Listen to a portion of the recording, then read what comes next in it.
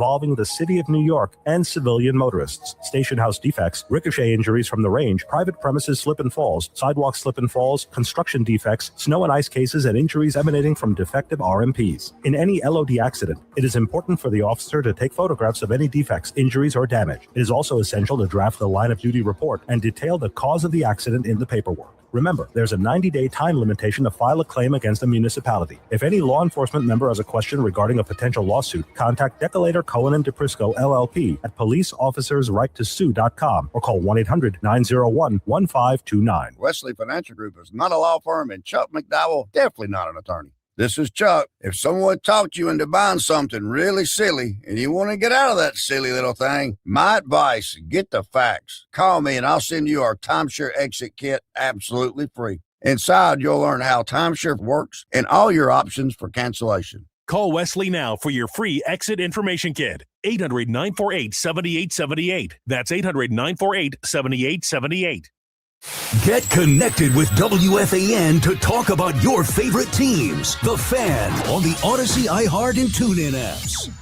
Take me to the garden and hit the music. Come on. Go New York, go New York, go. Go New York, go New York, go. Go New York, go New York, go. Go New York, go New York, go. Go New York, go New York, go. Go New York, go New York, go. Hustling hard, we show 888-808-1019 is Pete Hoffman with you on the Fan till 5 a.m. when Joe Beningo takes over. That's right. The New York Knicks are one game away from returning to the Eastern Conference Finals. And again, like I was saying, it was a beautiful performance, a beautiful game. If you're a Knicks fan right now, you're in heaven. You are in complete heaven right now because not only are they winning, that they're up 3-0 to the Sixers, they are just dominating. And even after giving up a 9-0 lead to start the game, they go out there and just completely take charge. Doesn't make a difference if the refs are up against them, if the crowd's up against them. It doesn't make a difference. This New York Knicks team is clicking on all cylinders, whether it's Mikal Bridges, whether it's Josh Hart. It doesn't make a difference who it is. They're all stepping up, and we're that close to getting back to where they were last year, returning to the Eastern Conference Finals. And I want to hear from you guys, 888-808-1019, as this is where we were last year. And do I think that once they step on the court with the Pistons, that is the true test. That is the litmus test of this Knicks team. If they could beat the Pistons, they could beat anybody. And we were so close to making this path so much easier. Unfortunately, the Magic failed us all, but things happen for a reason. You know, everyone was asking, everybody was asking, who did you want the Knicks to play going into this round after they beat the Hawks? Was it the Sixers or the Celtics? Sixers or the Celtics? Everybody said, I want the Celtics. I want the Boston Celtics. And I got to be honest with you, when I heard it, to me, the reason why people said, I want the Boston Celtics was because that was the easier team. That was the, whether it was Tatum or Brown, they're good. They weren't as big. They didn't have Joel Embiid, but they were also not as healthy. And I felt like we saw that in the last round, and we said, okay, we could definitely beat the Celtics. The Sixers we have to worry about. They do have Maxey. When Joel Embiid, he is an unbelievable talent when he's playing right. So, in my opinion, we got the team that nobody really wanted to play in the 76ers. And they are manhandling. We could say slapping with the bitch term in front, the bitch slap if you want to do that. That's what they're doing. That's literally what they're doing. They are crushing the 76ers' souls right in front of their fans' face. And it's gorgeous. It's gorgeous. It's extra gorgeous. And now listen, nobody's going to care at the moment, but the Mets won a game. We'll get to that. We have 5 hours to get into everything, so we'll get into the Mets win too. But right now, it's the New York Knicks fan. 888-808-1019. I want to hear from you as we are one win away from getting back to the Eastern Conference Finals. Let's go to the phone calls. Adam in Spring Lake. What's up, Adam? How are you doing? Welcome to the Fan. Hey, appreciate the call, or appreciate you picking up. Of course, man. I was at the game. I was at the game tonight. We were there early. It was Knicks fans everywhere in the stadium. They were loud. It was Knicks fans everywhere. It felt like a home game. Got down early, but I tell you what, once we started coming back, it just felt like there was nothing that was going to stop them. It was an electric atmosphere. There was booze every time Embiid got to the line. I don't think he knew if he was in the Garden or if he was in Philadelphia. It was fantastic. Well, let me ask you a question, though, Adam. And did you get Knicks? Did you get the tickets through a third party? How did you get tickets? Because I know they were trying to block fans from Knicks fans from getting the tickets. I know they were legitimately giving tickets away because they couldn't sell out. So how did you get your hands on tickets? Oh, right through Ticketmaster, to be honest with you. So we went through, beat the system, baby. Yeah. Let's go. Yeah. So no issues there. Grabbed the tickets, got in there, and there was Knicks fans before they were even letting people in, just crowding around the stadium. And that's when we kind of started feeling like, wow, there's gonna be maybe 60-40 Philly to Sixers, or Sixers to Knicks. And then we were in there, and it felt 70-30 easily. It felt like a home game. Wow. I mean, we see Ben Stiller there. Here's how you know that it really did. And I got to be honest with you, I watched it on mute. I didn't listen to the game. I was listening to the Yankee game and the Mets game, and I was watching the Knicks game. So I actually didn't even listen. But I saw Ben Stiller in the crowd. I saw Fat Joe and Jada Kiss in the crowd. I saw all these Knicks fans in the front row.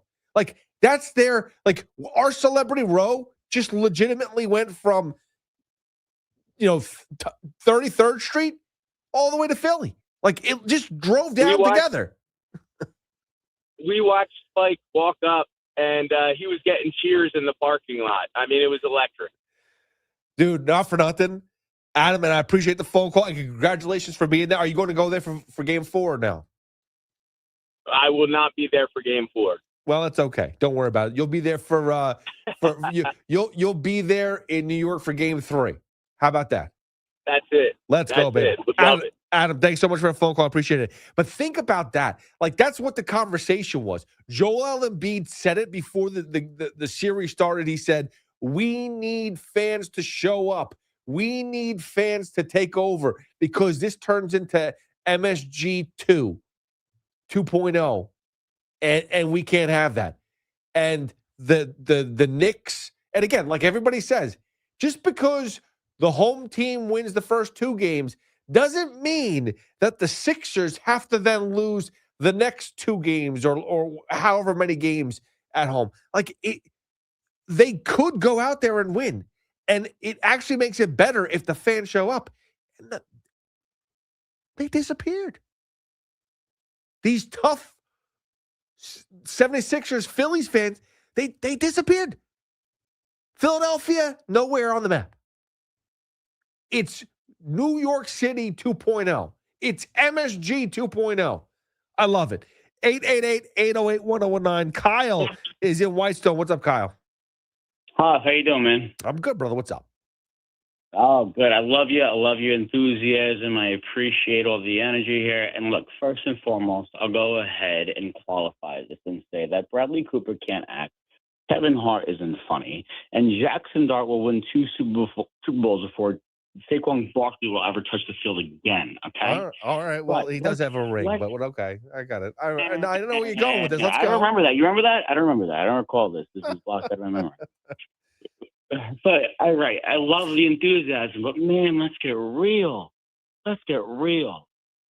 OG Anunoby, if we don't have him back and we don't have him healthy, face it, this team is going nowhere. No. You can say the Pistons are a litmus test all you want, and you know what? They mollywopped us all season long. But even if, and I hope we do, and I hope we get by them, Do you think that anybody out of the West, you think we got a real shot there? I know we played San Antonio well. Kyle, I know we played San Antonio very well. Mitchell was great. Mitchell was maybe the one answer. Hold on. I'll let you continue. But Kyle, let me explain somebody. You soliloquize with the rest of them. Let me just tell you this right now. OG was not on the floor last night. He was not there. He was not on the floor. He didn't participate in a thing.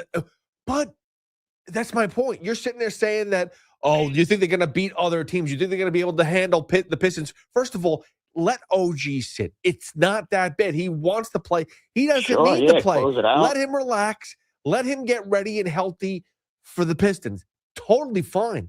And this team is that good. Listen, don't get me wrong.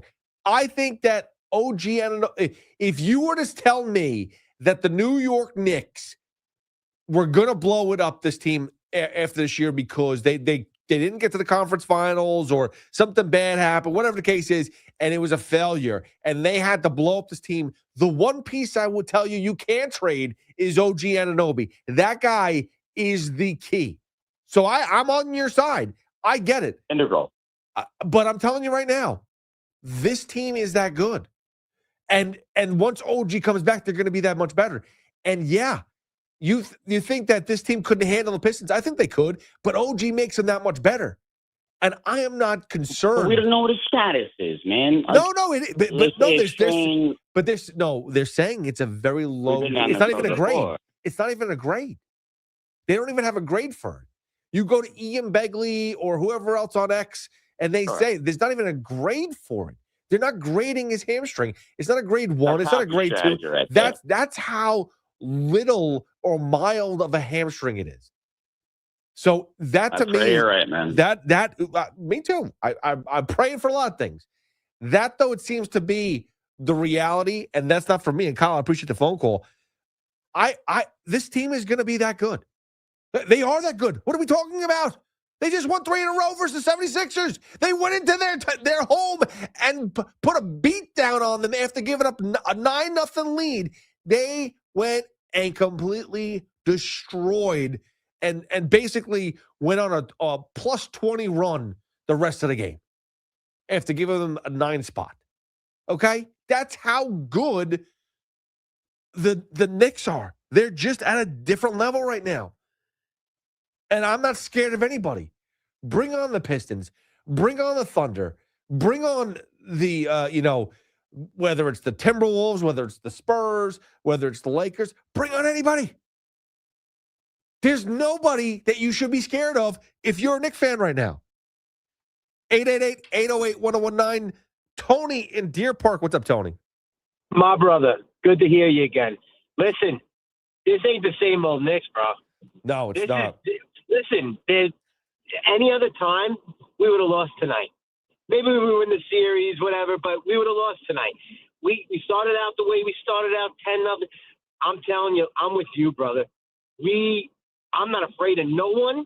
This team is ready. They felt those losses. You need to lose before you win. Yep. This group together, I prayed they wouldn't trade Cat.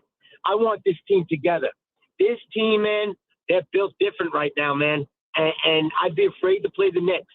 That's what I'm talking about. That's what I'm talking about. I'm afraid to play the Knicks right now. I am worried. I am peeing my pants right now because I have to play the New York Knicks. Uh-oh. And then we got OG coming back.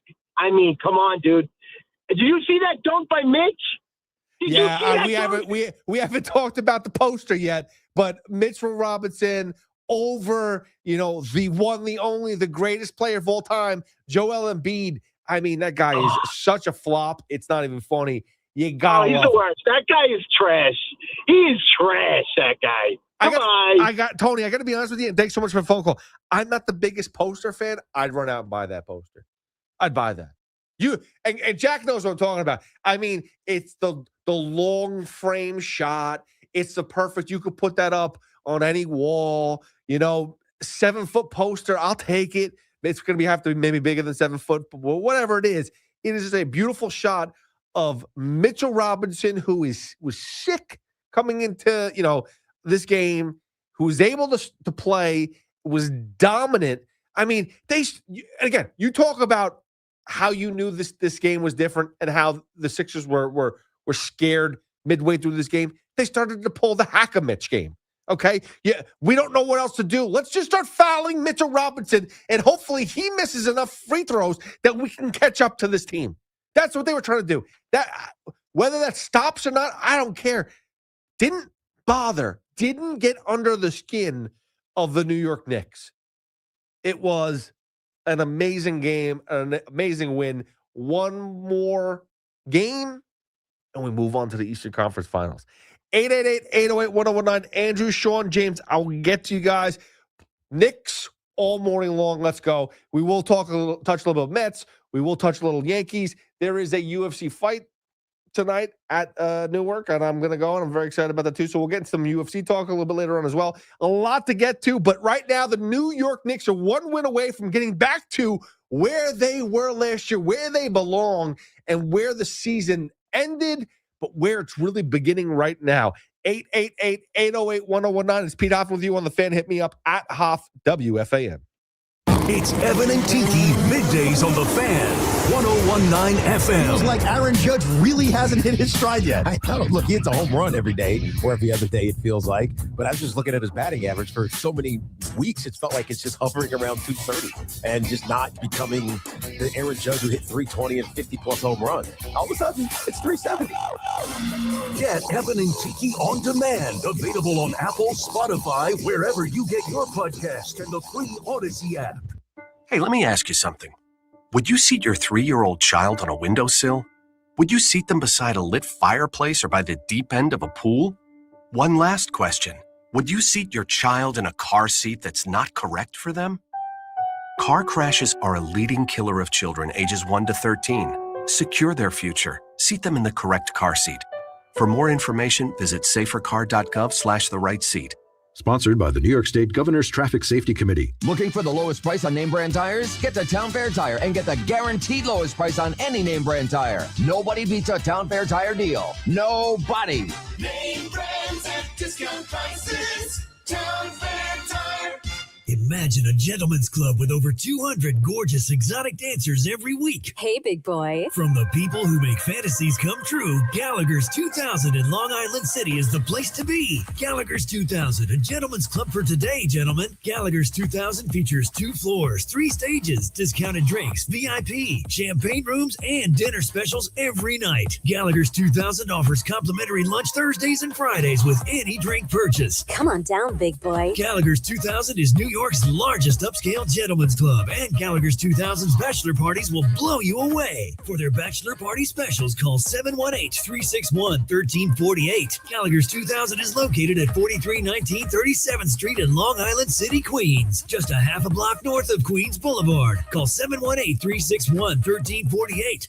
Gallagher's 2000 is unlike any club in New York. Come tonight for the time of your life. Gallagher's 2000. Let your imagination run wild.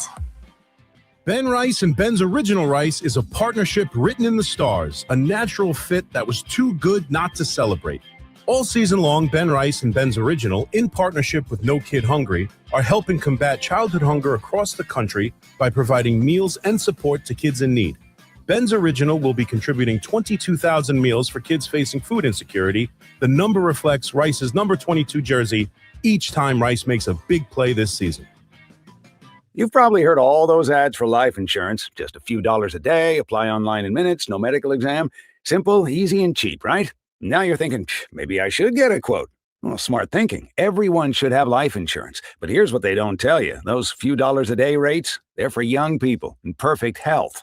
That's why everyone calls Big Lou the 50 to 60-year-old not-so-perfect candidate. Like you. You take prescription meds and you're overweight. Winner, winner, fried chicken dinner. Well, Big Lou works with life insurance companies that want people like you with no surprises after you apply. In fact, if you're a 50-year-old guy with a few health glitches, Lou could probably find you $1 million of term life coverage for about $200 a month. So yeah, you need life insurance. But unless you're young and healthy, you gotta call Big Lou because he's like you, older, heavier, and on meds too. Get a quote right now at 800-700-6898, 800-700-6898, or biglou.com. Chuck McDowell here with Red Pocket Mobile. How long have you been stuck with the same phone plan? 2 years? 5? 10? Are you tired of surprise fees and confusing bills? Switch to Red Pocket Mobile. With Red Pocket Mobile, premium 5G plans start at just $10 a month. Pick a plan, lock in your rate, and that's the number you'll see on your bill every month. No hidden fees and no long-term contracts. And here's the kicker. Red Pocket lets you choose from 3 major 5G networks, not just one. Pick the network that actually works where you live and where you work. Try one, and if you like it, keep it. If not, switch to another. Never be stuck with a single network again. Plus, keep your phone, keep your number. Red Pocket Mobile, your new ultimate cell carrier. New customers can switch and save 50%. Choose from all 3 major 5G networks with one locked-in low price and no contracts at redpocket.com. Redpocket.com. Get the scuttlebutt on your favorite team, the Fan, on the Odyssey iHeart. And it's a party on a Friday or Saturday morning. Was it Friday night? Now it's a Saturday morning. Let's go. The party carries over. That's what we're doing right now. 888-808-1019 as the New York Knicks beat the 76ers, game 3, up 3-0, and they are 1 game away from returning to that Eastern Conference Finals where we were at last year. And I'm not saying we felt like we deserved that was the year for the New York Knicks, but it felt like that team was close and good enough to get to a finals. But like I said in the beginning of the show, maybe everything happens for a reason. Maybe we don't get the easy hill to climb. Maybe we have to go and be battle tested. We just had a call that said without OG, the Knicks aren't winning anything. The Knicks aren't going to be able to handle any team in the West. I don't know. I think they won the whatever the name of the midseason tournament. Didn't they beat the Spurs with a Wembanyama who legitimately, played to win? That was what he did. He actually cared about winning that midseason trophy, midseason tournament. And the Knicks won. And that wasn't the same team that's playing today. This team is different. This team is battle tested. This team is on a different level right now. And they are 1 game from getting back and returning back to the Eastern Conference Finals, which is where we wanted to see Mike Brown, because legitimately Tom Thibodeau brought you to this point, brought you to that point, and you had to see this team get back there and see what changes Mike Brown could do.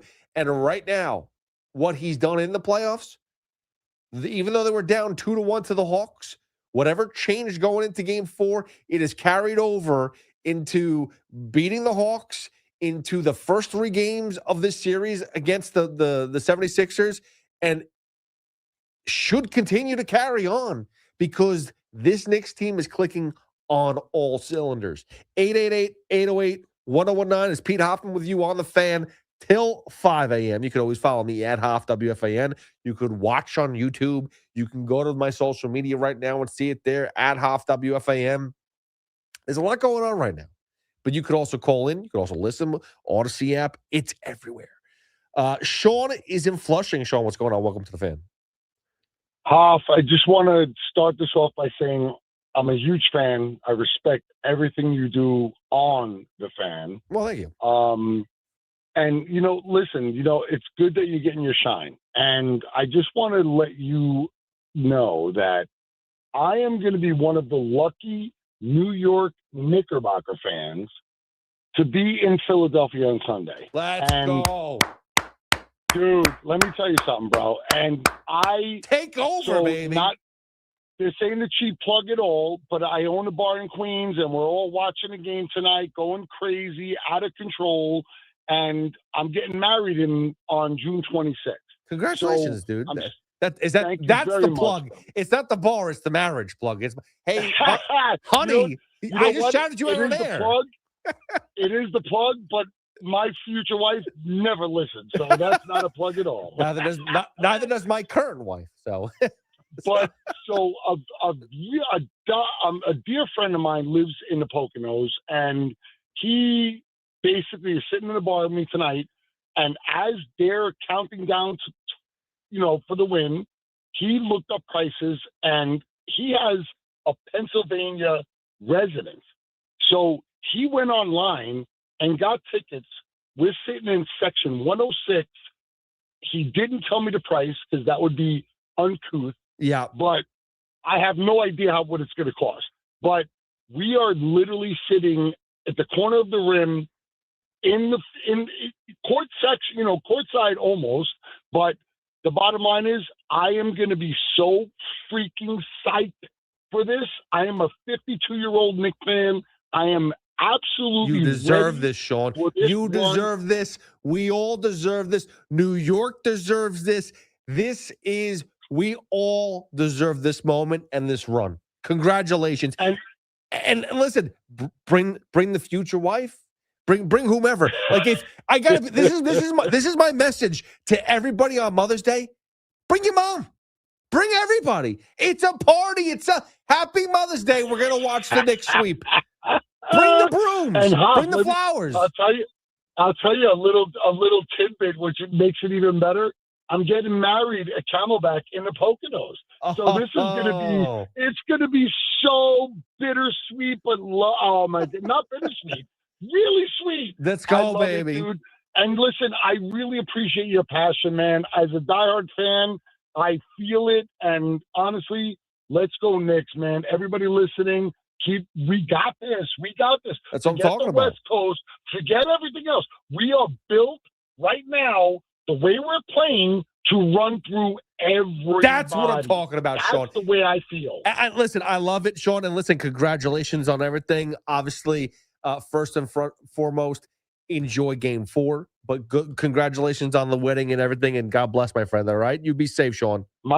Thank you so much, Hoff. I really appreciate it, and you're the best, man. Thank you so much. Let's go, Knicks. But you're right. Like, we deserve this. This is something. There was too much pessimism from people, and you know me. I'm the most optimistic person I know, which is not even true at all. Because if you know me as a Met fan, I'm the exact opposite. But I am a realist. When you see things from outside, like step outside for a second and look from above. And really take it all in and understand what's going on here. Like sometimes you're too close to it as whether a sports fan, you're sitting there and watching every game and you're in every possession and you're frustrated because you've watched certain players dog. We were talking about Mikal Bridges, after Game 3, basically putting up a 0 spot all game, and we're sitting there and frustrated by him. And listen, I'm never gonna knock anybody who was criticizing Mikal Bridges after Game 3. You can't do it. It was a terrible game. But on the other hand, I know how good Mikal Bridges can be. And he has been on fire since Game 3. Maybe that's where the spark needed to come from. Either way, it happened. And this New York Knicks team is flying high right now.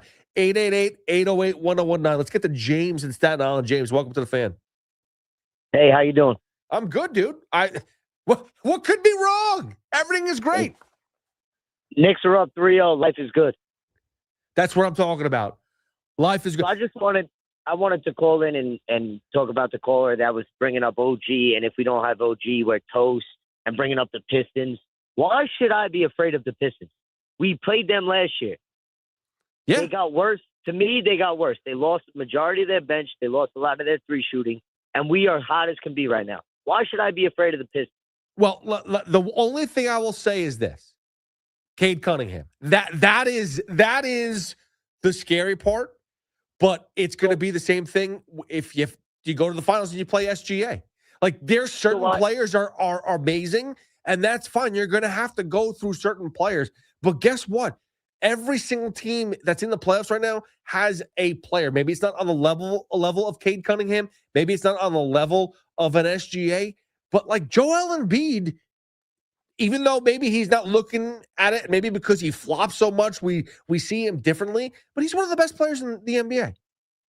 But guess what? You know who is also one of the best players in the NBA? Jalen Brunson. Jalen Brunson, exactly. Carl Anthony Towns is one of the best players in the NBA. Last year, I had to hear about how Cade Cunningham was the best player in the series against Jalen Brunson. Then this year, we're going to have to hear, oh, Tyrese Maxey, Jalen Brunson's not the best player in the series. Everybody's better than Jalen Brunson until it's actually time to be better than Jalen Brunson.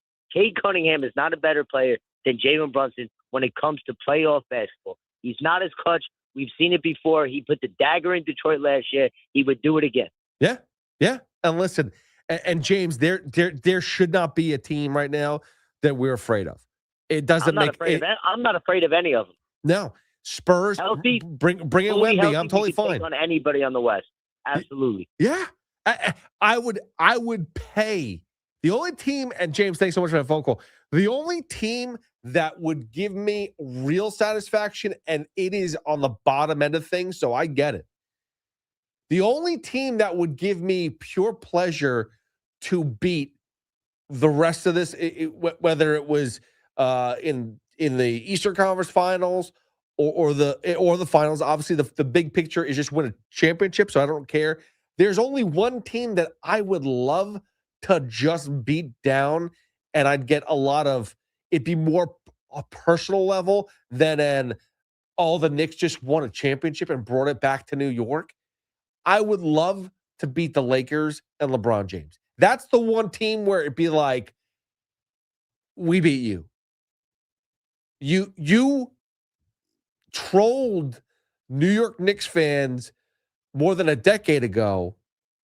You didn't go and win 3. You didn't win 4. You didn't win 5. You didn't win 6 championships with Miami. You haven't won 6 championships in your career. You won a Fugazi championship in LA during the pandemic. So if somehow, miraculously, the Kings came back and played the Knicks in the finals, that would be the one team where I would take so much personal joy. And I wouldn't care and throw away the whole Nick, the New York, and care about the New York parade and need to do this for New York. No. That's for me. Even though I'm not playing, that's for me. Taking down LeBron James, that's for me. That's not for you, that's for me. But that's on my level, but that's not going to happen because the Lakers are going to get bounced this round, and it's going to be whatever it's going to be. It's going to be the Spurs. It's going to be the Thunder in the finals coming out of the West. And that's fine. And that's totally fine. Totally fine. As long as the Knicks are there, totally fine. But they're going to be there because this team is playing at a different level, like we've talked about all morning long. 888-808-1019. We'll get to all your Knicks phone calls. The phones are lit up. It's beautiful. Keep on calling in. 888-808-1019. We'll take your Knicks phone calls. We will take your Yankee phone calls as Spencer Jones made his debut, so we'll touch on his debut. It was not the day to show up. That's all I can tell you. If there was one game this season you didn't want to show up to, this was the game. The New York Mets did something amazing. Not only did they win a game, they did it in extras, and they scored 2 runs. They not only scored the guy that's on second base already that they know that they're supposed to score every time that they never do. He scored, and then an additional runner scored in extras. So they didn't just go up a run. They went up 2 runs. They won by 2 runs in extra innings. I can't believe that. Plus, if it's unless you're living under a rock, you didn't know that John Sterling passed away. And we'll talk about him later on as well because I want to give John his moment. Obviously, somebody that I was able to meet and know a little bit, and he needs his due as well. Everyone has had their moments, and you just hear all the love and support of John Sterling. So I just want to hear, in a sad moment, 87 years old, but still sad none the least because he just was an icon of New York sports. And he would love to see this New York Knicks team win. He loved basketball. He would have loved to see this run right now that the Knicks are on. But let's take a quick break, get to all that and more. There's also a UFC fight that I want to talk about. We'll get to that a little bit later as well. So 888-808-1019. It's Pete Hoffman with you on the Fan till 5 when Joe Beningo takes over. 888-808-1019. Hit me up at Hoff WFAN. It's After Hours with Tommy Lugauer, 7 to midnight on the Fan, 101.9 FM. Joel Embiid is not only a baby, he is a hypocrite. The fact that he was all crying about Mikal Bridges going after him and giving him maybe a little bit extra, that's real rich coming from Embiid. Get After Hours on demand, available on Apple, Spotify, wherever you get your podcast, and the free Odyssey app. Chuck McDowell here with Red Pocket Mobile. How long have you been stuck with the same phone plan? 2 years? 5? 10? Are you tired of surprise fees and confusing bills? Switch to Red Pocket Mobile. With Red Pocket Mobile, premium 5G plans start at just $10 a month. Pick a plan, lock in your rate, and that's the number you'll see on your bill every month. No hidden fees and no long-term contracts. And here's the kicker. Red Pocket lets you choose from 3 major 5G networks, not just one. Pick the network that actually works where you live and where you work. Try one, and if you like it, keep it. If not, switch to another. Never be stuck with a single network again. Plus, keep your phone, keep your number. Red Pocket Mobile, your new ultimate cell carrier. New customers can switch and save 50%. Choose from all 3 major 5G networks with one locked-in low price and no contracts at redpocket.com. Redpocket.com. My dad passed away unexpectedly. Of course, it was awful in every way, but we are very grateful that he had life insurance. So even after he was gone, he was still able to provide for us. And that's why I have life insurance for my family. Ethos.com. They make it fast and easy to get covered. It's 100% online. You get a quote in seconds. You can apply in minutes. Get covered the same day. Get your free quote at ethos.com/protect. That's ethos.com/protect. Paid spokesperson. Time spent on application may vary. Online health questions required. Rates may vary. You know the rush when you reach that goal, when something you've worked for pays off. That's success. At University of Maryland Global Campus, we believe you should never stop chasing it. That's why we offer a skills-based education that helps move your career forward. Learn how to apply emerging technologies like AI and data science. Build your leadership and critical thinking skills. Apply now and save with no application fee. Classes start May 13th. Learn more at umgc.edu. Certified to operate in Virginia by Shell. This is the story of the one. As a procurement manager for a hospital system, she keeps every facility in her network stocked and ready. That's why she counts on Grainger to be her single source for thousands of products, from disinfectants to lighting, air filters, and more. And with fast, dependable delivery, Grainger helps her keep every facility stocked, safe, and running smoothly. Call 1-800-GRAINGER, click Grainger.com, or just stop by. Grainger, for the ones who get it done.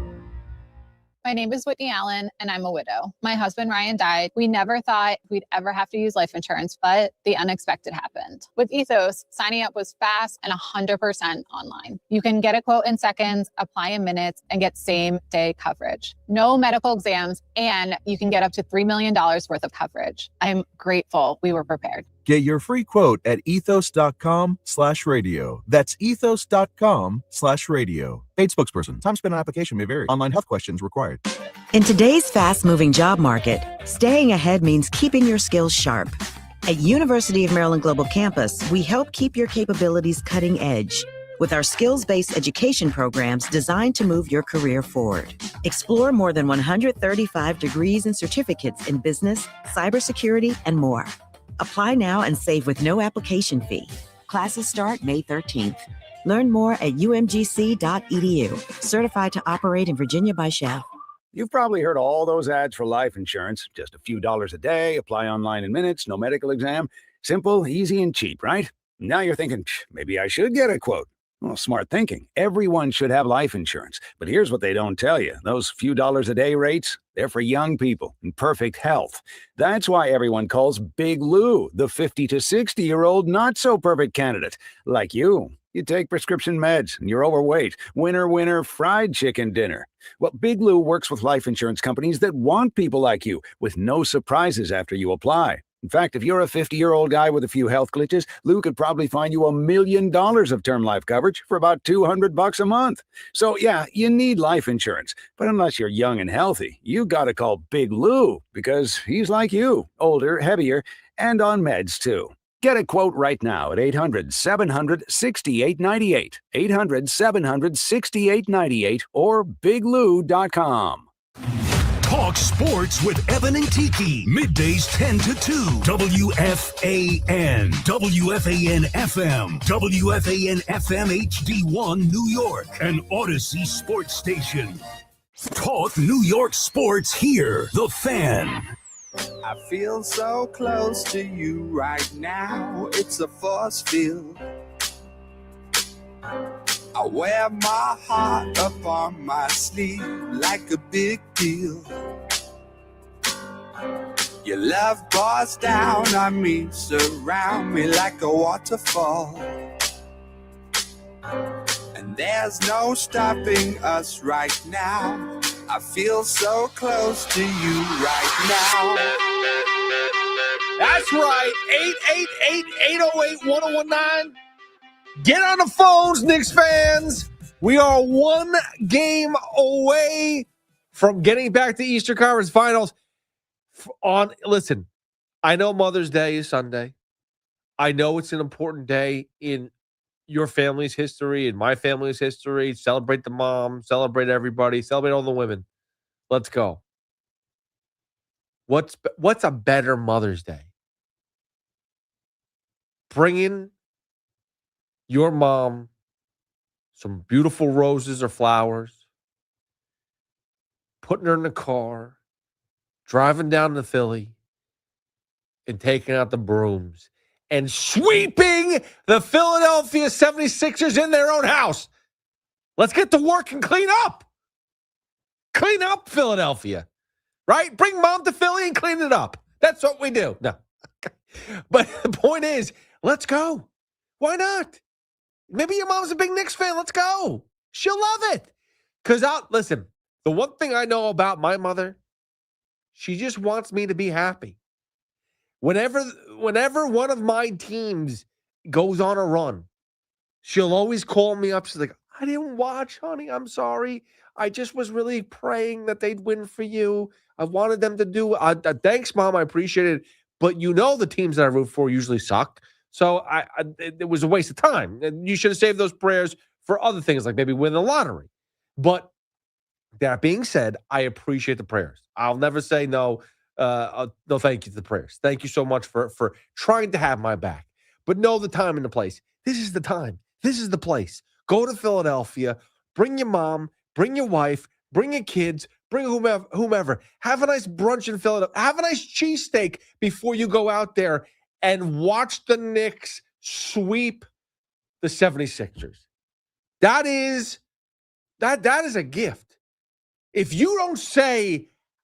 that doesn't say, I love you, Mom, I don't know what does.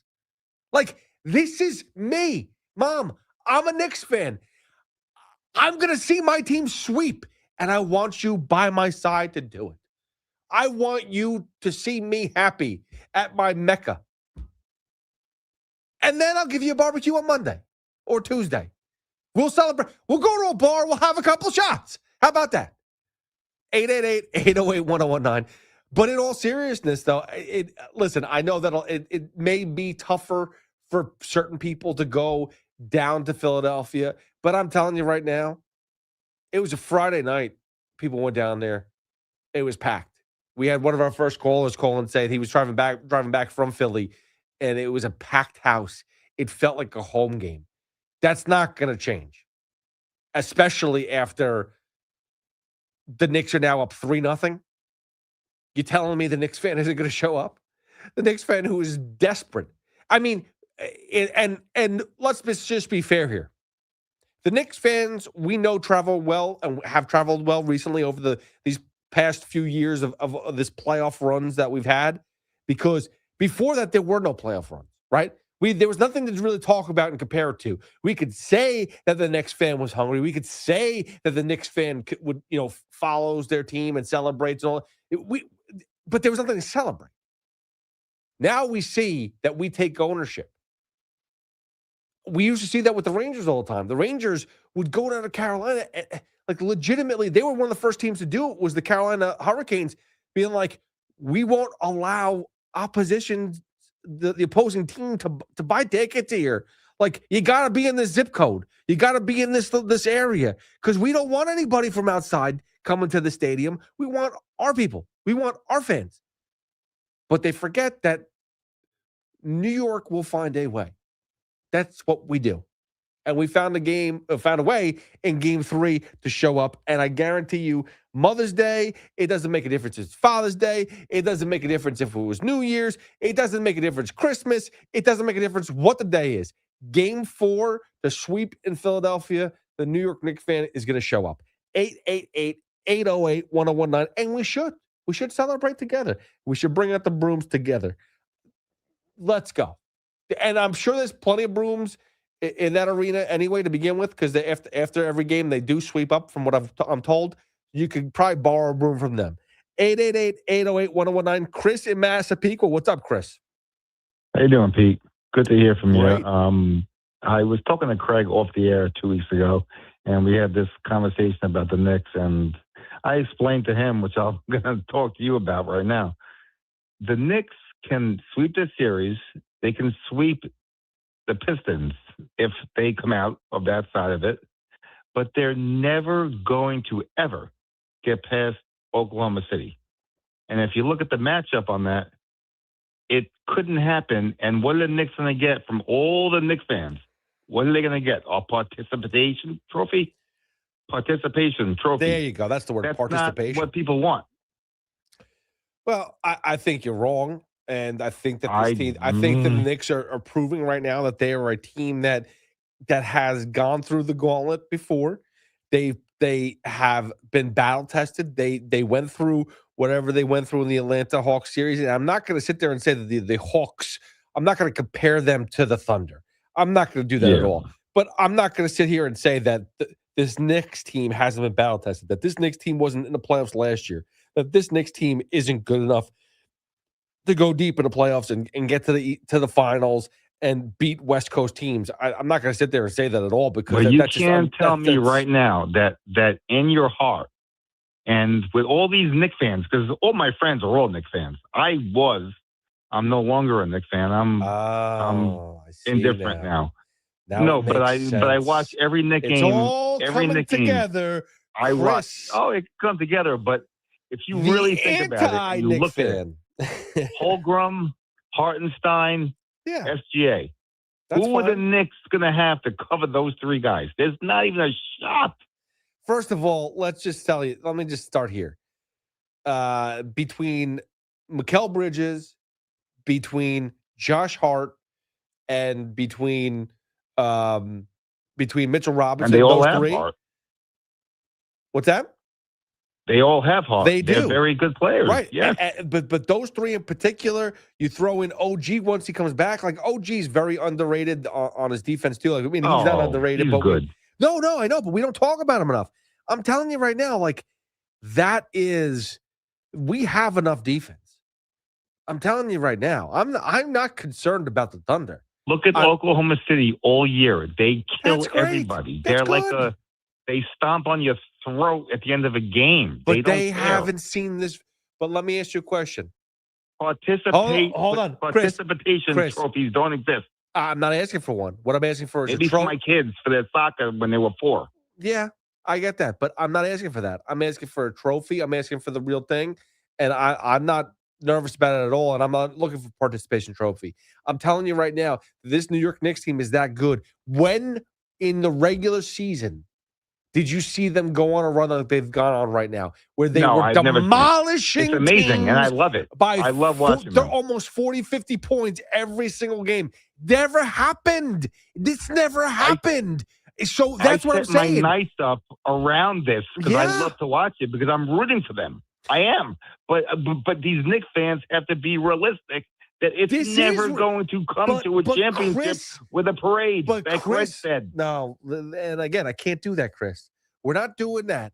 They just beat the Sixers in Philadelphia. a game that they had no business winning, a game in which they were down by 9 points to start the game. They gave a 9-0 lead.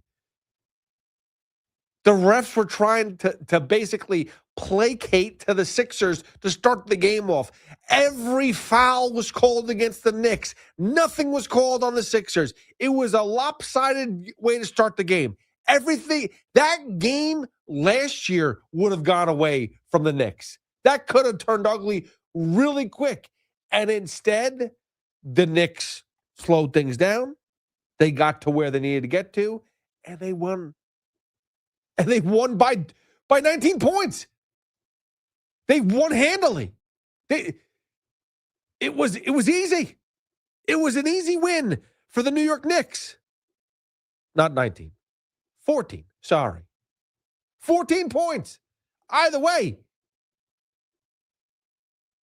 They were down 9-0 and won by 14. It's a huge swing to finish the game, you know?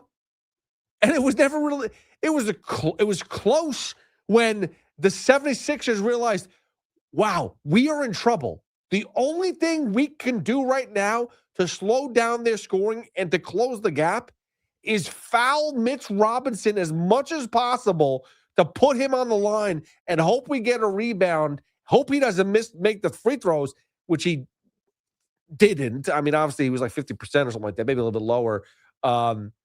He hit a couple. I was proud of him. I think he actually hit 2 in a row, and I was like, wow, look at that. Good for you. Regardless, that's where the Sixers were. They got desperate. They had to go to Hakamich to try to slow the Knicks down. That's how much better the Knicks are than the 76ers. That's how much better the Knicks are playing basketball right now than anybody. I'm sorry. You put this Knicks team up against anybody that's in the playoffs right now, Knicks are winning. And this is without OG. Today was without OG. You know, let him get healthy. Don't rush him back. Let him sit for game 4. Let him sit for game 5 if there's a game 5. You don't need OG until you need to the next round. And I'm not trying to get ahead of ourselves, but it's obvious who the better team is. This isn't like a random stretch where it's like, okay, well, when's the balloon going to burst? This is sustainable. I have told you since Karl Anthony Towns got traded for Julius Randle and Dante DiVincenzo that this New York Knicks team, on paper, is the best Knicks team ever. They're the most talented ever. You put the starting 5 out there of Brunson, Bridges, Hart, OG, and Cat with Mitchell Robinson, Deuce McBride, you know the names, all coming off the bench. This is the best version of the Knicks that I've ever seen. You could sit there and say the 90s Knicks, because again, I saw the 80s, late 80s, early 90s Knicks. Saw those Knicks teams. I didn't see the 70s when they won. But I saw the late 80s, early 90s Knicks.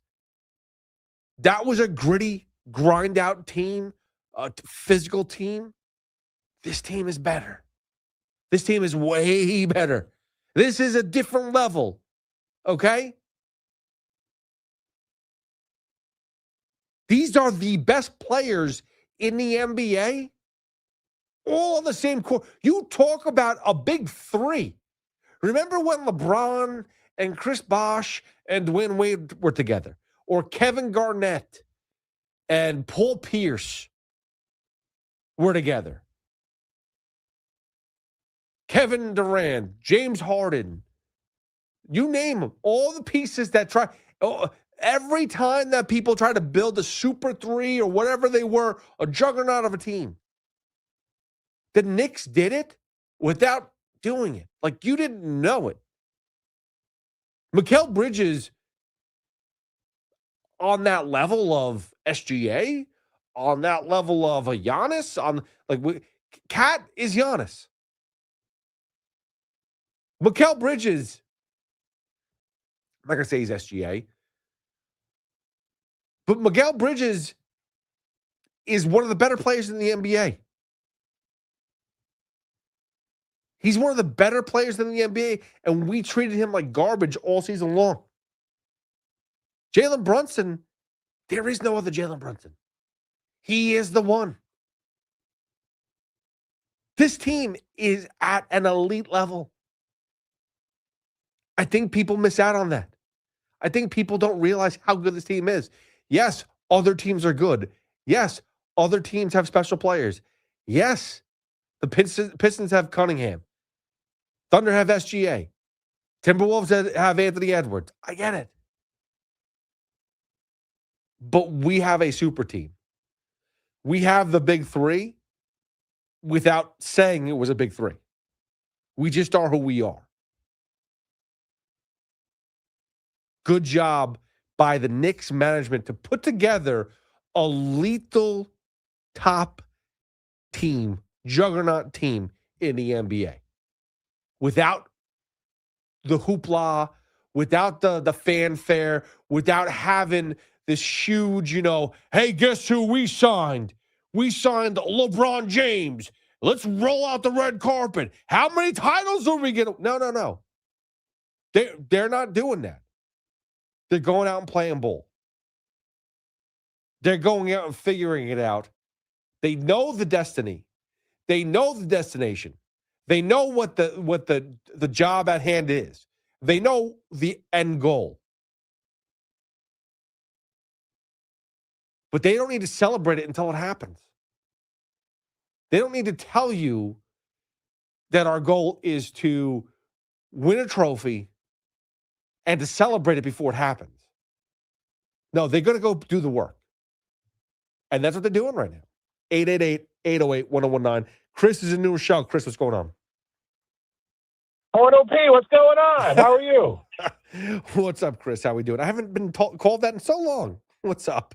Yeah, well, you said you were going to text me last week about going to watch the Knicks game together. What happened? Are you excited about Tim's new transfer, by the way?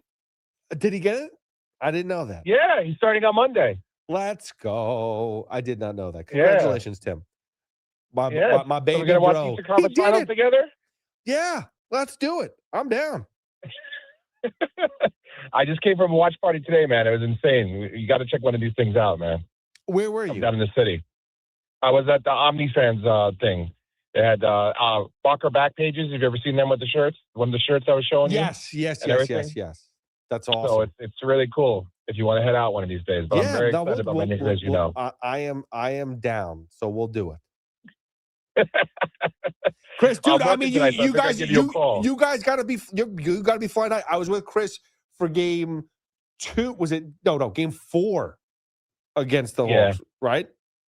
Where they beat him down. And then that wrestler Danhausen, what he did, someone paid him money and he uncursed the Knicks and they haven't lost since. They're 6-0. Is that what it was? I've seen Danhausen a lot. I didn't realize that's what he did. Okay. Yep. So I'm excited about that. We got to give that guy credit, man. He tried to uncurse the Mets and that didn't work. Well, all right. We get one team at a time. We'll work out the Mets next. Don't worry. They're playing better. Okay, got it. Yeah. I don't know if they're playing better. They're playing. Yes. They're doing okay. They're doing all right. Considering they lost 4 in a row, I think they're doing better. So what's the schedule like the rest of the way here? Now, so are we waiting for Detroit? We're so far away from Detroit right now. I feel like the Knicks are going to have too much time off almost. I feel like I think it's good. Obviously, it's good for OG. So we get him some rest. Get everyone some rest. Everyone's got little bumps and bruises. It's always good to have rest. Yes. Because look at how they came out with the rest against Philly in the first game. They didn't know what hit them. So I think rest is good for this team. Dude, I'll tell you this much. Today, I thought, or yesterday when the game started, I was really disappointed about the refs, about the physicality, because it was a physical start to the game. Don't get me wrong. And everything was going anti-Knicks. And I'm like, here we go again. This is going to be so bad.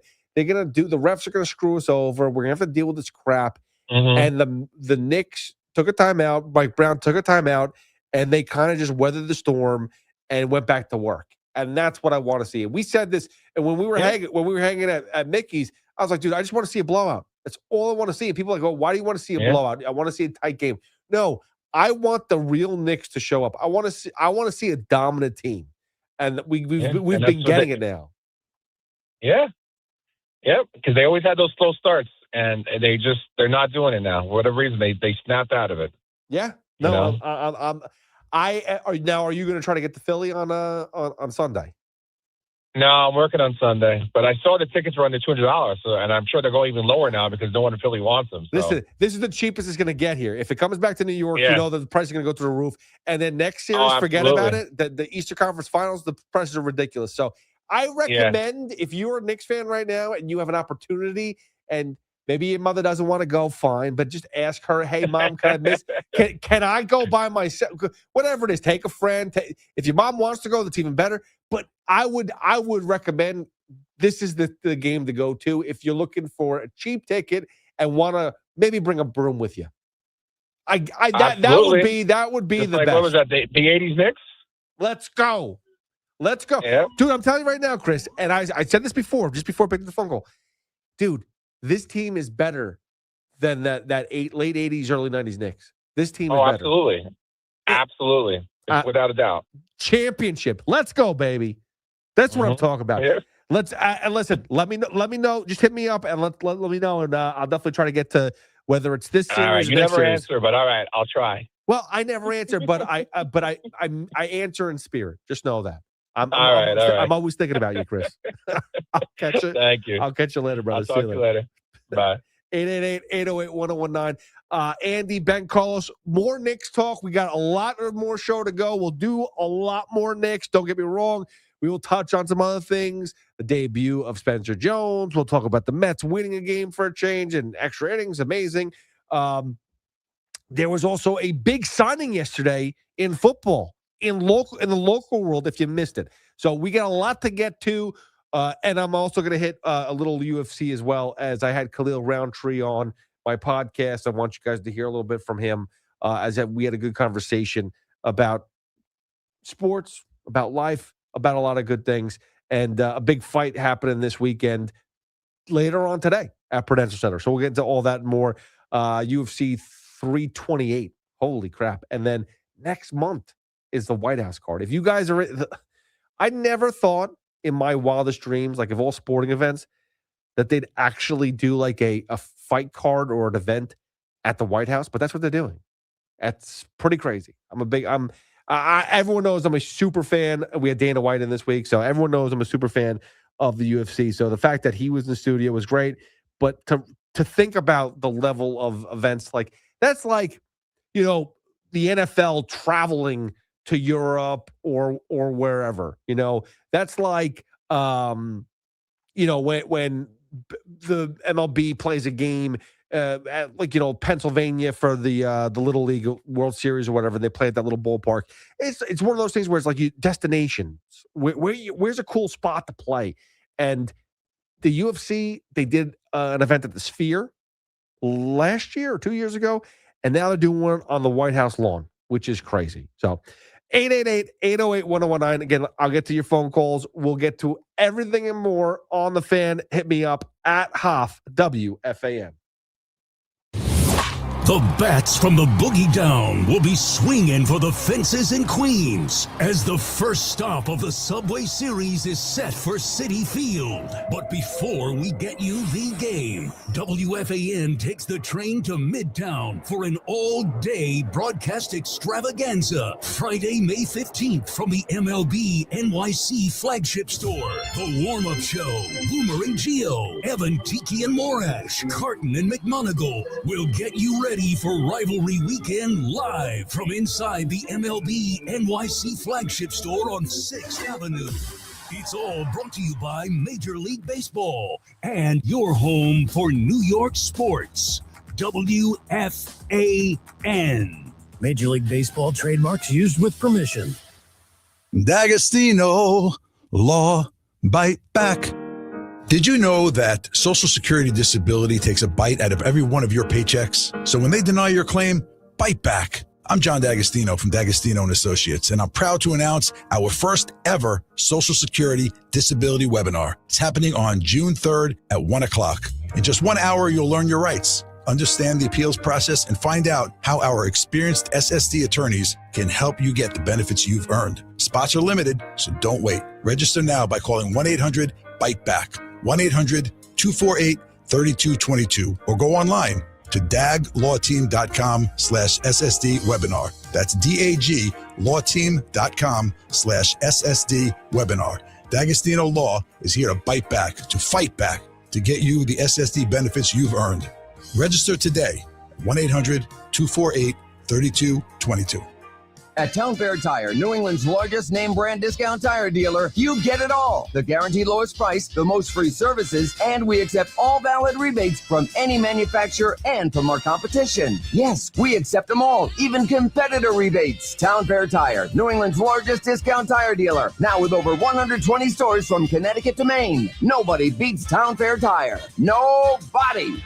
Name brands at discount prices. Town Fair Tire. Nobody handed parents a manual for raising kids with smartphones, but we're learning something important. Heavy social media can affect kids' sleep, confidence, and mental health, and simply banning it isn't realistic. What parents can do is learn how to guide kids towards a healthier balance. The Cars for Kids parenting blog offers practical advice for parents to help their children succeed in a digital world. Visit carsforkids.org/parenting, because smart kids need informed parents. You've probably heard all those ads for life insurance. Just a few dollars a day, apply online in minutes, no medical exam. Simple, easy, and cheap, right? Now you're thinking, maybe I should get a quote. Well, smart thinking. Everyone should have life insurance. But here's what they don't tell you. Those few dollars a day rates, they're for young people in perfect health. That's why everyone calls Big Lou the 50 to 60-year-old not-so-perfect candidate. Like you. You take prescription meds and you're overweight. Winner, winner, fried chicken dinner. Well, Big Lou works with life insurance companies that want people like you with no surprises after you apply. In fact, if you're a 50-year-old guy with a few health glitches, Lou could probably find you $1 million of term life coverage for about $200 a month. So yeah, you need life insurance. But unless you're young and healthy, you gotta call Big Lou because he's like you, older, heavier, and on meds too. Get a quote right now at 800-700-6898, 800-700-6898, or biglou.com. With over 90 years of combined legal experience representing the law enforcement community, Decolator Cohen & DePrisco, LLP, continues to strive to educate police officers of their civil rights to sue in line-of-duty accident cases. The 2026 Police Officers' Right to Sue newsletter can be viewed on policeofficersrighttosue.com and provides successful results in varying line-of-duty accident cases. These results include damages recovered from RMP accidents involving the City of New York and civilian motorists, station house defects, ricochet injuries from the range, private premises slip and falls, sidewalk slip and falls, construction defects, snow and ice cases, and injuries emanating from defective RMPs. In any LOD accident, it is important for the officer to take photographs of any defects, injuries, or damage. It is also essential to draft the line-of-duty report and detail the cause of the accident in the paperwork. Remember, there's a 90-day time limitation to file a claim against a municipality. If any law enforcement member has a question regarding a potential lawsuit, contact Decolator Cohen & DePrisco, LLP at policeofficersrighttosue.com or call 1-800-901-1529. Just hearing the word IRS can make people break out in a cold sweat. No one wants to deal with the IRS, and now you don't have to. The good news is Legal Tax Defense has been successfully negotiating with the IRS for more than 15 years. It doesn't matter how much you owe, whether it's $5,000 or $5 million. You deserve the best in the business on your side, and that is Legal Tax Defense. Even if you're working with someone else and just want a second opinion, there is no cost or obligation to call. They can prevent levies, liens, wage garnishments, even file back tax returns. And the best news about Legal Tax Defense is they won't take your case unless they know they will reduce or eliminate your tax debt. Call Legal Tax Defense right now for a free no-risk consultation. 800-284-1238. 800-284-1238. You have nothing to lose but everything to gain. 800-284-1238. Get connected with WFAN to talk about your favorite teams. The Fan on the Odyssey, iHeart, and TuneIn apps. 1019 is Pete Hoffman with you on The Fan till 5. Very strong right now with the New York Knicks, as that's the vibe going on. We got a lot of vibes happening right now. New York Knicks win game 3. They're up 3-0. They're about to go for a sweep tomorrow in Philadelphia. Will you be there? Are you bringing mom? That's what I want to know. Why not? Bring mom, bring a broom. Hopefully she doesn't think you're telling her to sweep. But no, we're just sending a message. It's time to sweep away the Philadelphia 76ers. That's what we're doing. But a lot of Knicks right now. We will get into more. But real quick, before we get into other stuff, before we get into the Mets and the Yankees, Breece Hall and the New York Jets made a deal yesterday. And I didn't think it was ever going to get done. I thought that Breece Hall was set to go other places. He's very vocal on social media. And I'm not saying it in a bad way, but you just see him. He's out there a lot. He makes a lot of comments. I think he made a comment after seeing the last Super Bowl. You know, he was saying, like, I hope one day I have an opportunity for that. And I didn't think that opportunity was going to be here. And again, his career does not going to be defined and stay here potentially. It all depends on how things go. But he's locked into a 3-year deal, but it's really a 2-year fully guaranteed contract. But it's really, they say it's a 3-year deal. Third year's not guaranteed, all that stuff and more. But the reality is, next 2 years he's getting paid by the Jets. And I didn't think that was ever going to happen. I didn't think it was going to happen for multiple reasons, because everyone's saying don't ever pay running backs. And the Jets right now are in such a weird situation. I don't know if you could really sit there and pay an offensive piece that you don't know if you can rely on them. You know, the past couple of years, whether it was injury, whether it was just the team being bad, you couldn't really rely on the offense to carry the Jets at all. The Jets have been a bad team. We know that. They fired Robert Saleh. They hire Aaron Glenn. The Jets have one of the worst seasons of all time last year. They were putrid on offense. It wasn't terrible. It was putrid. It was vomit-worthy. It was anemic. It was the worst thing I've ever seen on paper and on TV. It happened everywhere. You name it, it was bad. And we've gone through some really bad quarterback situations. We've gone through some really bad offensive situations here. But this was arguably the worst. And then to say, oh, here we go. We got a disgruntled running back who wants to get paid. You know, are we going to invest in Breece Hall? Is he going to change the culture? Is he going to make a change for this team? Is he going to make things better? And it's tough to sit there and say, yeah, Breece Hall is going to make things better. But if you believe in what the Jets are doing, which I don't, by the way, I still don't. I don't believe in Aaron Glenn. I'm sorry. That's the hardest pill to swallow right now. There's some things I can believe in. I don't believe in Aaron Glenn.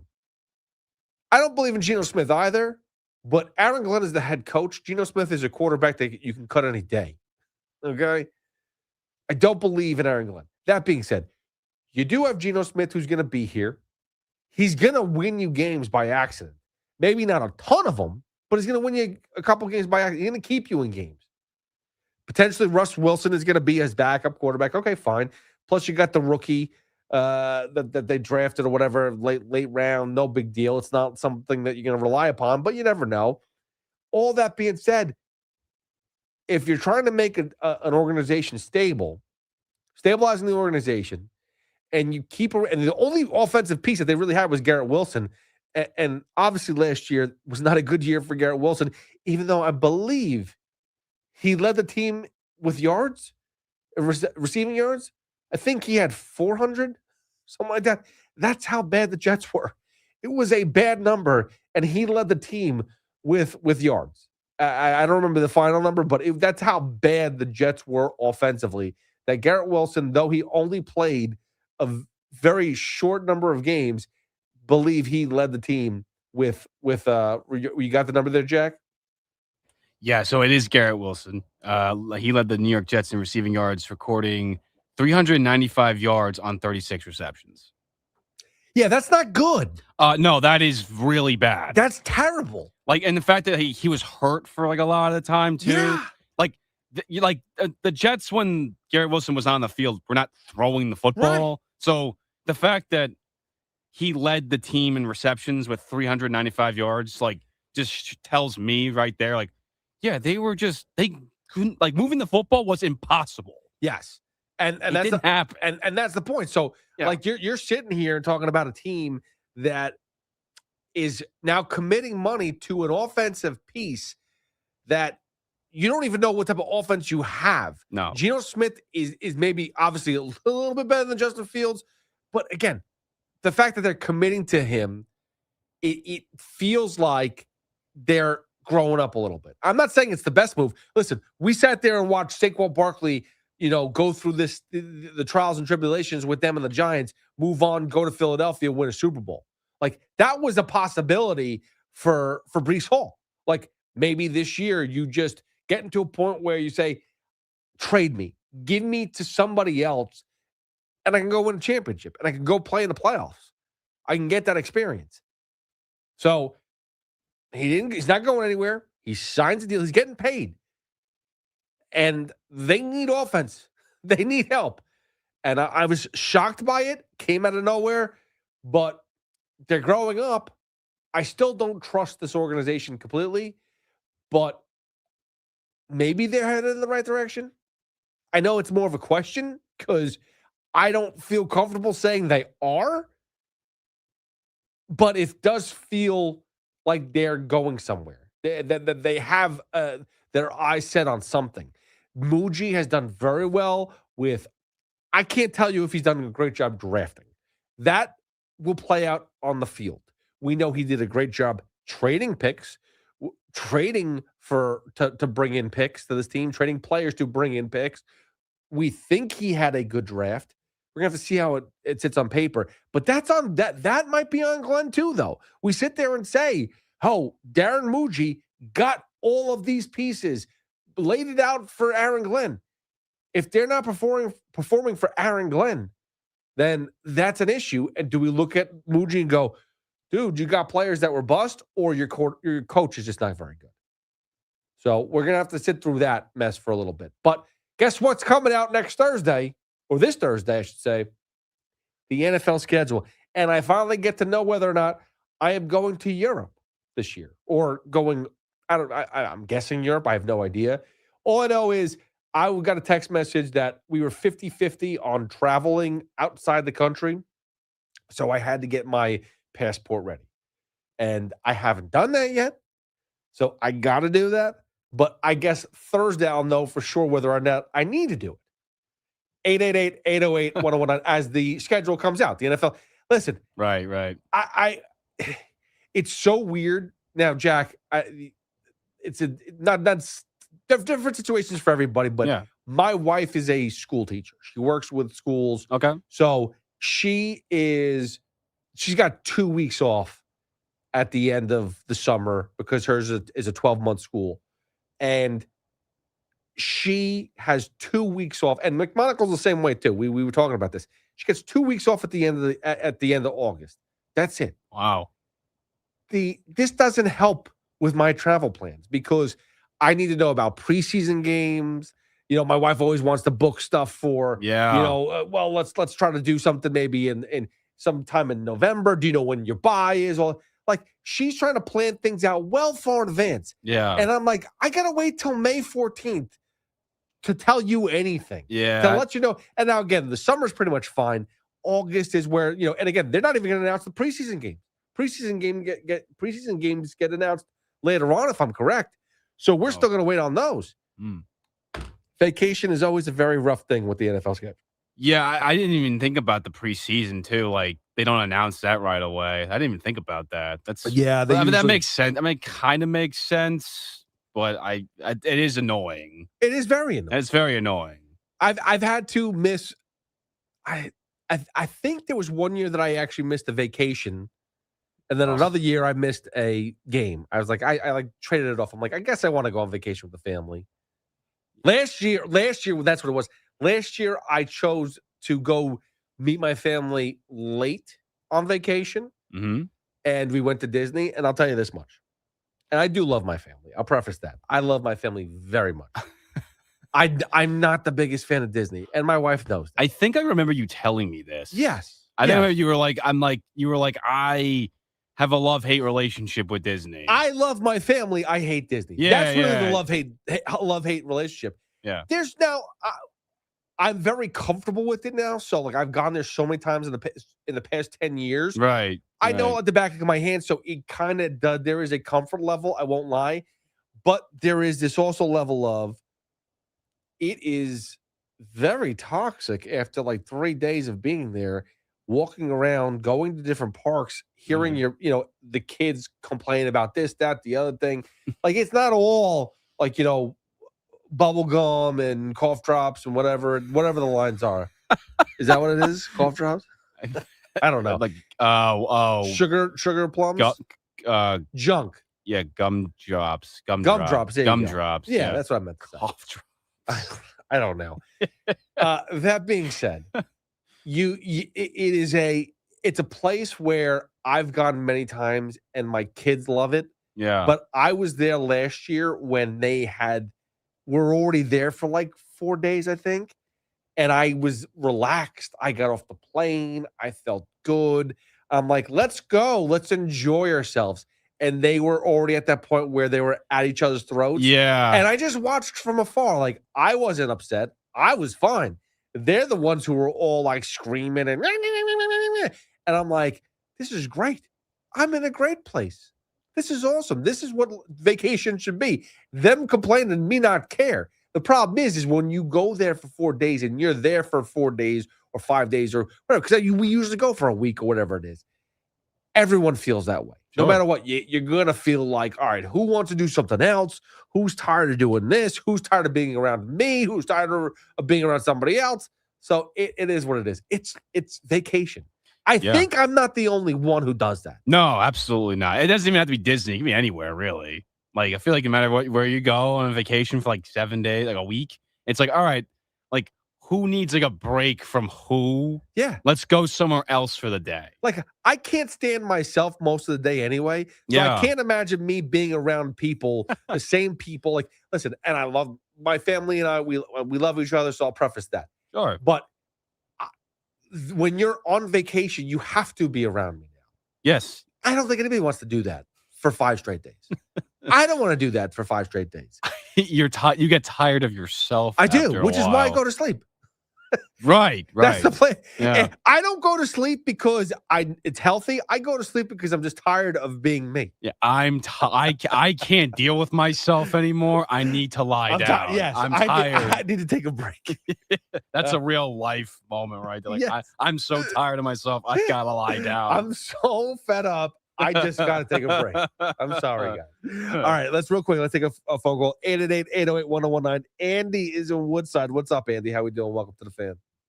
Hey, what's up, man? Hey, Pete, let's get the brooms out, baby. Let's get bring out the brooms. Hey, listen, Bring out the brooms, my baby. question is, what type of broom are you getting? Are you going to get is there an electric broom you're going to get, or are you going to do like a digital broom, or are you going to get the old-fashioned one? I'll just get your regular traditional broom, man. Okay. Something that, all right. But I'm going to tell you something right. I'm going to tell you something right now, man. The way that we're up 3-0, and we did it without OG Anunoby, this series is over. Yeah. That's it. It's a done deal. Yes. Now, Pete, I'm going to tell you something right now. I disagree with the last caller that you had. Now, this is the thing that I hate, where a couple of Knicks fans, they're scared of, they're talking about Oklahoma City and, SGA and all of that. At the end of the day, instead of being scared of Oklahoma City, right now, the way the Knicks are playing, they should be scared of the Knicks. The whole league should be scared of the Knicks right now with the way they're playing, with that level, that intensity. That's right now, we're like that type of team that, that we're going to actually do something. You get what I'm saying? So I don't understand why everybody's so scared of, oh no, well, if we get to the finals, we gotta play Oklahoma City. No, right now, the Knicks right now is the team to beat. Yeah. I'm sorry. Yeah, I'm sorry too, because I'm also excited about the next round. I am excited about the finals. I'm excited about it all, but I'm not sitting there thinking about, wow, we can't beat any. There's certain teams we can't beat. I'm hoping last when we beat the Hawks and the Celtics and the Sixers were up and everyone was facing each other for that Game 7, and the question was, we had time to sit there and say, all right, who do you want? Because obviously you had time for it. So and everyone's sitting there debating, oh, who do you want, the Sixers or the Celtics? I hate to have that question because I'll take on anybody. Like that's what I'm feeling right now. You shouldn't have a feeling of, oh, we're in a spot where, oh, let me choose the Celtics because Tatum's hurt and I think that's an easier matchup. No, bring on anybody. This New York Knicks team, the way they're playing, they can beat anybody, and that's how you have to feel, and that's what they're doing. That's what they're showing right now. Absolutely. And at the end of the day, and I also I came back from the watch party. I just came back like not too long ago, and I really hope like they keep that that routine going, the whole watch party thing, because it's amazing, like the whole atmosphere. Like we're not only taking over Philadelphia, but just the fact that even though they're going out there, we're still the vibe, it's just amazing, out here with these watch parties and everything. It's amazing, and I really hope that they just keep that routine going, and hopefully this is what was going to get the team to the promised land. Andy, can I tell you something? And I know that the Knicks have now been a lot more relevant recently. So I mean, there's been other teams they've had these watch parties before. They've had these feels before, but I'm getting this weird because I haven't seen many championships. Well, I've seen a lot of championships around here, but my teams haven't won. So like the one team that I could go back to and say my team won was '94 with the Rangers, but I was still rather young. I didn't get to appreciate it as much. But that's the vibe I'm getting. That's the feel I'm getting. Like we are this good. We are destined. Listen, next round, the Pistons, they're not going to be easy, but they're beatable. Exactly. And that's exciting. That is right now where I'm at right now with these feels. And Andy, I appreciate the phone call. And that's where all Knicks fans should be. Knicks fans should be flying high, ready to just completely take over the 76ers on Sunday. They said the crowd today, a couple people called in, said the crowd in Philadelphia was like 70-30 Knicks fans. Again, you look at Celebrity Row around the court. I mean, it was all Knicks. It was all the same. It was basically MSG 2.0. That's where we were at. 888-808-1019. Ben is in D.C. Ben, what's going on? Welcome to the Fan. Hoff, my man. What's up? First of all, love listening to you on Evan's podcast. But, bro, let's start off with the fact that the Flyers and the 76ers are down 3-0. Oh, I know. It is an amazing time. But really, let's stick to brass tacks here. The New York Knickerbockers look phenomenal right now. I live down in D.C. I'm stationed down here, and we have a group. The DC Knicks, if anybody's listening from the DC, the DC Delaware. Knicks. That's nice. I like it. But there's probably the Philly Knicks. There's a DC Knicks. I like it, man. We probably got the Boston Knicks. We probably got groups everywhere, dude. But the DC, yeah, exactly. I've been down here for 3 years, and the DC Knicks have just grown exponentially as years go on. We got a bar. We've got a watch group. We went to the bar tonight. There was about 100 of us that packed this bar up, and we meet up for every game. But I mean, tonight was awesome. I mean, it's you're constantly sharing. It's our own watch party, but that's besides the point. This team is clicking on all cylinders, and you know what?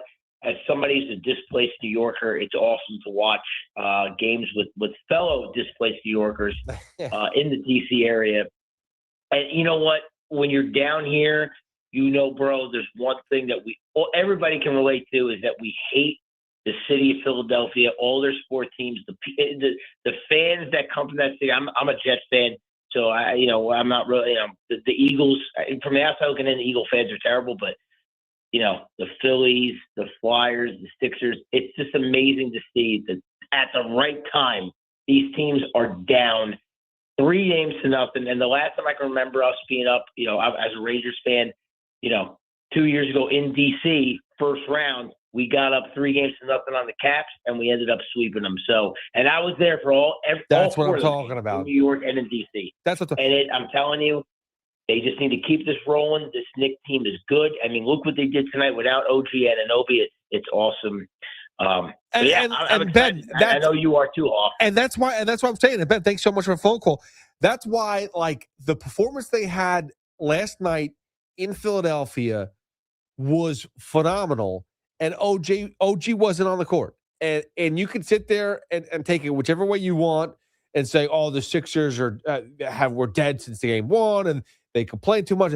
Listen, the Sixers are not on the Knicks level. They're just not, and that's without OG Anunoby on the court. They're not on the Knicks level because you saw Bridges, Brunson, Cat, Josh Hart, Mitchell Robinson. You saw all of those players have a huge role in this game and take over.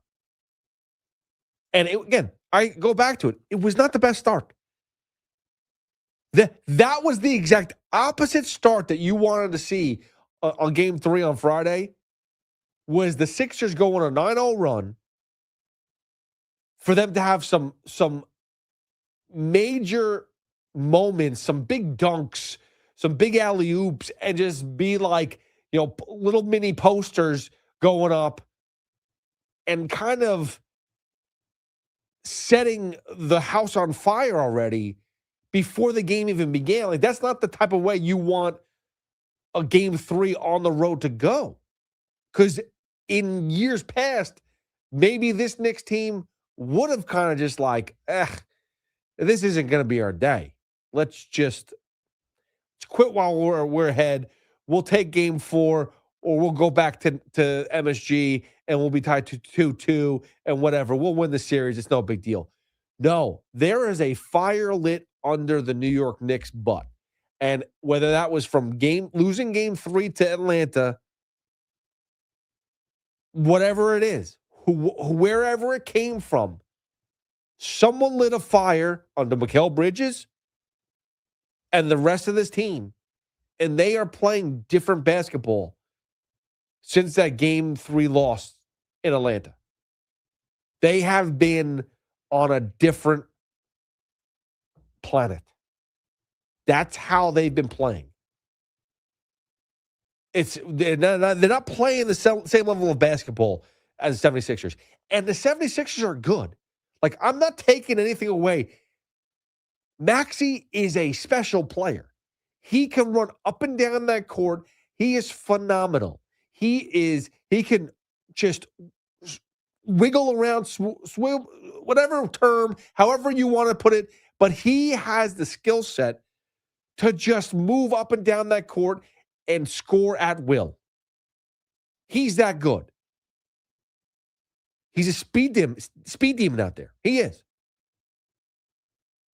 But even he can't keep up with the entire Knicks team right now. They're playing, gelling on all cylinders, and they're one win away from moving on to the Eastern Conference Finals, which is where it all began last year. Where it ended last year, it is now beginning here. That's where it is. That's the beginning.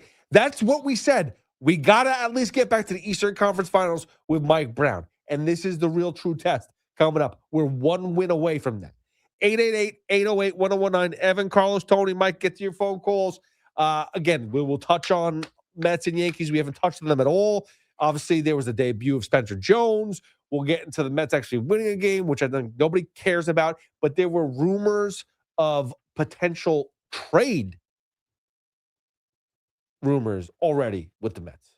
And not them looking for somebody, but them giving somebody away. So we'll get into all that and more. And plus, Pete Alonso had some words to say that we found out, which was, I thought was great. I did. And we'll get into that, Pete Alonso's conversation later on. I'm almost done with Pete Alonso, but after hearing these quotes, I'm not fully done. But we'll get into all that. But again, it's a Knicks morning. It's a Knicks day. We are one day away from sweeping the Philadelphia 76ers and moving on to the Eastern Conference Finals. So I want to hear from you. 888-808-1019. It's Pete Hoffman with you on the fan. Hit me up at Hoff, WFAN. And guys, if you haven't upgraded your clothes for the season yet, what are you waiting for?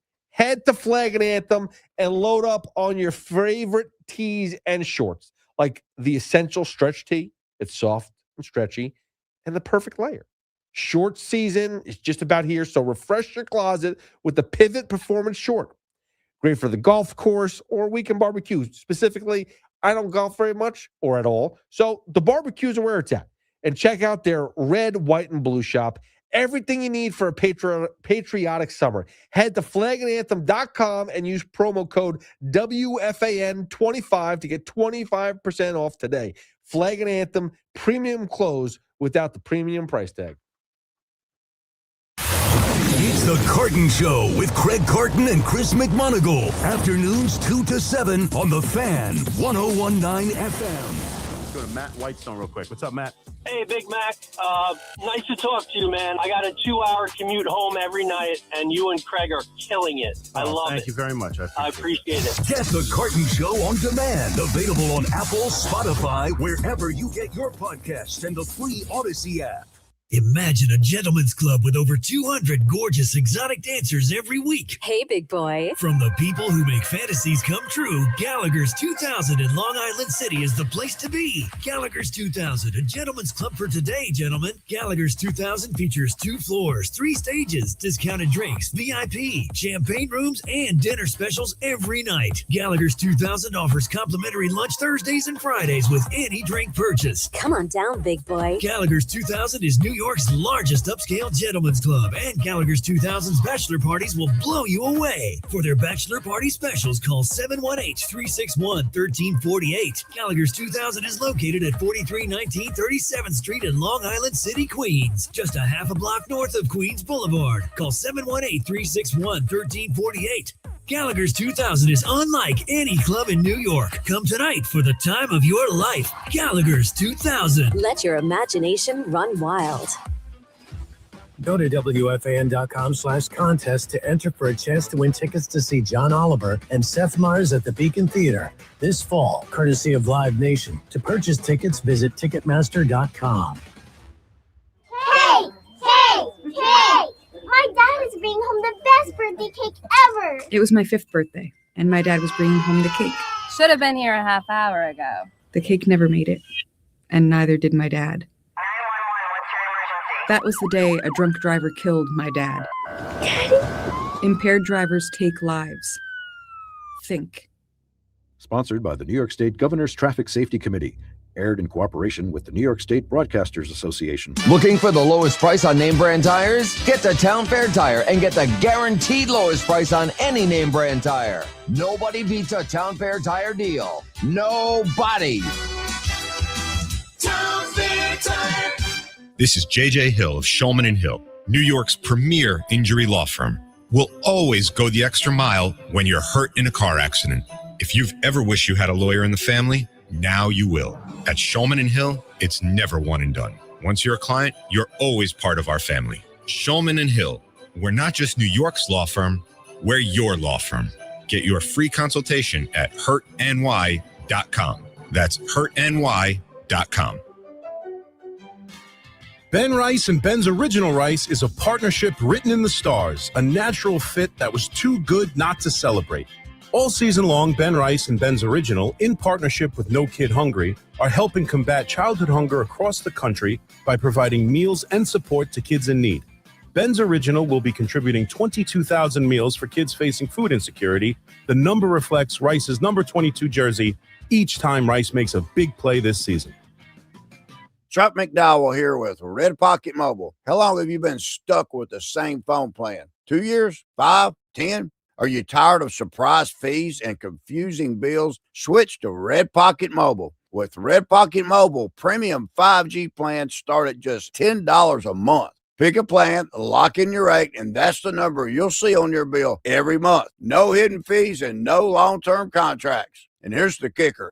Red Pocket lets you choose from 3 major 5G networks, not just one. Pick the network that actually works where you live and where you work. Try one, and if you like it, keep it. If not, switch to another. Never be stuck with a single network again. Plus, keep your phone, keep your number. Red Pocket Mobile, your new ultimate cell carrier. New customers can switch and save 50%. Choose from all 3 major 5G networks with one locked-in low price and no contracts at redpocket.com. Redpocket.com.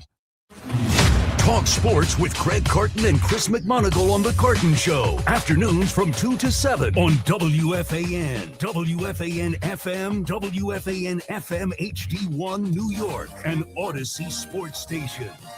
Get the scuttlebutt on your favorite team, the Fan, on the Odyssey, iHeart, and TuneIn apps. Until 5 as the New York Knicks are one game away from getting back to the Eastern Conference Finals. That's right. One game away, whether it's going to be tomorrow in Philly with a sweep, we'll find out. I'm looking forward to it. I'm hoping that you can convince your mom that it's just one day and I'll make it up to you. Or come with me to Philly and we'll go do it. I don't think my mom is going to be down for it. I don't know. She doesn't really travel that much anymore. But I guarantee you, if this was, a younger version of me where I was single, I'd be down to Philadelphia. There's no doubt about it. I don't think I can get the kids and the wife to go down there. I know I won't, and that's okay. But if you could convince your family, do it. If you could convince your mom, do it. Let's just take over. And I heard that yesterday was basically a takeover. It was like 70-30 Knicks fans, from what I understood, which is ridiculous. You're never going to be able to stop Knicks fans from traveling, and that's what you got to love about it. You're never going to stop the Knicks fans from getting to where they want to go. You're telling me that they're trying to make it so that the Knicks fan doesn't show up, but yet Fat Joe, Jadakiss, Spike Lee, Ben Stiller, you name it, they're all in the crowd. They're all on the court side. But we're not going to let other Knicks fans buy tickets to the game. Okay, all right, yeah. If you buy in front, if you're letting those people sit courtside, there's no way of stopping everybody else from getting tickets. I'm sorry. And that just also shows that the Sixers fans are soft, that they knew that this was going to happen, and they don't want to deal with it. They don't want to show up. But that doesn't mean, and let's just hold off for a second, too, because there's been hostile environments, right? Like, you can't tell me the first couple minutes of that game yesterday when the Sixers were up 9-0 and the refs are calling all the worst fouls in the history of basketball against the Knicks, that the crowd wasn't popping for the Sixers. No, they were. They were. But the Knicks shut them down. The Knicks didn't allow the Sixers crowd to get into it anymore. They took over. And that's the thing. Like, you got to remember, just because, your fans don't show up doesn't mean you have to roll over. Right? Doesn't mean you have to roll over. Just because, somebody wants to sell their tickets and doesn't want to go to a game and whatever the case is, and they happen to sell to a Knicks fan, doesn't mean that the Sixers have to go out there and stink up the joint. The Knicks played amazing basketball. The Sixers had no answer to everything, every move the Knicks had. They had no answer for.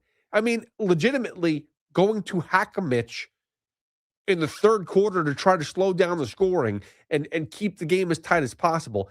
And even Mitch was hitting some free throws here and there. Not a lot of them, but enough. And that's what I'm saying. Like, you have to have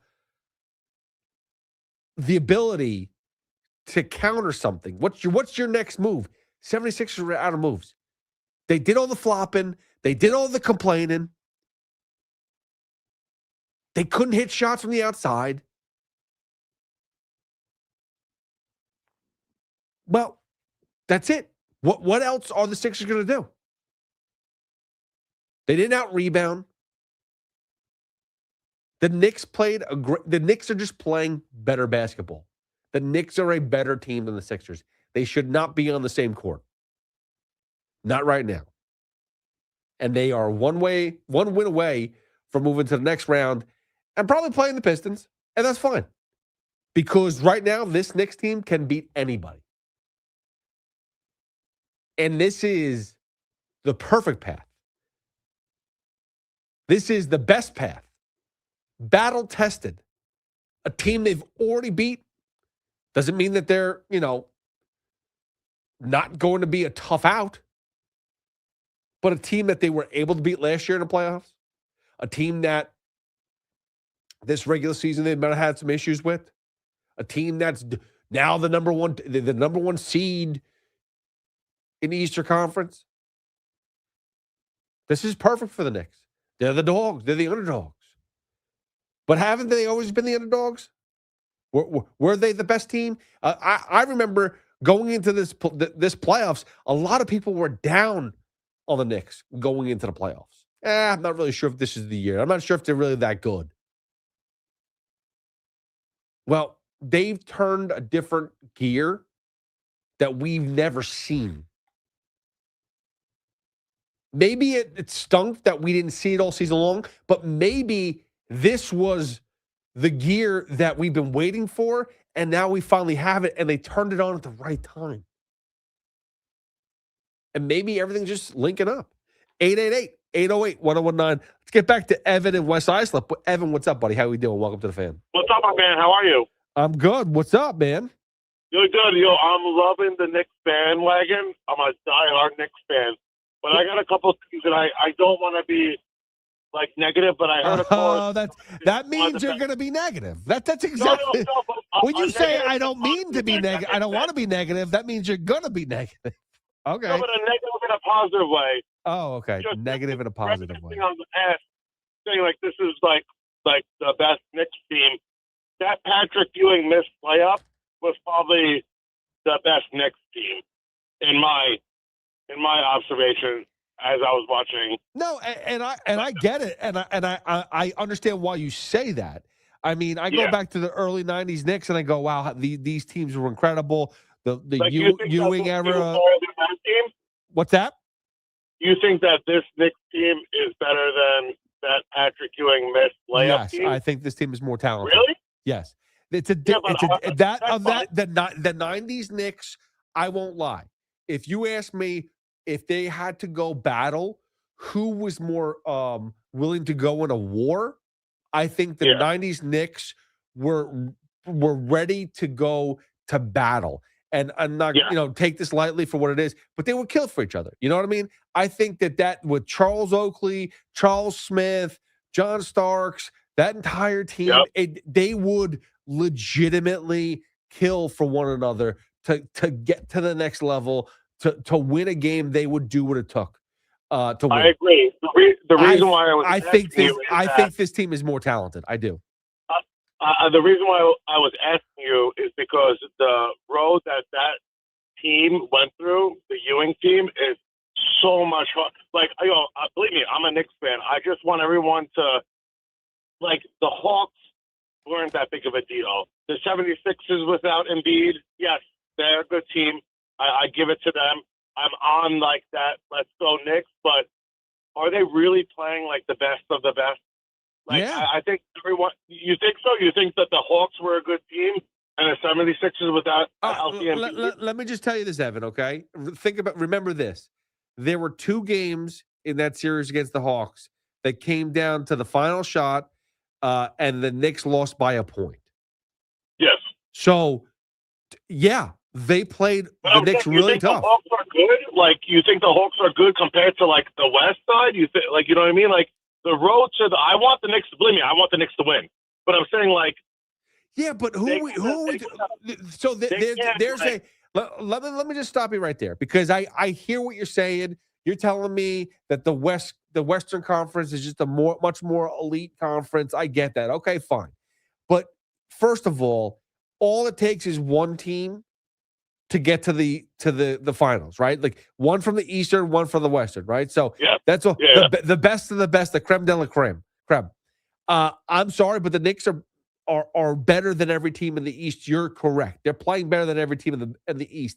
But but I believe that they're on that level of the teams in the West as well.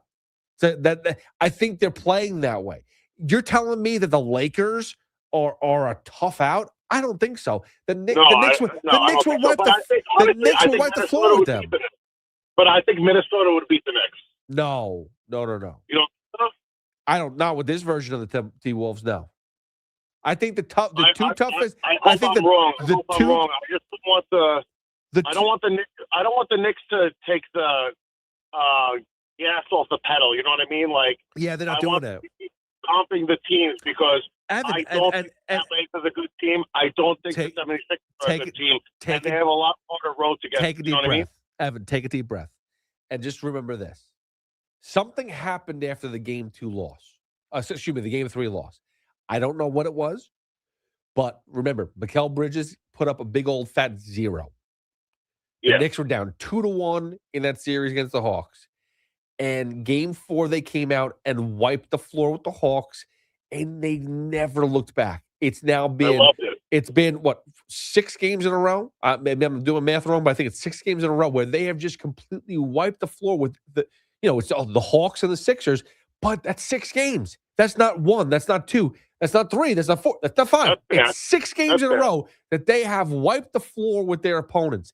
And it doesn't. And again, yesterday, they did that without OG. They did that without one of their best players. Again, this is a guy where I think, I said this earlier in the show, if they were to, for some reason, if this team failed, and thanks so much for a phone call, Evan. If this team failed and you had to move on from certain players on this Knicks squad, the one guy you couldn't move on from was OG Anunoby. He did not play in Game 3, and the Knicks won by 14 points. They were down 9-0 on the road and came back and completely dominated the 76ers for pretty much the entire game. And they did that without one of their best players, who now gets to sit back another game. Don't put him back out there for Game 4. There's no need. You sit OG. Like, I remember the series a few years ago when you had Jalen Brunson fighting to stay on the court. When you had, before you got Cat, and you had Julius Randle fighting to try to stay on the court and fighting to play the Heat and just trying to get through these series. Like, no. You have a situation where you just need to win one game. Don't have OG go out there for any reason other than shaking hands and congratulating his team for moving on. There's no reason. There's no reason for OG to play in Game 4. Now, I know he wants to play. I get it. But sometimes you have to, it's like a boxing fight. It's like an MMA fight. You got to just, not say throw the white towel in, but say, let's take this round off, bud. Take it easy. You don't need to overextend yourself. We got bigger hills to climb. 888-808-1019. Carlos is in Clifton. Carlos, what's up, man? Welcome to the Fan. Hoff, I hope you started off this segment with a disclaimer when you started off, because you're going to be responsible for the most divorces in the history of New York. Let me tell you what. Let me lay it out. I'm a big time New York.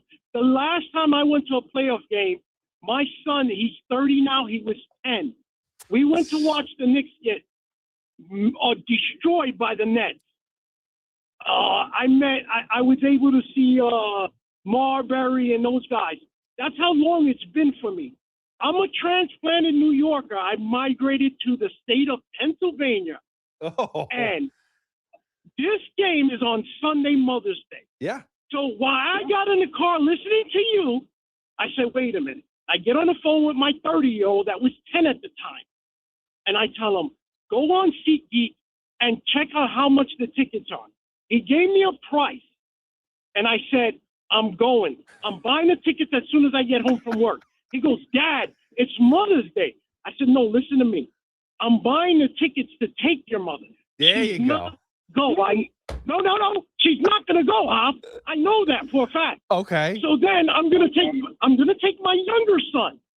And that's going to be the excuse.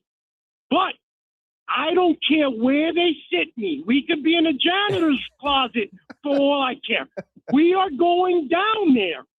I'm going, Hop, and it's because of you. Good. You, Hop. You tell your wife that Pete Hoffman sent you down to Philadelphia. You blame your marriage on me. I'm fine with that. No, you're going to represent me in divorce court. Okay. That's what Pete Hoff is my lawyer. No, I'm telling you right going. now. I'm rushing. I'm telling you right now, the judge is probably a Knicks fan. So you have that on your side. Hoff, I'm going right now. Like, they don't understand that how many New Yorkers transplanted to Pennsylvania? We're going to only sell it to you if you live in Pennsylvania. Oh, you're in trouble, bud. I'm going home right now. That's great. I'm on my way right now, Hoff. They're making it easier for you to buy a ticket. That's what they basically Yeah, said. they're idiots. Do they not know how many New Yorkers have transplanted to Pennsylvania? They're idiots. Oh, it's going to be beautiful. I'm getting down there. What time's the game? What time is it? Let's look up the game. What game for Sixers? 3:30 is the game. Is tip. So. Oh boy, I'll be back in time. Oh yeah, dude. Okay? So think about this, Carlos. Now, how far away do you live from the arena? It may be an hour and 45 minutes, 2 hours, but I drive that back and forth each night to go to work, so it's nothing to me. Perfect. And now think about this. You get up early. All right, so you don't stay up. So tonight you got to make sure tonight you get to bed at a reasonable time. You get up early. Right. You either, if I don't know if your wife likes to go out to eat or if she likes to be brought the food, but whatever it is, you do something early, a nice morning brunch or whatever it is. You get the flowers, you get the breakfast, you get the bagels, the lox. I got one better. I got one way better. She wants a new car, and I'm taking her tomorrow to go look at one, Hoff. How about that, Hoff? Huh? You've already won, my friend. You've already won, Carlos. You don't even Hoff, why do you think I'm adding the Knicks ticket? I know what's going to happen, Hoff. I know what's going to happen, Hoff. You are the best, Hoff. New York. Let's go, New York. Let's go. Dude, Carlos, you have a good one. Be safe out there. Good luck. Have fun. You know what? I will be there in divorce court if it's there for some reason. But you don't need it. You won't need it. Because I'm telling you, Sunday, after Game 4, after you swept, the smile on your kid's face, when you go home to your wife and your wife sees your kid smile, that alone is a Mother's Day gift. Telling you right now. Listen, I love my wife. I love my mother. There is nothing more special than them seeing their child happy. That makes their world. You have no idea. So when your kid comes home and they're jumping up and down, rocking their Jalen Brunson, Karl Anthony Towns jerseys, whatever, Mikal Bridges, whoever it is, and they got a foam finger from the 76ers that's all crossed out or whatever it is, and they walk in and they're smiling and laughing and Mom, you got to see what happened. They're going to be happy. It doesn't make a difference that you were gone for 4 or 5 hours. And to be honest with you, they might actually appreciate the fact that they were by themselves for 4 or 5 hours and didn't have to cater to you. So you might actually be doing more of a favor by leaving the house. 888-808-1019. Let's get to Tony in Montreal. Tony, what's going on, buddy? Hoff, baby! Knicks, all the way, buddy! All the way, bro! Hey, this is MTL Knicks. I am MTL, Montreal Knicks. Carlos! I love that guy, Carlos. Tell him I will represent him. I'm a lawyer. I will represent him, no problem. Not a problem. Hey, bro, you know what we say in French? Sans les balais. Sans les balais. Bring out the brooms, baby! Bring out the brooms! See ya, Philadelphia! Hey, T-Rex. I call Jalen T-Rex. What a lineup. Hey, listen, I can't believe I'm so happy. I was watching the game, right? And one of my boys calls me up. He goes, the Knicks scored. I started screaming. He goes, bro, you've been drinking tonight. I said, no, I'm just freaking happy, man. The Canadians bombed. They destroyed their opponents tonight. And you know what? I'm so happy, man. I'm still screaming, Hoff. I'm so happy it's you tonight because every time I talk to you, I'm laughing. But that guy, Carlos, he had me going, man. I go, this is too much, man. But Hey, that's bro, good. listen. This is what we need, dude. We need this hype. Let's go. This is special. Hey, listen, all those guys. Hey, listen, Hoff, the guy that called you up and said, I don't know, the West and the this and the that. Yeah. Bro, you got 5 of the best starters in the basketball league right now. I don't care West, East. You know what? I don't even watch the West Coast, the left coast. I don't care. All I know is let's defeat what's in front of us right now. Philly, you're going down, bro. You're going down. I would love to go. Hey, I wanted to go see Loogie at Buddy's. I almost drove down there for the watch party, but I said, you know what? If I get down anywhere, I'm going to go to Philly where all the Italian boys are in Philly. At least I'll be safe. I'll eat some good food, and then I'll see the game. There you know? go. So, listen, by the way, they turned over, 10 turnovers, 14 points tonight? Yeah. They turned over 18, and they had, I believe, 23 points. What does that mean? That means that's starting 5, okay, that the Knicks have. You have Brunson, McBride tonight, Josh Hart, Mikal Bridges, and Cat. Tell me, honestly, I don't know basketball like you guys. I just like that team. You tell me if you have a better leader than Brunson. I call him T-Rex. And anybody listening, I love hockey players. That guy, if T-Rex, Jalen Brunson could skate, I would draft him tomorrow morning and bring him to Montreal. He would be a star. And you know what? What? Jalen, bring the ring. Bring the ring back to North. Bring the ring. Tony. Bring the ring. Listen, Tony, have a good one, buddy. And let me tell you something, okay? I said this a couple of years ago. Everyone made a big deal about Jalen Brunson signing that contract for a smaller extension and setting him up right now to make more money. Like, he left a lot of money on the table, but he's going to have an opportunity for a bigger contract. And I made a point of saying that the Knicks are not going to bring him back and not going to pay him. If he wins a championship, they'll do whatever. They'll make the statue, because the statue was being built when he was like, oh, look what Jalen Brunson did. He took a team-friendly deal. He allowed the Knicks to build the team they wanted to build. But that doesn't build you a statue. Like, that's a nice thing. You got to go out and win. And the Knicks fans are begging for you to win. And you have that opportunity right here. And I'm telling you right now, if Jalen Brunson wins, everything is up for grabs for him. The max extension, the statue, you name it. The number in the rafters, you name it, it is his. And that's not trying to add more pressure onto the guy. He is stone cold. But he's also learned, and that was the biggest issue with the Hawks series. A lot was running through Jalen, and not a lot of focus was on Cat, and not a lot of focus was on Bridges, and other people weren't really sharing the wealth. The ball is touching everybody's hands. Everybody's a part of this. And Jalen is still getting his shots off, and Jalen's still putting up 30-plus points a night. It is a different vibe on this team right now.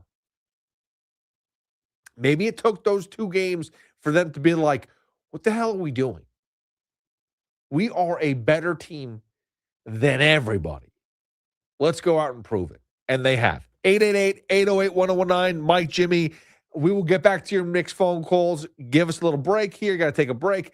888-808-1019. It is a very, very friendly, Knick-heavy Saturday morning here on the Fan as we celebrate a 3-0 start to this series. We need one more win for the sweep, and then the Knicks get back to the Eastern Conference Finals, where basically this season is now starting. Like, think about it. Everything that's happened since Thibodeau got fired, it ended in the Eastern Conference Finals. Once Thibodeau was fired and Mike Brown was hired, That's what we said. They had to get back to the conference finals, and they are one win away. 888-808-1019 is Pete Hoffman with you on the Fan. Hit me up at Hoff, WFAN. We're throwing one of the biggest parties of the year and want you there. Come hang with us at WFAN's annual kickoff to summer with Boomer and Gio. Live from DJ's on Ocean Avenue in Belmar on Friday, May 22nd at 6 a.m. We'll get your Memorial Day weekend started with a bash featuring special guest, certified platinum country rock band, Parmalee. Home is where my heart is still beating. We want to see you and your friends down the shore for WFAN's Kickoff to Summer 2026. It's all brought to you by Chef IQ, Yingling, and your home for New York sports, WFAN. Hi, I'm John D'Agostino from D'Agostino & Associates, the injury firm. You know what's interesting about the words personal injury? The first word is person. And at D'Agostino & Associates, that word means everything. That's because I handpick every person in our firm, from the pleasant professional person who answers your call to the experienced person litigating your case in court. Because every person in my firm is an extension of me, and the only way to exceed our clients' expectations is to deliver the highest level of personal service every single time. And that starts with hiring the right people. You see, we know that every client is a person too, someone going through the toughest time in their lives and deserves to be more than just a file number. At D'Agostino & Associates, we put the person back in personal injury. So call 1-800-BITE-BACK. That's 1-800-248-3222 and ask for me, John D'Agostino. And let's talk about your case, person to person. D'Agostino Law. Bite back. Everybody knows Town Fair Tire is New England's largest name brand discount tire dealer, beating all the local competitors with our guaranteed lowest prices. And now, with over 120 stores throughout New England, we beat all the competition, including the warehouse clubs, the online sites, and the local dealers. Yes, we beat them all with the absolute guaranteed lowest price on name brand tires. Nobody beats Town Fair Tire. Nobody. Name brands at discount prices. Town Fair Tire. You've probably heard all those ads for life insurance. Just a few dollars a day, apply online in minutes, no medical exam. Simple, easy, and cheap, right? Now you're thinking, maybe I should get a quote. Well, smart thinking. Everyone should have life insurance. But here's what they don't tell you. Those few dollars a day rates, they're for young people in perfect health. That's why everyone calls Big Lou the 50 to 60-year-old not-so-perfect candidate, like you. You take prescription meds and you're overweight. Winner, fried chicken dinner. Well, Big Lou works with life insurance companies that want people like you with no surprises after you apply. In fact, if you're a 50-year-old guy with a few health glitches, Lou could probably find you $1 million of term life coverage for about $200 a month. So yeah, you need life insurance. But unless you're young and healthy, you gotta call Big Lou because he's like you, older, heavier, and on meds too. Get a quote right now at 800-700-6898, 800-700-6898, or biglou.com. Sal Licata here for CertaPro Painters. You know, my home is a happy place, especially when my wife is satisfied. And that's not always an easy thing for me to achieve. But my friends at CertaPro Painters, they had no such problems. Big jobs or small, the good folks at CertaPro Painters are at your service. If you've been putting off a painting project, give them a call now at 1-800-GO-CERTA. That's CERTA with a C, and you'll see exactly what I mean. 1-800-GO-CERTA. Call CertaPro Painters today and get a no-nonsense free estimate on a professional job that you'll be happy with for years to come. Each CertaPro Painters business is independently owned and operated right here in our community. Schedule your free estimate online at CertaPro.com. In today's fast-moving job market, staying ahead means keeping your skills sharp. At University of Maryland Global Campus, we help keep your capabilities cutting edge with our skills-based education programs designed to move your career forward. Explore more than 135 degrees and certificates in business, cybersecurity, and more. Apply now and save with no application fee. Classes start May 13th. Learn more at umgc.edu. Certified to operate in Virginia by Shell. Imagine a gentleman's club with over 200 gorgeous exotic dancers every week. Hey, big boy. From the people who make fantasies come true, Gallagher's 2000 in Long Island City is the place to be. Gallagher's 2000, a gentleman's club for today, gentlemen. Gallagher's 2000 features 2 floors, 3 stages, discounted drinks, VIP, champagne rooms, and dinner specials every night. Gallagher's 2000 offers complimentary lunch Thursdays and and Fridays with any drink purchase. Come on down, big boy. Gallagher's 2000 is New York's largest upscale gentlemen's club, and Gallagher's 2000's bachelor parties will blow you away. For their bachelor party specials, call 718-361-1348. Gallagher's 2000 is located at 4319 37th Street in Long Island City, Queens, just a half a block north of Queens Boulevard. Call 718-361-1348. Gallagher's 2000 is unlike any club in New York. Come tonight for the time of your life. Gallagher's 2000. Let your imagination run wild. Talk New York sports here. The Fan. Saturday morning, as it is a Knicks Game 3 win over the 76ers celebration party. Get on the phone lines, 888-808-1019. Everyone's stoked. Everyone's pumped. And do you really want to go to brunch with your wife on Sunday? Yes, you do. But do you really want to go afterwards to the Knicks-Sixers game for cheap? Yeah, you do. So you got to find a way. If you're out there, you got a wife, you got a mother, tell them that you'll make it up to them somehow, that this is worth it. That going to see the Knicks sweep the 76ers. Say you're doing it for New York. Say you're doing it for all your friends. Say you're doing it for all the people that came before you who rooted for the New York Knicks and never had the opportunity to go and watch the Knicks sweep the 76ers on the road on a Mother's Day. Say you're doing this for them. You're doing this for everybody. That's the message you have to get across to your mother, your wife, your significant other. That's what you have to do. You're doing it for all the little people that don't have that opportunity, that never had that opportunity. You're doing it for all the Brooklyn Nets fans out there that they don't even know what a team looks like these days. You're doing it for all New York. Like, let's put it this way. When the Yankees go to the playoffs,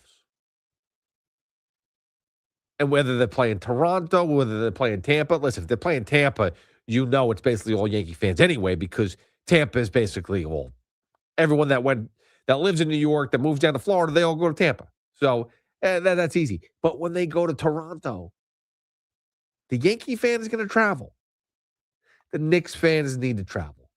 And it is an opportunity to celebrate. And you know that we know the things that make them happy are when we're happy. Just how it goes. So we have to convince our significant others, our wives, our mothers, it's okay. We are going to treat you well. But then we're heading to Philly. And we're going to game 4, and we're watching the Knicks sweep. And I just want to know what type of broom are you going to bring? Are you going to bring a little Swiffer type of broom? Are you going to bring the little like handheld one? Are you going to bring the big one? Is there an electric version? I want to know. Let's get to Mike in Brooklyn. Mike, what type of broom are you bringing tomorrow when you get to Philly? Boy! What up, Mikey? How we doing?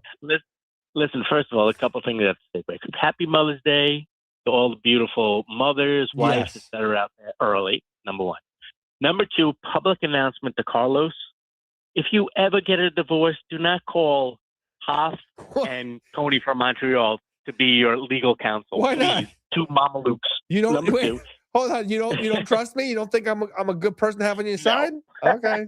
All right. That's worse than my cousin Vinny right there. And listen, and third, what you should do is, if your wife is listening, she should call in and you should ask her, Sonny, honey, let's go down. Instead of doing brunch here, let's go down to Philly. We'll have a couple cheesesteaks right outside the stadium before the game.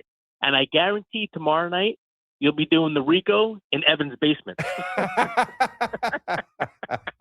and then after that, Evan is going to be kicked out of his house for having me over during Mother's Day Rico. So there you go. And then you guys it's all together. It'll be like a little frat house. It's the circle of life, my friend.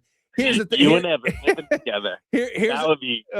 no, we do not want that. This is not 20 years ago. This is not. No. We are very happy with families. But here's the thing. Let's be honest with you.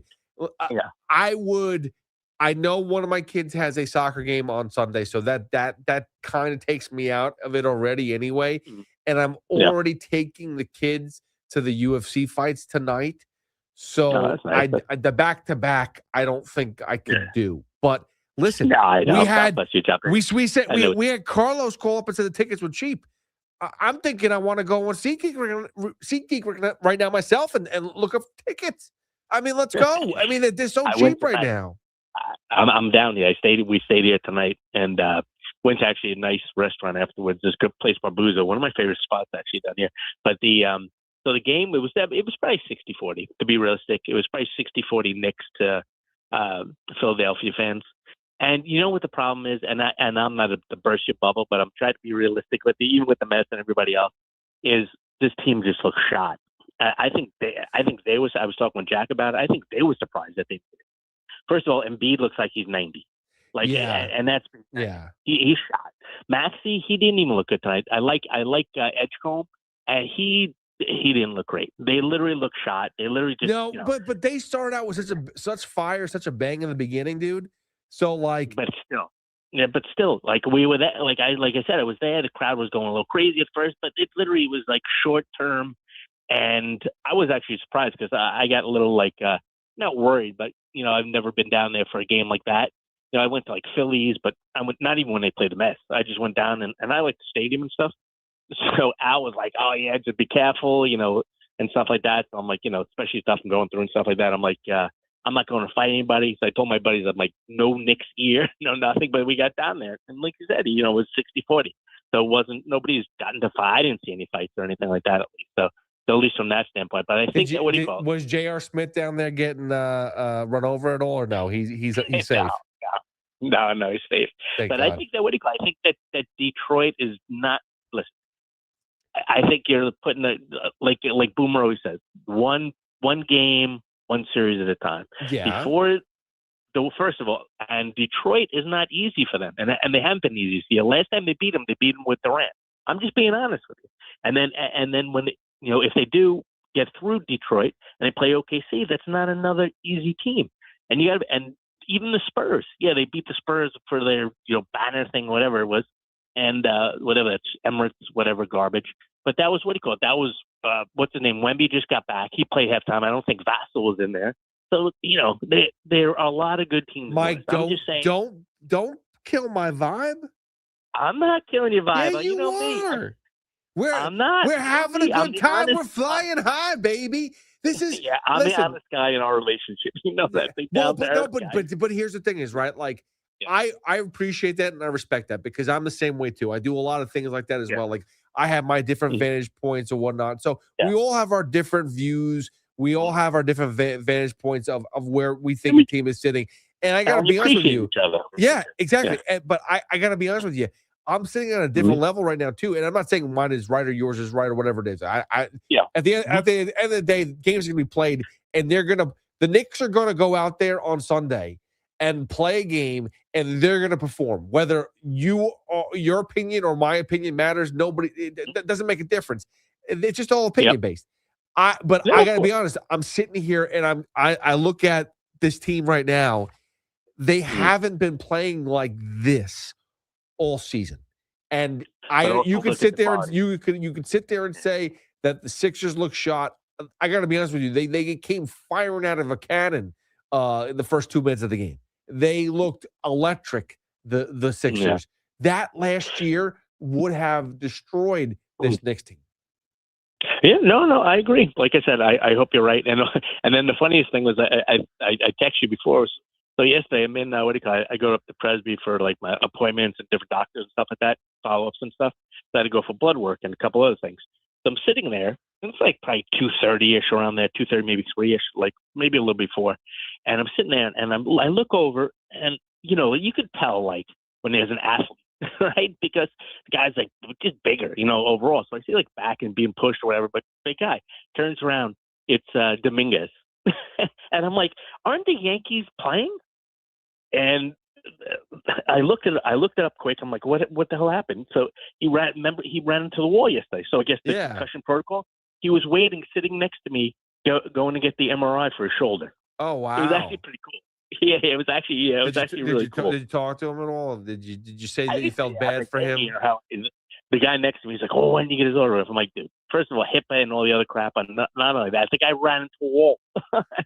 He's here for a reason. Yeah, he's in concussion protocol still. I think that hasn't been. I think they said he doesn't have concussion, but that he did tweak his. Well, he had the sprain. He had the AC sprain. That was official. Yeah. But I thought they said that he was in the concussion protocol. I mean, it's possible that he's out already, but I thought he was going to be in there for a couple of days, or that they're evaluating him for a concussion protocol.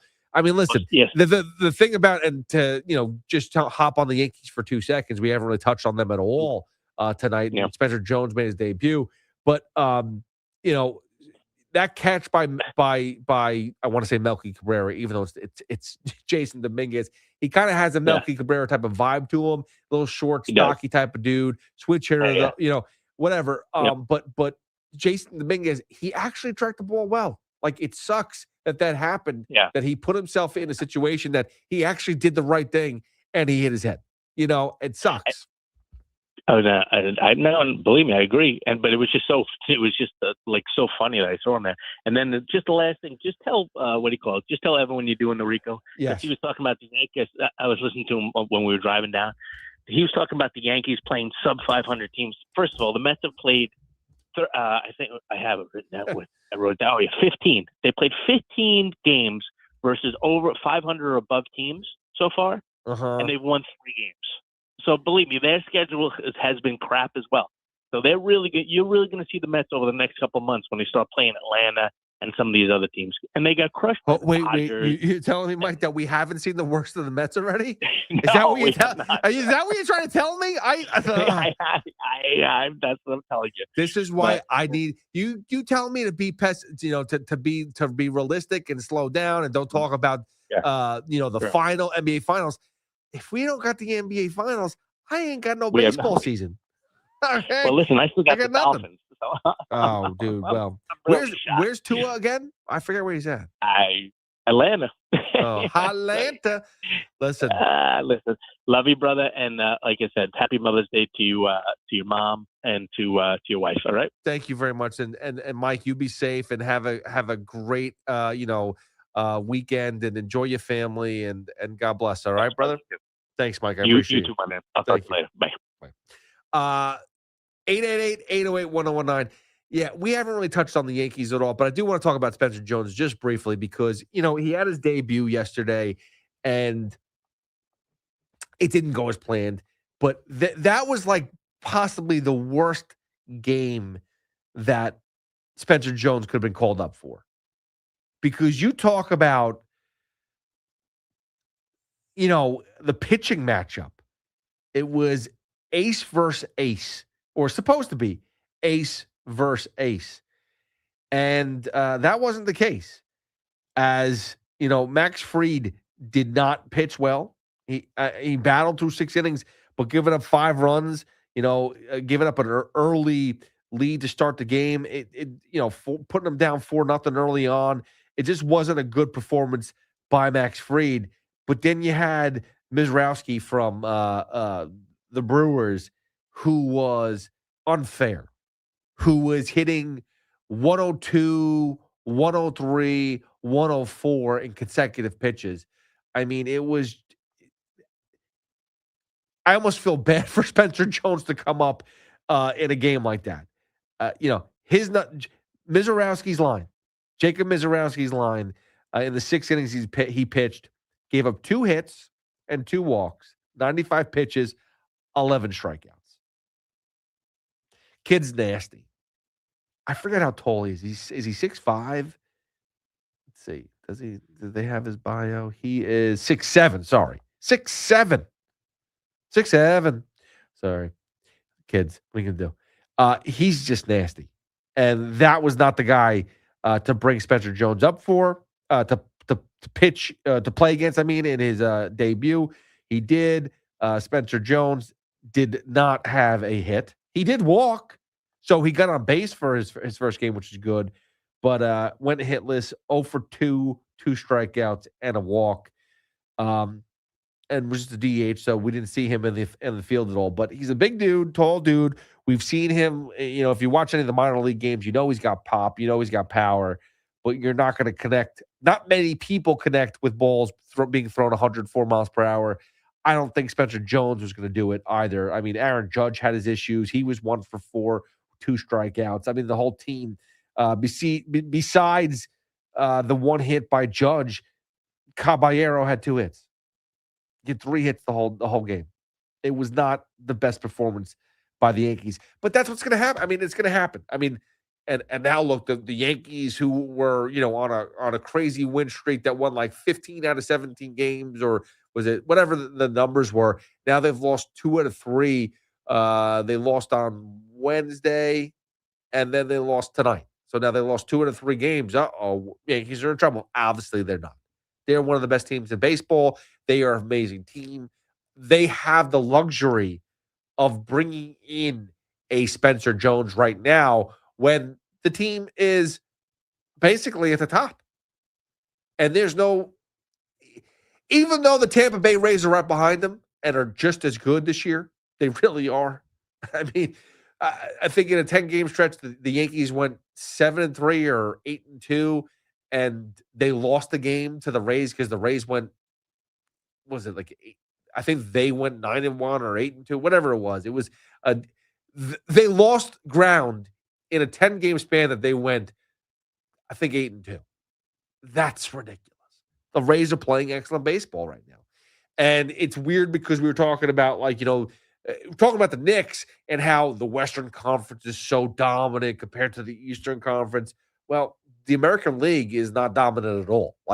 There's 4 teams with winning, winning records. The rest of the American League is terrible right now. And that's why I always say the Yankees have the easiest path to the playoffs, because I don't think the American League is that good. But it doesn't take away from the fact that the Yankees are a great team. There's one team that I can guarantee that will give the Dodgers a run for their money in the World Series. It's the New York Yankees. I can't say that about many other teams. The Blue Jays last year, they're not as good this year. Can the Rays battle the Dodgers? I don't know. The Rays play a lot of small ball. They make you make mistakes. I don't know if the Dodgers make that many mistakes, though. They're just an elite team. So there's not many teams that are elite on the American League, but the Yankees are still great. So don't look at the Yankees as, the American League is so bad that it makes the Yankees worse. The Yankees are different. The Yankees are one of the best teams in baseball. They're definitely the best team in the American League. They're one of the best teams in baseball. End of story. And Spencer, to have that ability to call up Spencer Jones, who they all know his weakness. Everybody knows Spencer Jones strikes out way too much. That is the obvious. He's got a lot of pop. He's got a lot of power. If he can figure it out and hit at this level and show any semblance of productivity, he's going to be an asset to this team. And especially with Stanton being hurt and Dominguez being hurt, there's that room for the DH.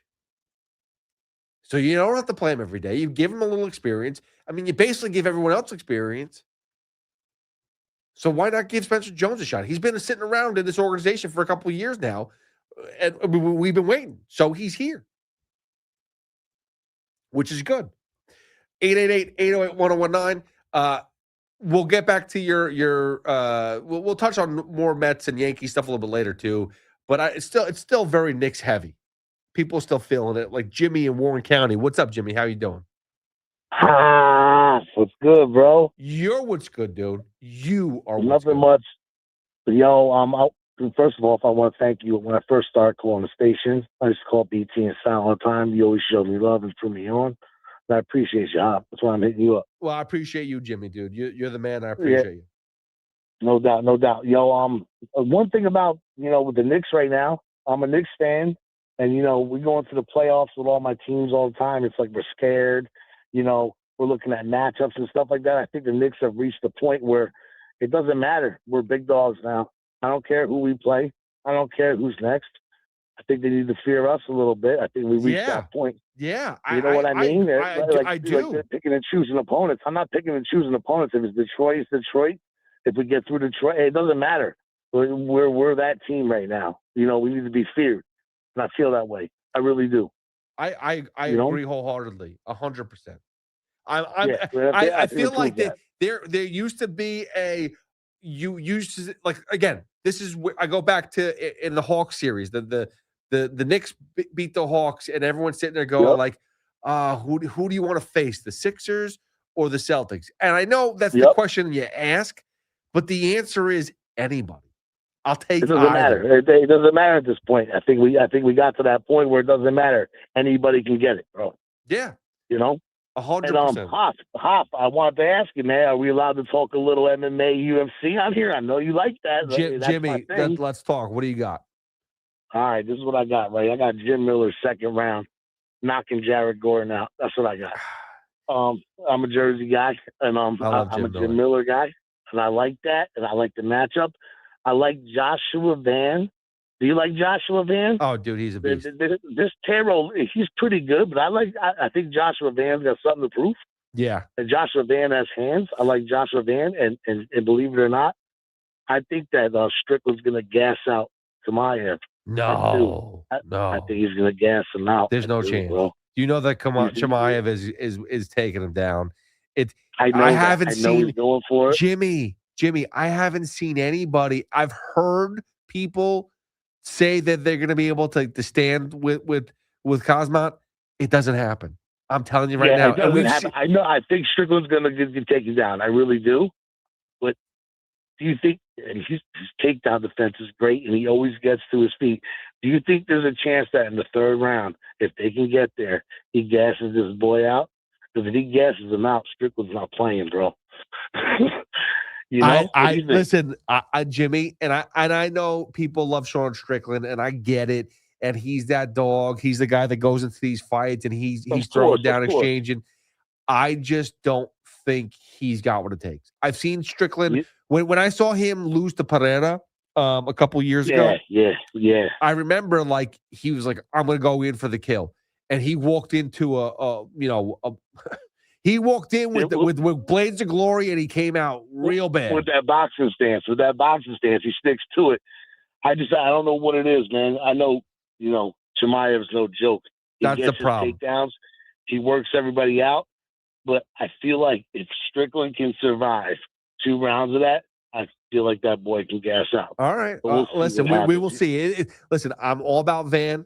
Joshua Van. Joshua Van. Give me Joshua Van decision or knockout. I'm telling you, they're sleeping on Joshua Van. Bro. Yeah, no, I'm not sleeping on him at all. It too. I know you watch this stuff. Yeah, Joshua Van has nasty hands, bro. He's got something to prove too. Because he got the title on the injury. Jimmy, let me ask you a question, because you talk about Jim Miller real quick, and he's one of my favorites.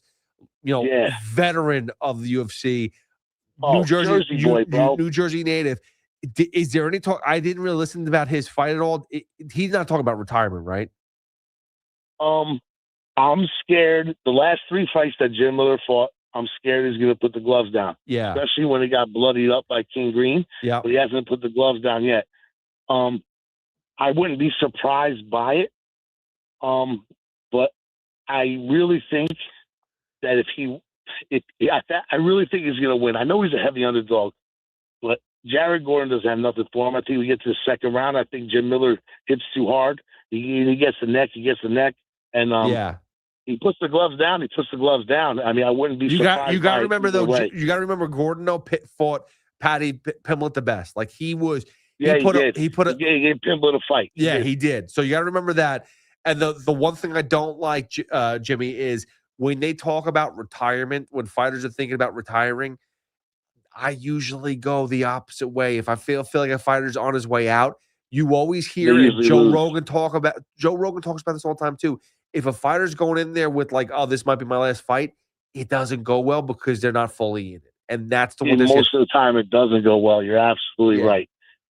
You're absolutely right. But you know what? Here's the thing about Jim Miller. You know what? I know that statistic is real, but here's the thing about Jim Miller. Jim Miller's from New Jersey, just like me, huh? Them Jersey boys were built different. Them Jersey baby. boys are different, bro. You gotta kill us, bro. You have to kill us, brother. You know what I mean? So I like Jim Miller as a big upset. And if he lays the gloves, he lays the gloves. All right. That's like one of my things with this. And I like Joshua Van by decision. And if it goes to the third round, if Chimaev goes to the third round, he better watch out for Strickland. All right. That's all I'm going to say Jimmy, to you, huh? Jimmy, Warren County, you said it first. If it goes to the third round, Sean Strickland all day. That's what he gets in that deep waters, man. He doesn't want to box with Sean. He doesn't want to box with Sean Strickland. I just don't know if it's not want to box. I just don't know if it's going to go to deep waters because, Chimaev is just a different level, dude. That's he better finish him. Yeah, he better get the takedowns and finish him quick because if he's still trying to tackle him in the third round, he's in Strickland's. There's three guys. There's three guys that get me worried in the UFC, and one doesn't fight anymore, but Khabib Nurmagomedov. Oh, he's the best ever. Yeah, Khabib's the best ever. No one can tell me anything different. Right. Islam Makhachev and Hoffman. Awesome. Those are three guys where I'm like, they're just different. Those guys are just on a different level. So they are. But I've seen that Chimaev get gassed out once. He better do it early because he goes into them deep waters with that crazy boy with that boxing stance. I'm telling you right now, you'll be thinking about me. Fourth round plus I'm gonna be thinking. I'm 3,500. gonna be thinking about you, Jimmy. I promise you. Next to my kids picking him up and being like, Jimmy said he was gonna take him out in the third. Well, I'm telling you right now, fourth round, Hop plus 3,500. Oh, is that right? Already. They go into that fourth round, and he's got that boxing stance up, and Chimaev is breathing heavy. He better get his hands ready, bro. That boy's not playing. But like you said, you know what I mean? Like matchup wise, it's hard to stop him. He's like a steak, he'll squeeze you. Yeah. You know Jimmy, listen, you goes. be safe. Enjoy the fights. Enjoy the Knicks. Enjoy the family. God bless, brother. All right, Jim? Hey, Hoff, I appreciate everything you did, man. Throwing me on the radio all the time, showing me love, bro. And I'm happy I got a chance to call you, brother. You too. Hey, man, I appreciate you making a call. Take care, Jimmy, all right? You already know, bro. Let's go Knicks, baby. All right, let's go. All right, 888-808-1019. Dave, Aiden, we'll get to your phone calls. Again, it's a very Knicks-heavy show. We got 2 hours to go up until Joe B at 5. 888-808-1019. It's Pete Hoffman with you on the Fan. Got to take a quick break. Get back to all your Knicks. Game 4 tomorrow after a Game 3 victory. Another beatdown over the Sixers. One more to go. Knicks ready to sweep on the road. 888-808-1019. It's Pete Hoffman with you on the Fan. Hit me up at Hoff WFAN. Get breaking sports news here. WFAN, WFAN FM, WFAN FM HD1 New York, an Odyssey sports station. You make sure his toys don't have any sharp edges. You taught her what to do when the smoke alarm goes off and to wear a helmet when she rides her bicycle. You do so much to keep your child safe. But are you using the right car seat for your child? Car crashes are a leading killer of children ages 1 to 13. Protect your child's future at every stage of life. For information on the right seat for your child, visit safercar.gov/the-right-seat. Sponsored by the New York State Governor's Traffic Safety Committee. This is Alex Shulman of Shulman & Hill, New York's premier injury law firm. We'll always stand up for you if you're injured in a slip and fall. If you've ever wished you've had a lawyer in the family, now you will. At Shulman & Hill, it's never one and done. Once you're a client, you're always part of our family. Shulman & Hill, we're not just New York's law firm, we're your law firm. Get your free consultation at hurtny.com. That's hurtny.com. Town Fair Tire honors any valid rebates, manufacturers or competitors' rebates. Yes, even any competitors' rebates. And we give you the guaranteed lowest price. Nobody beats Town Fair Tire. Nobody. Town Fair Tire. My dad passed away unexpectedly. Of course, it was awful in every way, but we are very grateful that he had life insurance. So even after he was gone, he was still able to provide for us. And that's why I have life insurance for my family. Ethos.com. They make it fast and easy to get covered. It's 100% online. You get a quote in seconds. You can apply in minutes. You get covered the same day. Get your free quote at ethos.com/protect. That's ethos.com/protect. Paid spokesperson. Time spent on application may vary. Online health questions required. Rates may vary. You know the rush when you reach that goal, when something you've worked for pays off. That's success. At University of Maryland Global Campus, we believe you should never stop chasing it. That's why we offer a skills-based education that helps move your career forward.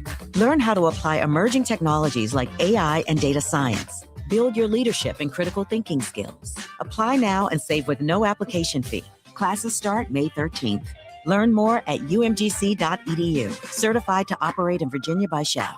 My name is Whitney Allen, and I'm a widow. My husband, Ryan, died. We never thought we'd ever have to use life insurance, but the unexpected happened. With Ethos, signing up was fast and 100% online. You can get a quote in seconds, apply in minutes, and get same-day coverage. No medical exams, and you can get up to $3 million worth of coverage. I'm grateful we were prepared. Get your free quote at ethos.com/radio. That's ethos.com/radio. Paid spokesperson. Time spent on application may vary. Online health questions required. In today's fast-moving job market, staying ahead means keeping your skills sharp. At University of Maryland Global Campus, we help keep your capabilities cutting edge with our skills-based education programs designed to move your career forward. Explore more than 135 degrees and certificates in business, cybersecurity, and more. Apply now and save with no application fee. Classes start May 13th. Learn more at umgc.edu. Certified to operate in Virginia by Chef. You've probably heard all those ads for life insurance. Just a few dollars a day, apply online in minutes, no medical exam. Simple, easy, and cheap, right? Now you're thinking, maybe I should get a quote. Well, smart thinking. Everyone should have life insurance. But here's what they don't tell you. Those few dollars a day rates, they're for young people in perfect health. That's why everyone calls Big Lou the 50 to 60-year-old not-so-perfect candidate. Like you. You take prescription meds and you're overweight. Winner, winner, fried chicken dinner. Well, Big Lou works with life insurance companies that want people like you with no surprises after you apply. In fact, if you're a 50-year-old guy with a few health glitches, Lou could probably find you $1 million of term life coverage for about $200 a month. So yeah, you need life insurance. But unless you're young and healthy, you gotta call Big Lou because he's like you, older, heavier, and on meds too. Get a quote right now at 800-700-6898, 800-700-6898, or biglou.com. Get connected with WFAN to talk about your favorite teams. The Fan on the Odyssey, iHeart, and TuneIn apps.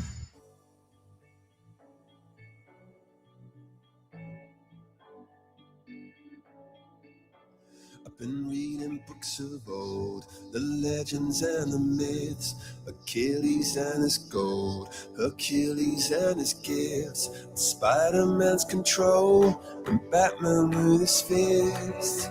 And clearly I don't see myself upon that list. But she said, where'd you wanna go? How much you wanna risk? I'm not looking for somebody with some superhuman gifts, some superhero, some fairy tale bliss. Just something I can turn to, somebody I can kiss. I want something just like this. Do, do, do, do. Oh, I want something just like this. Oh,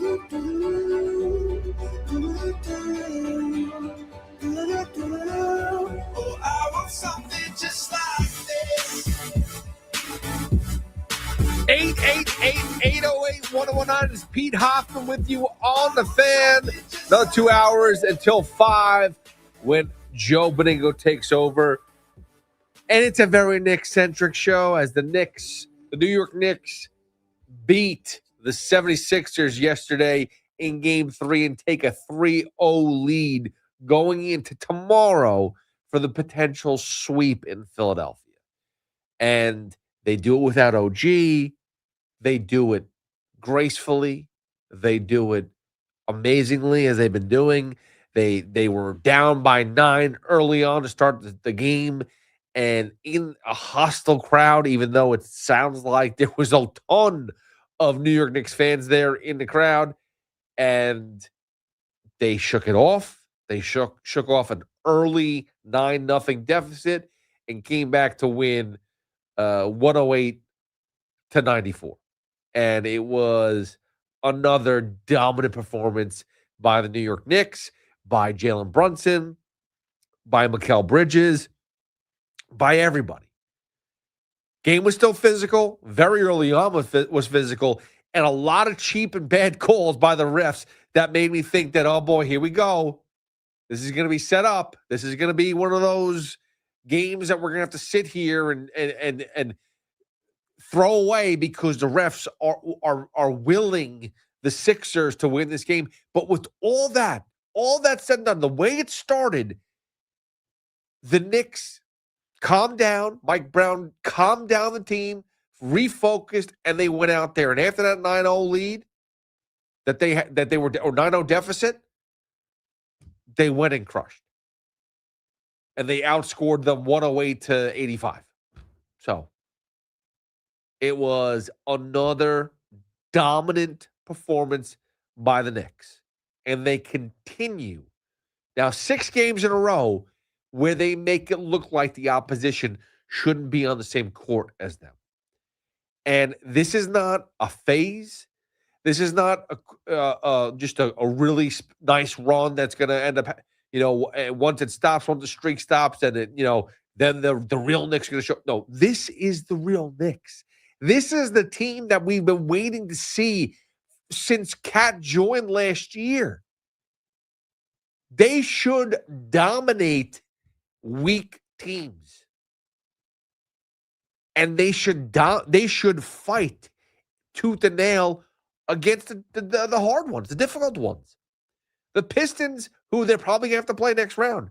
That's going to be a tough series. I'm not going to lie. But there's not an ounce of me that thinks they can't win. And I'm not trying to look ahead and pass through there's still a game to play in Philadelphia. There's still, there's only up 3-0. It's 3-0. It's not, the series is not over. But so I'm not looking past the Phillies, the 76ers. I'm not looking past Detroit. But I'm looking at who's still in the playoffs. The Knicks can beat anybody. I said this when they traded for Cat, and I'll remind you, and I'll say it again. This is the best starting 5 in the NBA. They have the most talented starting 5 in the NBA. And they are proving it now. Over these last 6 games, they have proved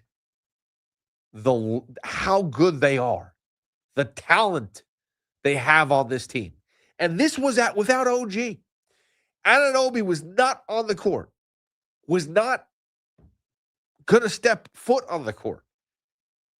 And I got to be honest with you, I don't want him on the court tomorrow. I want the Knicks to rest him and have him ready for the Detroit series. That's what I want. There's no reason to put him out there. There's no reason. And now again, he may want to play. He may force his way into the lineup, but control his minutes. Don't force him to go out there until you need to. You need him in the Detroit series. You don't need him tomorrow. You don't.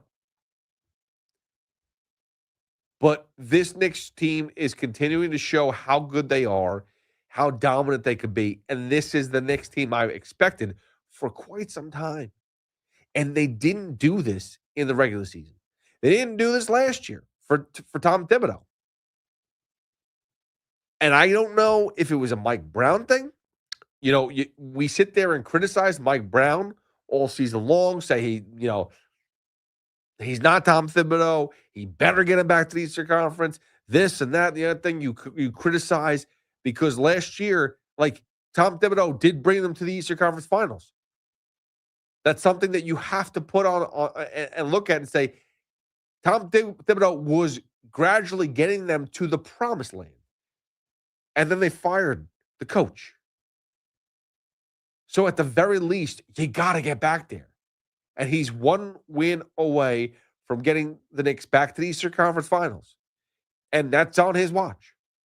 So whether it's he went to Bridges and gave him some words of encouragement or something, words of wisdom, but between Mikal Bridges, who went from a literal 0 in Game 3, to a dominant force. Jalen Brunson, who continues to put up 30-plus points a game. Cat continuing not just to score. He doesn't have to score every game. He can play good defense. He can rebound. He can pass the ball, facilitate. Like, they're clicking on all cylinders. They are turning into that special team that we dreamed of. Better than those late 80s, early 90s Knicks. And that's a tough thing for people to hear, but that's the reality. This team is that good. They are that talented. Now, are they as tough and as gritty and grind? Different team. Different level. I don't, Charles, like I said before earlier in the show, Charles Oakley would, and take it for what it is, use the phrase for what it is. He'd kill for somebody. He would fight for his brother on that team. They were all a close-knit team and were willing to do whatever it took to win. They'd brawl, they'd do whatever. Not saying that this next team doesn't have that fight. They don't need it. They're different. I don't need Karl-Anthony Towns to sit there and elbow people and punch people and fight. I'm all about, if he wants to finesse the hell out of it, go for it. If he wants to soften the game a little bit, go for it. Guy's special. Let's take it in for what he does. I'm tired of people calling certain players on the Knicks soft. I'm over it. Yeah, Jalen Brunson, clearly he's got to go and play a different style. He's got to go and be the blue-collar workhorse guy that goes and gets, that grinds out his points. He's got to work for every basket. I get it. That's the type of player that Jalen Brunson is. But let's remember, a guy like Karl-Anthony Towns, he's just different than Brunson. He doesn't need to grind it out the way that Brunson does. I know that hurts for some people. I know some people want to see him be a little bit more physical, see him do. No. Let Brunson be Brunson. Let Cat be Cat. Let Bridges be Bridges. Let OG, when he's healthy, be OG. OG Anunoby does not get the proper respect and appreciation he deserves. I think more and more people are picking up on the fact that he's that good. But OG Anunoby, since he's come to this team, he's done nothing but put his head down and worked. He scores points. He plays almost every game. He's a great defender. He can shoot from the outside. He's a great shooter. I mean, he does everything. Everything. That's all you can ask for. All right. 888-808-1019. Let's hear from you. That's the phone number. 888-808-1019. It's Pete Hoffman with you on the Fan till 5. You can always hit me up on social media at Hoff WFAN. Dave is in Manhattan. Dave, what's up, buddy? Hey, yeah, you hooked me on calling in when you supported the decision. I got a ticket, and I'm gonna, go down. Let's go. Let's go, Dave. I was born on Mother's Day, so it's actually a birthday present for me, and my mom totally understood, and we already went out to dinner 2 nights ago. Look, that's what I'm talking about. Like, you're, and listen, hear me out, guys. All right, and ladies too. I'm not trying to be selfish. This is not a selfish moment. But if you ask your mom, if you ask your wife, what is the best thing about their kids? They love to see them happy. That is what they care about. They love seeing them smile. They love seeing them laugh. If you take your son, or if it's your birthday and you want to go to the game and you come home after a sweep in Philly and you come home and you have that smile on it, and she sees you happy and she sees her son happy, you're telling me she's not going to feel special? She's going to feel great? Of course she is. That's what they love. Now, I'm not telling you not to go and take her. Like you took your mom out for dinner already. I'm not saying now don't do that too. Yeah. You got to do both, but you can do it. Yeah, and she completely understands. When she was doing her graduate studies, she would pay 50 cents to sit at the roof of the old garden, a block away from where I work on 50th Street. And Game 7, 1994, June, what was it? Late mid-June. Yeah. And everybody says it's the summer of 94. It was really the spring. But yeah. No. It's been 53 now since before my time, 73. And I'm going to ride that blue wave down on the Amtrak. I had a harder time finding an Amtrak with all the games the Philly people were playing, trying to drive up the prices. But I decided I think I'm going to wear Hart because they might have a little sympathy since he helped bring the title. But I'm staying with friends in the area too, so I don't have to go back and forth the same day. And yeah, you got to seize the moment. And like you said, I'm not taking things seriously until they get back to the ECF, because if you're going to dismiss the coach, you got to get back there if you're going to be taken seriously. Yeah. I mean, listen, that's the one thing about the whole season was, it didn't make a difference. Like when people were telling me, oh, well, the Knicks have to be the number one seed. It doesn't make a difference. The regular season didn't make a difference at all. It was all about getting back to the Eastern Conference Finals. And it sucks that that's basically the standard we are at right now. But when you fire a head coach who finally gets you there, I'm sorry, but the expectations are higher now. Like, I'm not telling you that Thibodeau could have come and skated by and got booted early and, it's okay because he took you to the Eastern Conference Finals last year and they got knocked out of the first round. It's okay. No. The expectations are still, let's keep on moving. But to hire a brand new coach, to fire the head coach and bring in a new coach in Mike Brown, and thanks for the phone call, Dave, and I hope you enjoy the game and I hope that they win and happy birthday. But for the Knicks to fire the head coach, to bring in Mike Brown in his first year, the expectations are Eastern Conference Finals. Like, I'm sorry, dude. That's just where they are. That's where they were when they fired the previous coach. And you're taking over a team that is basically, 1 year together and trying to gel. And a lot of people question that move to fire the head coach. You're taking, you're taking a lot of stray shots for no reason, but it's because the expectations are so high with its franchise. Because we've been watching this team be built for years now. This goes back to Julius Randle when he got traded here. This goes back to COVID year where, they lost to the Hawks. And it was like, oh, okay, that sucked. But we're getting somewhere. And we continue to keep – the Knicks have been moving and building and getting better and better and better. And you had a coach that was giving you a level of success. It may be unfortunate. It may not be right to put all that on Mike Brown, but it's the reality. He needed to bring this team back to the Eastern Conference Finals, and they are now one game away from returning there.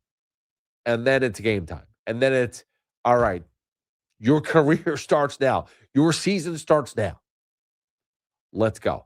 888-808-1019. Aiden is in Point Pleasant. What's up, Aiden? How you doing? How you doing? Nice for taking my call. Of course, brother. Thanks for making it, dude. So I work in Philly in the Jersey Shore. Some nights in Philly, some nights in the Jersey Shore. And there's nothing better than being there when any of their teams lose, but especially the Sixers against the Knicks. But tonight for me was a must-win game. Usually you're up 2-0, and I wouldn't be so worried about it. But without OG, to go up 3-0 and not be worried about having to play him game 4 is, super important.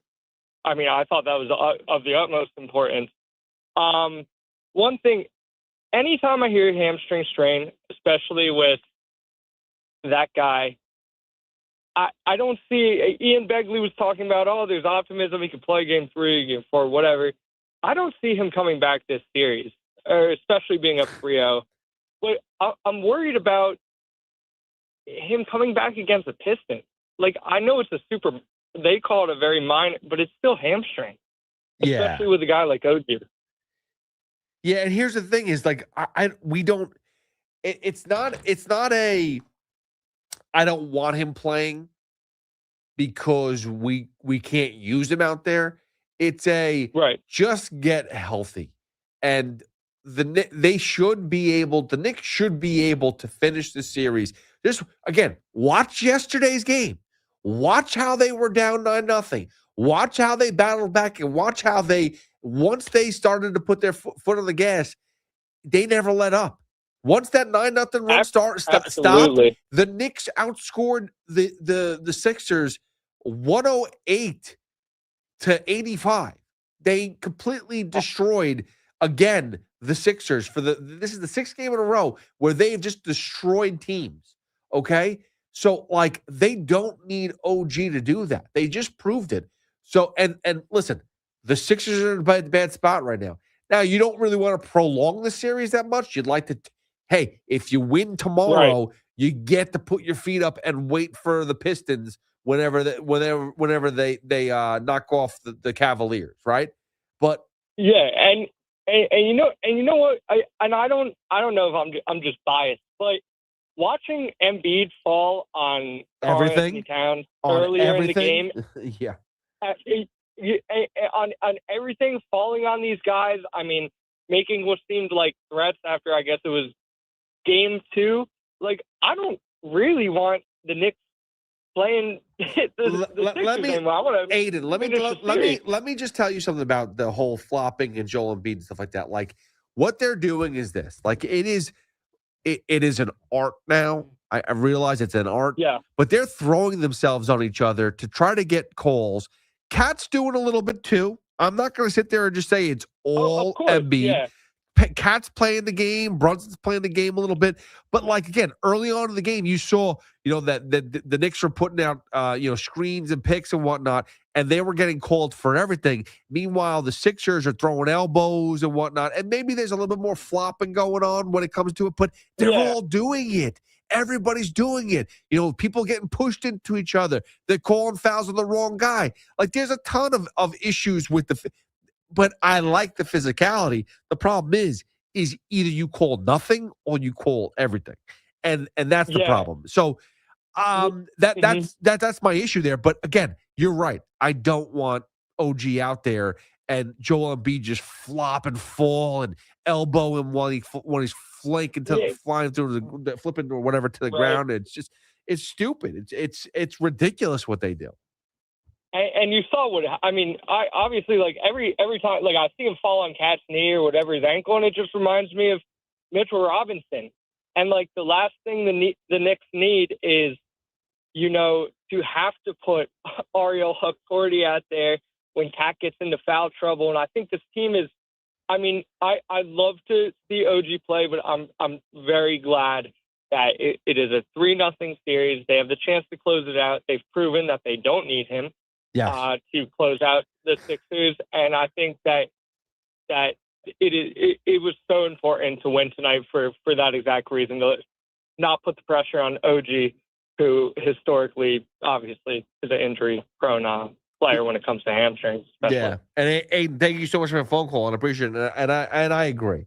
And that's not to say that they don't need OG Anunoby. Like, I want people to realize that I'm saying they should not play OG for the rest of the series to save him for the next series. And this Knicks team is good enough. They don't need him to beat the Sixers. They do need him going forward. They need him at his best to play Detroit. They need him at his best after they move on from Detroit. So or the Cavaliers. I won't throw the Cavaliers out just yet, but again, it looks like the Pistons are gonna move on. They're up 2-0 right now over the Cavaliers, and it doesn't seem like it's going very well right now for the Cavaliers. So, but we see that on our end, right? Like we've seen the games are a little closer between the Pistons and the Cavaliers, but we've seen that on our end where that the Knicks are just beating down teams right now. So it's going to be fun, but let's get through to Philadelphia first. But again, OG is important. So don't take that out of context. Don't be like, oh, Hoffman's like, dude, just said OG. The Knicks don't need OG to win. No, they don't need to win the series with OG. They don't. But they do need him for the Eastern Conference Finals and the Finals. All right, 888-808-1019. We'll take a quick break, come back. More of your phone calls. We'll do a little Mets, do a little Yankees, do a little baseball coming up. And then I did want to touch on John Sterling, too, because the late, great John Sterling passed away at the age of 87 on Monday morning. And I did want to talk a little bit about him and my experience with him and whatnot. And just reminisce because he was an amazing man. All right, 888-808-1019. It's Pete Hoffman with you on the Fan till 5 when Joe Beningo takes over. Hit me up at Hoff WFAN. The Sixers are on the ropes after the Knicks took Game 3 in hostile territory. It's win or pack it in time for Nick Nurse and his squad. Will they keep their season alive? Or will New York break out the brooms and sweep Philly off their home floor? The latest breaking Knicks news. The biggest Knicks opinions and the most trusted voices delivering them all live here. Your home for New York sports is 101.9 FM WFAN. Imagine a gentleman's club with over 200 gorgeous exotic dancers every week. Hey, big boy. From the people who make fantasies come true, Gallagher's 2000 in Long Island City is the place to be. Gallagher's 2000, a gentleman's club for today, gentlemen. Gallagher's 2000 features 2 floors, 3 stages, discounted drinks, VIP, champagne rooms, and dinner specials every night. Gallagher's 2000 offers complimentary lunch Thursdays and Fridays with any drink purchase. Come on down, big boy. Gallagher's 2000 is New York's largest upscale gentleman's club, and Gallagher's 2000's bachelor parties will blow you away. For their bachelor party specials, call 718-361-1348. Gallagher's 2000 is located at 4319 37th Street in Long Island City, Queens, just a half a block north of Queens Boulevard. Call 718-361-1348. Gallagher's 2000 is unlike any club in New York. Come tonight for the time of your life. Gallagher's 2000. Let your imagination run wild. Go to WFAN.com/contest to enter for a chance to win tickets to see John Oliver and Seth Meyers at the Beacon Theater this fall, courtesy of Live Nation. To purchase tickets, visit Ticketmaster.com. At Town Fair Tire, New England's largest name brand discount tire dealer, you get it all. The guaranteed lowest price, the most free services, and we accept all valid rebates from any manufacturer and from our competition. Yes, we accept them all, even competitor rebates. Town Fair Tire, New England's largest discount tire dealer, now with over 120 stores from Connecticut to Maine. Nobody beats Town Fair Tire. Nobody. Name brands at discount prices. Town Fair Tire. You've probably heard all those ads for life insurance. Just a few dollars a day, apply online in minutes, no medical exam. Simple, easy, and cheap, right? Now you're thinking, maybe I should get a quote. Well, smart thinking. Everyone should have life insurance. But here's what they don't tell you. Those few dollars a day rates, they're for young people in perfect health. That's why everyone calls Big Lou the 50 to 60-year-old not-so-perfect candidate. Like you. You take prescription meds and you're overweight. Winner, winner, fried chicken dinner. Well, Big Lou works with life insurance companies that want people like you with no surprises after you apply. In fact, if you're a 50-year-old guy with a few health glitches, Lou could probably find you $1 million of term life coverage for about $200 a month. So yeah, you need life insurance. But unless you're young and healthy, you gotta call Big Lou because he's like you, older, heavier, and on meds too.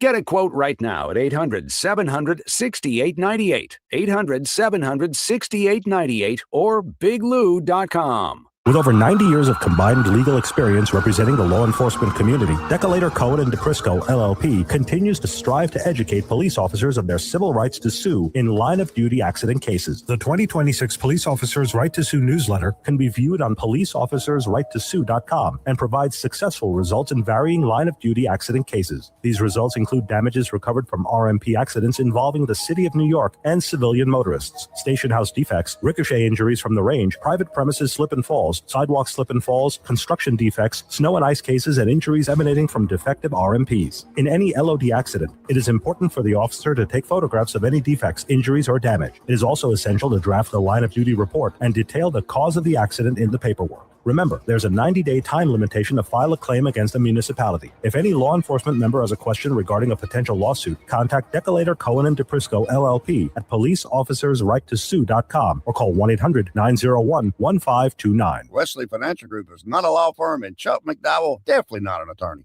This is Chuck. If someone talked you into buying something really silly and you want to get out of that silly little thing, my advice, get the facts. Call me and I'll send you our Timeshare exit kit absolutely free. Inside, you'll learn how Timeshare works and all your options for cancellation. Call Wesley now for your free exit information kit. 800-948-7878. That's 800-948-7878. If you haven't upgraded your clothes for the season yet, what are you waiting for? Head to Flag and Anthem and load up on your favorite tees and shorts and check out their red, white, and blue shop. Everything you need for a patriotic summer. Flagandanthem.com, code WFAN25 to get 25% off. Flag and Anthem, premium clothes without the premium price tag. Get the scuttlebutt on your favorite team, the Fan, on the Odyssey, iHeart, and TuneIn apps. I want to dive in a couple baseball things here because I know it's a Knicks day and next morning, and we're celebrating and we're happy. We got one more game to go, so please feel free to call 888-808-1019. But I do want to touch on a couple things, a couple baseball notes as I touched on the Spencer Jones stuff a little bit earlier in the show, so you can go back to the Rewind app on Odyssey app and just hit the rewind button if you missed that at all. But the Mets did play yesterday and they won. It's not great news. It's not like we're sitting here and popping champagne and saying, okay, the Mets are back and let's talking playoffs. There's a long way for the Mets to go before we start talking playoffs. Okay, there's issues with this Mets team, even still that they're winning series. They have now won 5 of their last 7 games, and they're still not winning enough. If I'm correct, I think they're out of last place, but by like maybe a game. Like they are still one of the worst teams in baseball, even winning 5 of 7 games. They lost in Colorado and basically threw that game away, playing guys like Austin Slater, playing guys like Andy Ibanez, Vidal Brujan, Tyrone Taylor getting more and more at-bats. On top of that, guys like Brett Beatty and Mark Vientos and Carson Bench, who's getting better. I mean, Carson Bench has been hitting a little bit more. He's finally over the Mendoza line. I mean, that's where we're at. And for all you guys that are a little young, Mendoza line is like 200. If it's under the 200, you're under the Mendoza line. That's because there was a guy, Mendoza, who that's what he did. He batted 200. That was a long time ago. You're not supposed to bat like that. Now that's like, okay, 200, that's just what we do. You know, it's okay. There's some guys that as long as they got pop, as long as they do something else well, maybe they defend better, 200 is okay. No, it's unacceptable. It's unacceptable to me to have a batting average of 200. But Carson Bench is over that. It took him a month to get over it, but I mean, that's what we're dealing with. We're dealing with a rookie here. They're giving him a lot of leeway. But you can't do that along with watch Mark Vientos and Brett Beatty struggle, along with calling up or bringing in minor league players or 4A players or bench players like Tyrone Taylor and Austin Slater and Andy Ibanez and Vidal Brujan and have these guys play significant innings. You can't do that. That's not official. That is not good enough. I'm sorry. I don't care that the payroll is so expensive that you can't afford more bats that are significant. Well, then you figured out your budget wrong. If those guys are getting real at-bats in a situation where this is not midway through the season or, early enough in the season and the record is we're playing 500 ball and it's okay and we'll make it up later on. This is you lost 12 games in a row. You are one of, if not the worst teams in baseball. They're tied with the Giants for the worst team in baseball with a 15-23 record. That is, the Angels have a worse record. They're 15-24. So they are now the second to worst team in baseball. Sorry. And that's them winning back-to-back series and winning 5 of 7 games. This is a hot streak for them, and they are still 8 games under 500 and still second to last place. And you can sit there and say, well, how's everybody else doing? The entire NL Central is over 500. That's 5 teams over 500. I know the Nationals aren't that great right now. They're a game over 500. The Phillies, they're 5 games under 500. The Marlins are 5 games, but the Mets are 8 games under 500. They're 10.5 games back. I'm not worried about a wild card right now. I'm worried about winning a ton of games. And you can't go and give away a game against Colorado. They stink. Okay? We're tied with them, or we're close to being tied. They have one more win than the Mets. So they have a little better record. But they're terrible too. The Mets can't afford to lose games after they've lost as many as they've had. And the 12-game losing streak was so bad you can't afford to lose games you should win. And when you play Colorado, you should win. When you have a 2-1 lead, which, by the way, is still not safe. Don't get me wrong. I'm not comfortable with that. But when you have a 2-1 lead, you shouldn't lose 6-2 because you have no one else to go to. Because the day before when you're winning 8-0, you use your bullpen terribly. Your starting pitcher can't go more than 5 innings. You're winning 8-0. Freddie Peralta's having a great game. You're winning 8-0. He gives you 5 innings? There's so much wrong with this Mets team. And they don't even deserve the airtime, a lot of it. But I will tell you this much. And this is the last thing I say this is the last thing I'm going to say about Pete Alonso. But you never know. It's a possibility that I say more. Because it seems like more and more come out all the time. So there's 2 notes on Pete Alonso that I have to discuss. One is his conversation that basically came out. I believe Heyman had it. That he told off David Stearns, not this negotiation, but the year before in 2024. That eventually they signed that 1-year deal, but he basically told David Stearns to his face that you're going to be sitting there going through your flipping stats about whether or not, like, and analytics about why I'm not a good player, why you can't pay me, and this and that and the other thing, while they're discussing whether or not I should be in the Hall of Fame. And I love that from Pete Alonso. And I got to be honest with you, I've been saying that for a while now, that Pete Alonso is going to be a Hall of Famer. Like, he's at the least going to be in the conversation. There's going to be a ballot, and Pete Alonso's name is going to be on there, and people are going to vote for him. That's going to be a thing. If I told you who's on next year's ballot for the first time, Pete Alonso is going to get real votes compared to some of these other people. There's no doubt about it. Especially because once you hit that 500 mark of home runs, it's almost a guarantee you're in the Hall of Fame. And I'm sorry to tell people, for everybody out there that says he sucks, Pete Alonso, he's just a home run hitter. Well, home runs equal runs. Every time you hit a home run, you get at least an RBI. Not all of his home runs are solo home runs.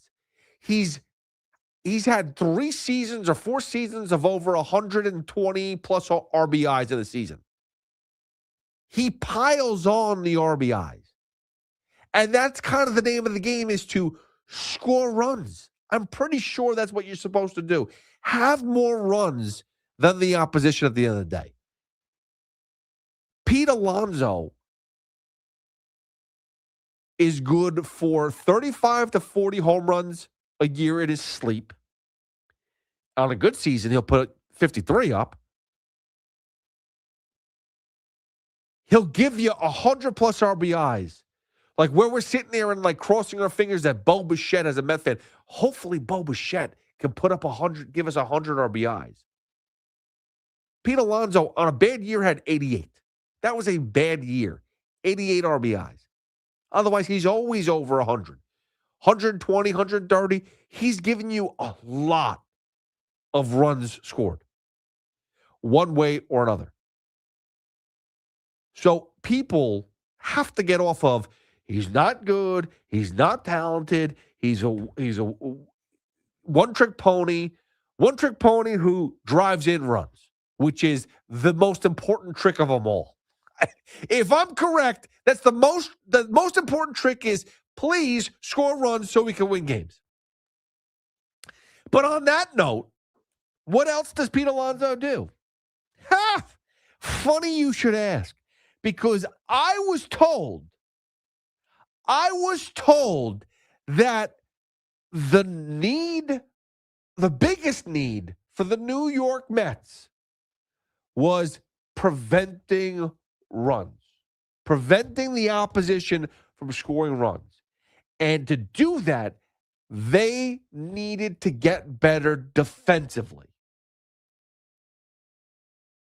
Well, let me just go through a little list that came out. A little tiny list.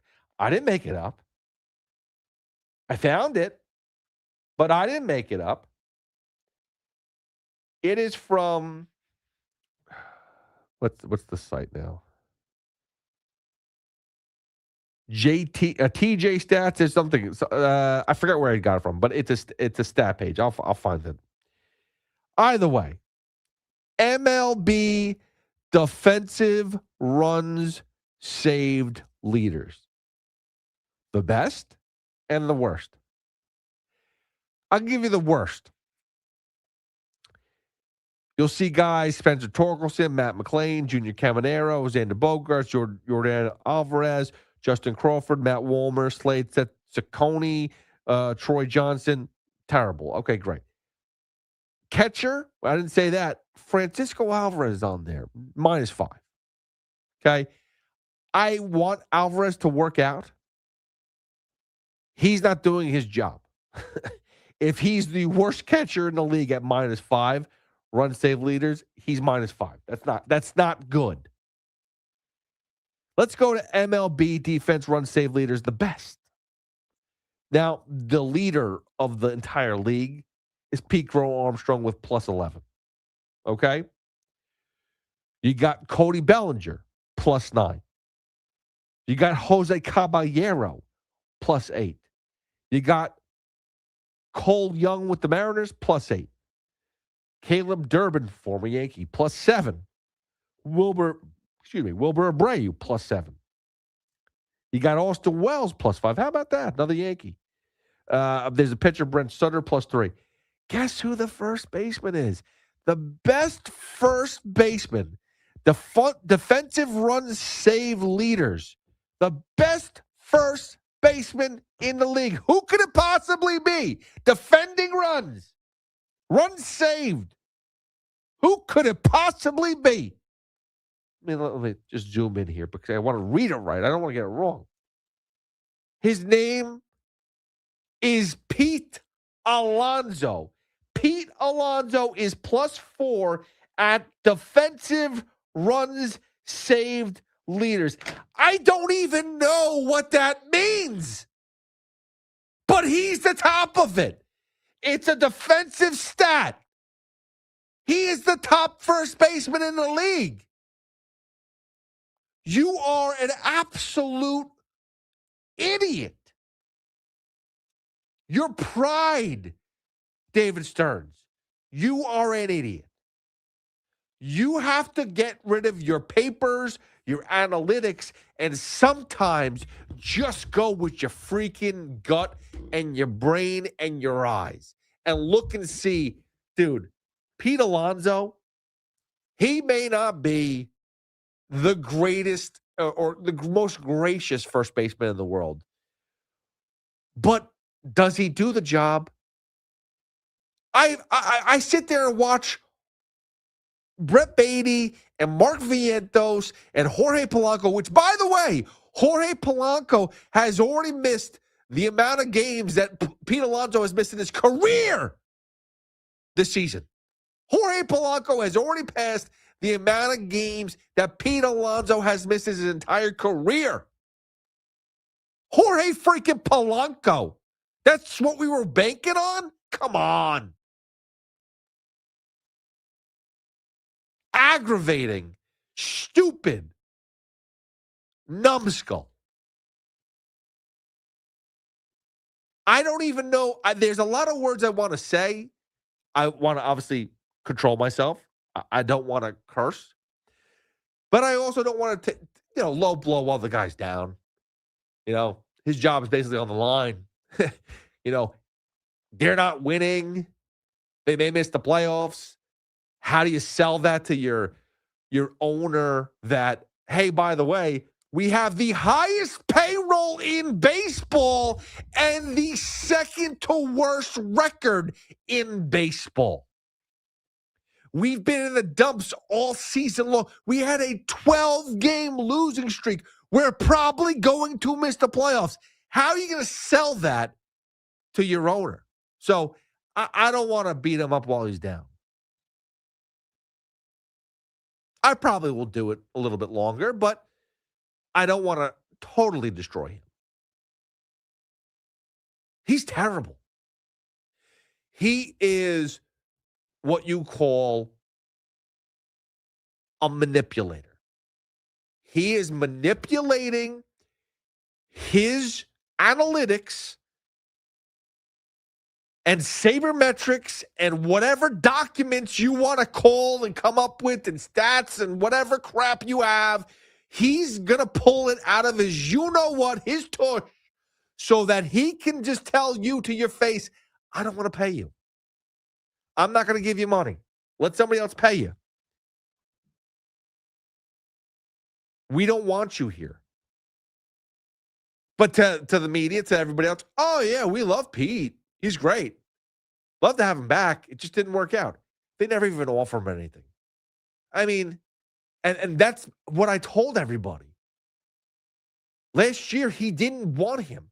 It took Steve Cohen to sit down and have a conversation with him. To be like, all right, let's just get this done. Let's just do something.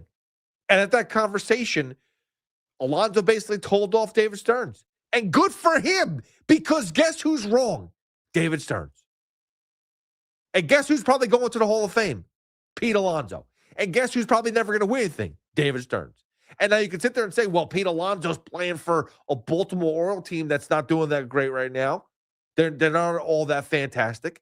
And maybe the Mets were right in not bringing him back. No, they were wrong for so many things, the Mets. For so many things. To flip a team around, to bring in players that nobody has any ties to whatsoever, who've completely failed at all levels so far this season, who are on their way out. Like Marcus Semien is closer to retirement than winning a championship with the Mets. Luis Robert Jr. is a person that we all knew had injury issues and also knew he ain't that good. He's not that great. I know he hit 30 home runs one year, but that's about it. He's not offensively as great as people made him out to be. And defensively, he's not all that great. And he's never healthy.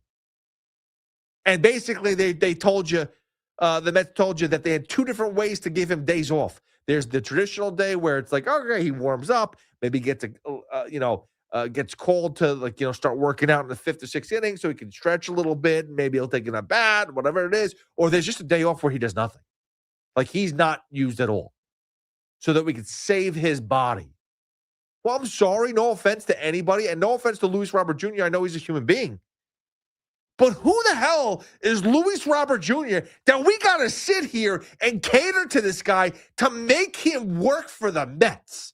To make him work for the center field for this season. To make him, hey, if we work, do this, do that, do this, jump through hoops, scratch our head, smack somebody's butt and bite somebody's toe. If we do all this, if we do a little, do a little spell, magic trick, whatever the case is, maybe Luis Robert Jr. could play 70, maybe 60% of the games and perform decent. If we do all that, that's what you were putting your money in. That's where you were putting all your marbles in, if we do all this and get him to train the proper way, he'll be good. That's what we were hoping for? Come on. Stupid. 888-808-1019. Let's take some phone calls before we take a break. Steve is in Rockland. What's up, Steve? Oh, man. That was good. Listen, when David Stearns was talking about run prevention, what Mets fans didn't know was that he was talking about how he was going to prevent the Mets from scoring runs. I know. So by the way, Pete Alonso, he's got 8 home runs, 22 RBIs in the season. I'm not saying the 22 RBIs is great, but 8 home runs, 22 RBIs. You combined Bichette, Simeon, Robert, and Polanco, they have a total of 7 home runs and 39 RBI. When you split that down between the 4, they're averaging 1.75 home runs per player and 9.75 RBIs per player. That's terrible. That is terrible.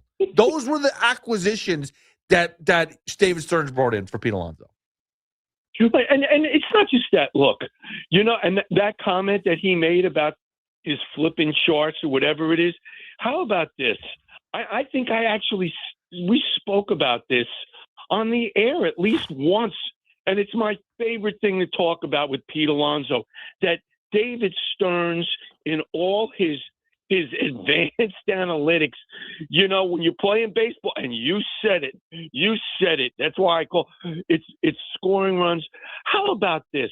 One of my favorite statistics, and you could call it whatever you want. It's straight up, and I call it straight up country hardball. How about combining runs scored and RBIs? The hell with the home runs. Let's set this home runs aside.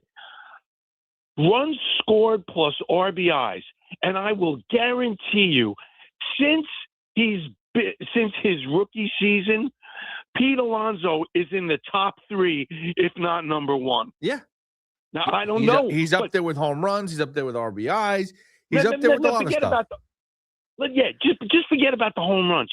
How about, let's just go pure production, runs scored plus RBIs. And I think last year it was like 217 or something. I mean, it was an obscene number. And here I am. I don't have a billionaire's ear who owns a baseball team or anything, but I'm saying, if I was the guy who was running the team, I would be asking the other guy who's doing all these moves, listen, this guy accounted personally for 200, and not only that, no one talks about, how about the protection that he provided in the lineup for Juan Soto? No one talks about that. Yeah. No one. All right? And the fact that David Stearns in his infinite wisdom, that's one of my, when I talk about him, this is what I say. And you know what? I mean, and I'm a Yankee fan, but I am not, my fandom does not get in the way. No, and Steve, I appreciate that, and that's the same way as I am. Like, You can't sit there and be like, oh, I root for this team, so that means I'm blind and I'm going to be just a fanboy to the opposition. The Yankees are a great team. No. The Yankees are playing great. They're doing great, but you have to be able to look at everything from an objective point of view. We really do. And I got to tell you something. When there was all that static with Lindor, I was hoping that the deal would fall through and he would be the Yankees shortstop. And I wanted the Yankees. And I wanted the Yankees 2 years ago before Ben Rice emerged. Now, 2020 being hindsight, I don't know if that would have been such a great thing. But I so wanted Alonso on the Yankees. I was saying, and look, and when he came in, I always tell my friends that were Met fans, if he played in Yankee Stadium, he might hit 60 home runs because he goes to right. He would take advantage of that right field. Steve, when I brought up, and thank you so much for the phone call. I got to take a break here.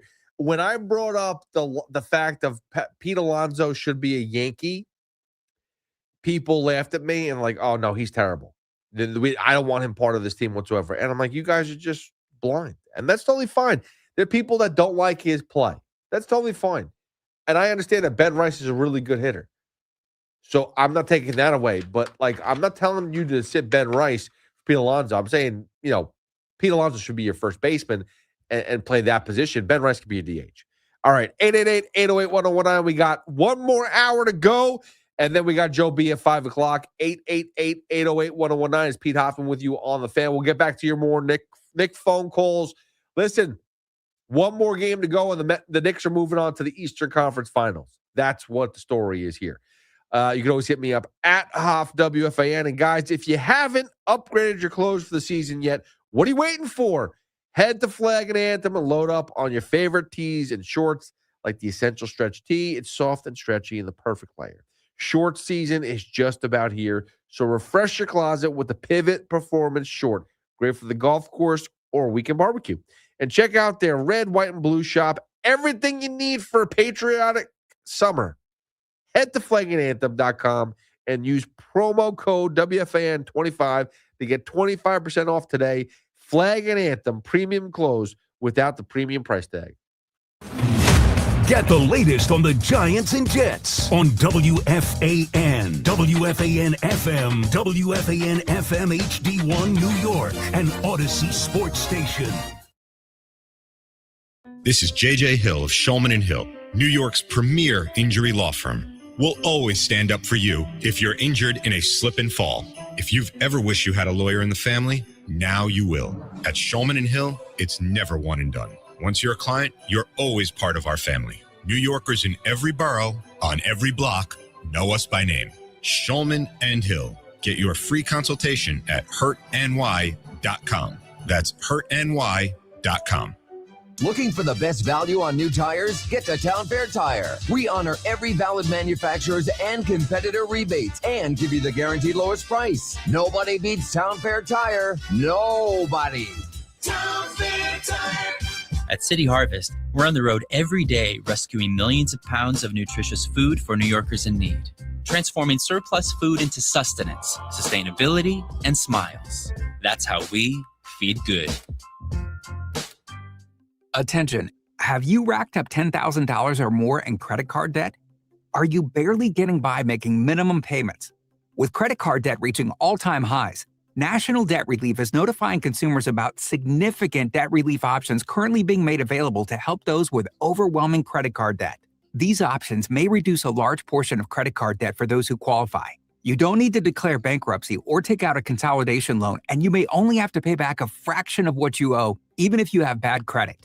National Debt Relief has already reduced the credit card debt for more than 550,000 consumers. So don't wait. If you owe $10,000, $20,000, or even $100,000 in credit card debt, you can now take advantage of this financial debt relief as the cost of living continues to skyrocket. To check what debt reduction you may qualify for, call 800-358-6868. That's 800-358-6868. Again, 800-358-6868. You've probably heard all those ads for life insurance. Just a few dollars a day, apply online in minutes, no medical exam.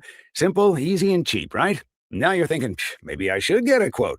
Well, smart thinking. Everyone should have life insurance. But here's what they don't tell you. Those few dollars a day rates, they're for young people in perfect health.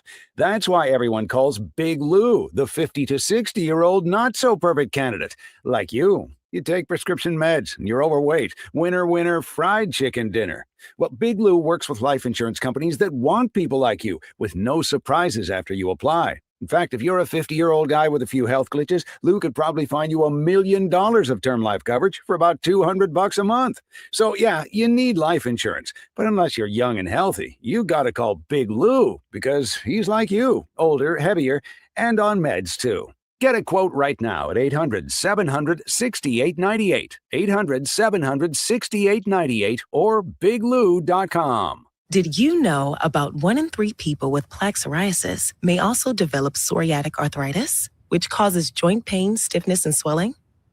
Does this sound like you? Listen to what it sounds like to be 1,000,000 miles away. Tremfya guselkumab, taken by injection, is a prescription medicine for adults with moderate to severe plaque psoriasis who may benefit from taking injections or pills or phototherapy, and for adults with active psoriatic arthritis. Serious allergic reactions and increased risk of infections and liver problems may occur. Before treatment, your doctor should check you for infections and tuberculosis. Tell your doctor if you have an infection, flu-like symptoms, or if you need a vaccine. Imagine being 1,000,000 miles away. Explore what's possible. Ask your doctor about Tremfya. Visit Tremfya.com or call 1-800-526-7736. My name is Whitney Allen, and I'm a widow. My husband, Ryan, died. We never thought we'd ever have to use life insurance, but the unexpected happened. With Ethos, signing up was fast and 100% online. You can get a quote in seconds, apply in minutes, and get same-day coverage. No medical exams, and you can get up to $3 million worth of coverage. I'm grateful we were prepared. Get your free quote at ethos.com/radio. That's ethos.com/radio. Paid spokesperson. Time spent on application may vary. Online health questions required. In today's fast-moving job market, staying ahead means keeping your skills sharp. At University of Maryland Global Campus, we help keep your capabilities cutting edge with our skills-based education programs designed to move your career forward. Explore more than 135 degrees and certificates in business, cybersecurity, and more. Apply now and save with no application fee. Classes start May 13th. Learn more at umgc.edu. Certified to operate in Virginia by Shell. Talk New York sports here. The Fan. 55 or so minutes up until Joe B at 5 a.m. Now, listen, the story is the New York Knicks. Like, there's no other story this morning. And we could talk about the Yankees. We could talk about the Mets. We could talk about the Jets signing Breece Hall. We could talk about, a lot of things. But the Knicks are the main. The Knicks are the main story. That's really what it comes down to. Just with another gutty, passionate, strong win for the New York Knicks over the 76ers, and have put them in a position where they are legitimately one game away from returning to where Knicks fans ended last season, and where Tom Thibodeau lost his job, and where Knicks fans basically said the season doesn't start until Mike Brown gets us back to the Eastern Conference Finals. And not just that, but like, he's got to take us further. He's got to get us to the finals. But what we've seen from the New York Knicks over the past few games, over the last 6 games, is a dominant team who can beat anybody. And this is a team that was missing one of their best players in OG Anunoby. And they went out in the first 2 minutes of the game being down 9-0, as the Sixers did their best to and the refs did their best to basically cool off the Knicks as best as possible and change the series as best as possible and make this series go as long as possible. The New York Knicks took a quick timeout, being down 9-0, and said, let's relax, hold on, and turn things around. Took a deep breath and said, we are better than this, and this is nothing. This is a quick little fight from this scrub-ass team and the Sixers, and we're going to play our game. And they went on, being down 9-0, went on to win 108-94, and basically a run of 108 to 85, right? They already had 9 points. They were up 9-0. So it's basically 108 to 85 the rest of the game. Another dominant performance, 20-plus points put up, a plus differential of 20-plus points after that 9-0 run. And the Knicks just showed, again, even with one of their best players not being on the court, and again, one of the most significant players, like OG Anunoby is more valuable than I think anybody else on that team. We could sit there and talk about Jalen Brunson. We could sit there and talk about Cat. We could sit there. I think OG on his own is more valuable than anybody else. Like, and I said this earlier, say it again. You blow up this team for whatever reason. The one person you have to keep is OG Anunoby. He does everything. He does it well, and he does it quiet. He doesn't need fanfare. He doesn't need a pat on his back. He just does his job. And that's what you're looking for. That's what you want, those type of guys, those type of grinded out guys, those gritty type of guys.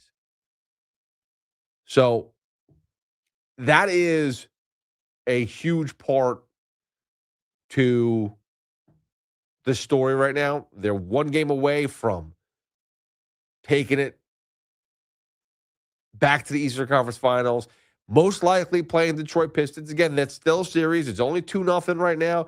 But the likelihood is that unless Cleveland can figure something out, likelihood is going to be the Detroit Pistons that they have to play. And whatever. Like, this shouldn't be for Knicks fans, this shouldn't be, well, I prefer the Cavaliers to beat the Pistons because it's easier. No, I heard everybody tell me that they wanted the Celtics over the 76ers. The Sixers were a harder matchup for them. The Knicks played or were better suited to play the Celtics. If that's the case, I'm curious to see how they would have treated the Celtics.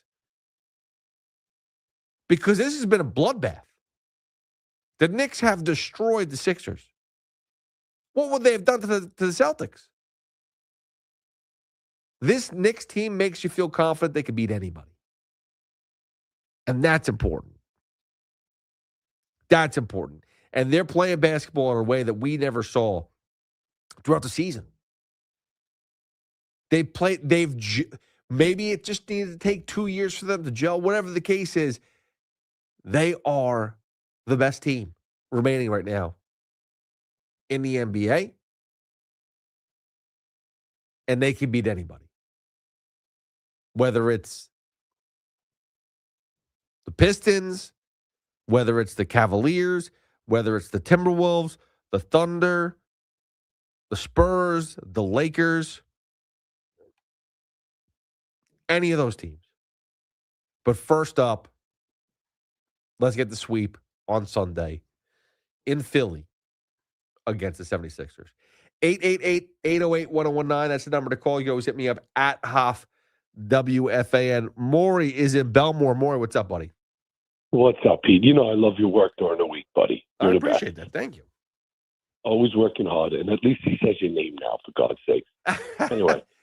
Listen, he used to say my name off air all the time, so that was never a problem. Yeah, I know. It's all good. It's all good, brother. I love your work. You know Thank that. you. Thank you. So really, most importantly, you're right. We didn't play. OG didn't play last night, but the whole team stepped up. I feel like every time Brunson or one of the other players gets hit, I'm like, please don't get hurt. Please don't get hurt, because that's the concern. Like, these guys have been playing all year. I know the regular season doesn't need much, but it takes one or two little moves where now we're missing a player. But right, they showed a lot of gumption last night. The comeback, like you said, down to 9-0.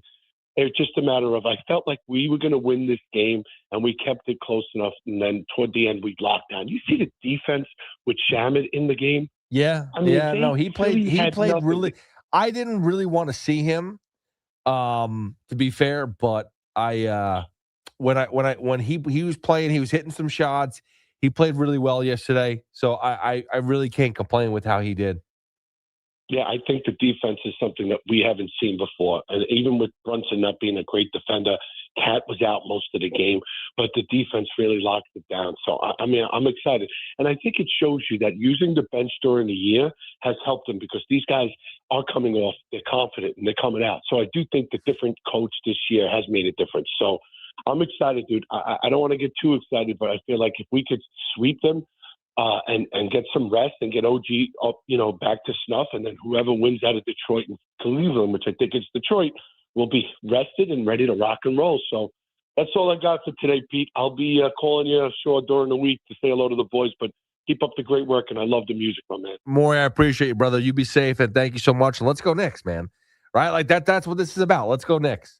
We have a team right now that we are just hanging on every single hoop, hanging on every single game, hanging on every single series because we feel something special happening. So I can't really, I'm excited. I know we have to control a little bit. We still can't get to we still haven't gotten to the Eastern Conference Finals yet, but I want to jump ahead. I want to dive through everything because, again, the confidence level is so high. I'm excited. I want to see this team go out there and dominate. And that's what they're going to do. All right, 888-808-1019. Stuart in Brooklyn. What's up, Stuart? Yeah, good morning, Pete. What's up, man? How we doing? Pete, the problem is, first let's get to the Knicks. They just have a team that's focused. And even though Cat didn't do much scoring, he got the rebounds, he played defense. And the thing is, they are on a mission. They want to get past, they're going to get past Philly, hopefully in 4. Then we can wait for Detroit or Cleveland. I think it's going to be Detroit. And then they need OG for Detroit, like you said. And he's got to be healthy. Because, if anything, he's the most valuable player on this team. He's the MVP, okay? And he's probably one of the best defenders in all the NBA. Am I right? Yes. And let's get to the Yankees. That Max Fried was sleeping last night. The whole yeah, team it wasn't a good game. It wasn't a good game. But, so but they couldn't hit. They couldn't hit Mizorowski. So I mean, what did it make a difference anyway? It doesn't make a difference, and they couldn't hit Evaldi. And with Evaldi, it seems to be a normal case. But every time they see Evaldi, they go sleep. Yeah, and Stuart, thanks for a phone call. And that's the thing, and that is the Yankees. That's their kryptonite. There are certain pitchers that can shut down the New York Yankees lineup. That is their kryptonite. You look at Nathan Eovaldi, who I think has allowed 2 or 3 runs in like 27 or the last 28 innings he's pitched against the Yankees. That's stupid. Especially considering the Yankees had him and he was never that good. The fact is, though, he just shows up for when they play the Yankees. There's certain teams and certain pitchers that do that. Mizorowski today, or yesterday, like I said, 6 innings, 11 strikeouts, 2 hits, 2 walks. That's it. No runs. He was hitting in the first inning. He threw 10 pitches, and they went from 102 to 104. Maybe it started out 101 to 104. Whatever it was outrageous. Every pitch got faster and faster. You can't. What are you going to do? But there's certain people that step up to play the Yankees, and those are the guys you got to be careful of. And you're going to probably run into those guys, those pitchers in the playoffs. A guy like Nate Eovaldi, I mean, if the Rangers are good, they're going to be in the playoffs. You're probably going to run into him. Garrett Crochet. Whether it's this guy Mizorowski, but again, he's in the National League, so that's an issue for the World Series if they get there. But the likelihood is going to be the Dodgers. So the Yankees, that's their kryptonite. It's not their defense. It's when a great starting pitcher comes in, they get shut down. And when that happens, then everything becomes tight. Everyone's got to play perfect. That's basically what the Mets go through every day. They got to play perfect every single game because their hitting is anemic. And their pitching needs to be then perfect to keep them in games. It's a stupid thing you don't want to go down the road and do on a daily basis. In the playoffs, though, unfortunately, that's going to happen because you're facing the best players in the league because they're probably in the playoffs. The best players usually get there. The best pitchers usually get you to a playoff game. That's how it goes. 888-808-1019. When we come back, I did want to touch on UFC a little bit. I had an interview with Khalil Roundtree. He's not fighting this weekend, but UFC 328 is at the Prudential Center. So I had a good conversation with him. Talked a lot about just mental health and stuff like that. So that was a really good interview. Khalil Roundtree is a great guy. Got to listen to his story. So we'll get into that coming up next on The Fan. 888-808-1019. It's Pete Hoffman with you on The Fan. Hit me up at Hoff WFAN. We're throwing one of the biggest parties of the year and want you there. Come hang with us at WFAN's annual kickoff to summer with Boomer and Gio. Live from DJ's on Ocean Avenue in Belmar on Friday, May 22nd at 6 a.m. We'll get your Memorial Day weekend started with a bash featuring special guest, certified platinum country rock band, Parmalee. Home is where my heart is still beating. We want to see you and your friends down the shore for WFAN's kickoff to summer 2026. It's all brought to you by Flag and Anthem, Boar's Head, committed to craft since 1905. Spike Dave, and your home for New York sports, WFAN. Everybody knows Town Fair Tire is New England's largest name brand discount tire dealer, beating all the local competitors with our guaranteed lowest prices. And now, with over 120 stores throughout New England, we beat all the competition, including the warehouse clubs, the online sites, and the local dealers. Yes, we beat them all with the absolute guaranteed lowest price on name brand tires. Nobody beats Town Fair Tire. Nobody. Name brands at discount prices. Town Fair Tire. Imagine a gentleman's club with over 200 gorgeous exotic dancers every week. Hey, big boy. From the people who make fantasies come true, Gallagher's 2000 in Long Island City is the place to be. Gallagher's 2000, a gentleman's club for today, gentlemen. Gallagher's 2000 features 2 floors, 3 stages, discounted drinks, VIP, champagne rooms, and dinner specials every night. Gallagher's 2000 offers complimentary lunch Thursdays and Fridays with any drink purchase. Come on down, big boy. Gallagher's 2000 is New York's largest upscale gentleman's club, and Gallagher's 2000's bachelor parties will blow you away. For their bachelor party specials, call 718-361-1348. Gallagher's 2000 is located at 4319 37th Street in Long Island City, Queens, just a half a block north of Queens Boulevard. Call 718-361-1348. Gallagher's 2000 is unlike any club in New York. Come tonight for the time of your life. Gallagher's 2000. Let your imagination run wild. My name is Whitney Allen, and I'm a widow. My husband, Ryan, died. We never thought we'd ever have to use life insurance, but the unexpected happened. With Ethos, signing up was fast and 100% online. You can get a quote in seconds, apply in minutes, and get same-day coverage. No medical exams, and you can get up to $3 million worth of coverage. I'm grateful we were prepared. Get your free quote at ethos.com/radio. That's ethos.com/radio. Paid spokesperson. Time spent on application may vary. Online health questions required. In today's fast-moving job market, staying ahead means keeping your skills sharp. At University of Maryland Global Campus, we help keep your capabilities cutting edge with our skills-based education programs designed to move your career forward. Explore more than 135 degrees and certificates in business, cybersecurity, and more. Apply now and save with no application fee. Classes start May 13th. Learn more at umgc.edu. Certified to operate in Virginia by Chef.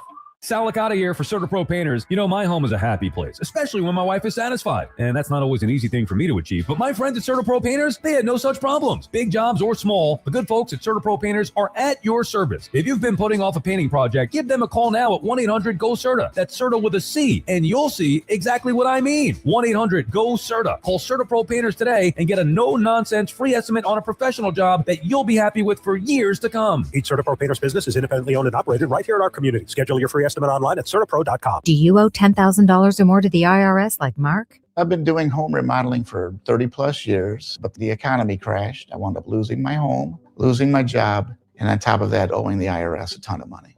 I owed the IRS $114,000. It really, truly was the worst part of my life. Then Mark found tax relief advocates. On news radio, I heard about TRA, and I thought, what's the worst that could happen? So I picked up the phone and I called them. When it was all said and done, TRA settled my $114,000 debt for $100, and I'm telling you, I was ecstatic. Could not believe it.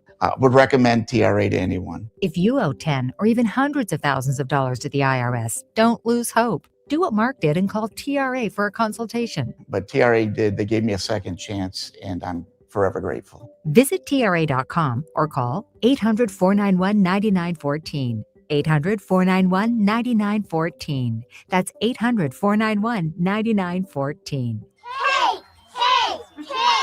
My dad is bringing home the best birthday cake ever! It was my 5th birthday, and my dad was bringing home the cake. Should have been here a half hour ago. The cake never made it, and neither did my dad. That was the day a drunk driver killed my dad. Daddy? Impaired drivers take lives. Think. Sponsored by the New York State Governor's Traffic Safety Committee. Aired in cooperation with the New York State Broadcasters Association. Get connected with WFAN to talk about your favorite teams. The Fan on the Odyssey, iHeart, and TuneIn apps.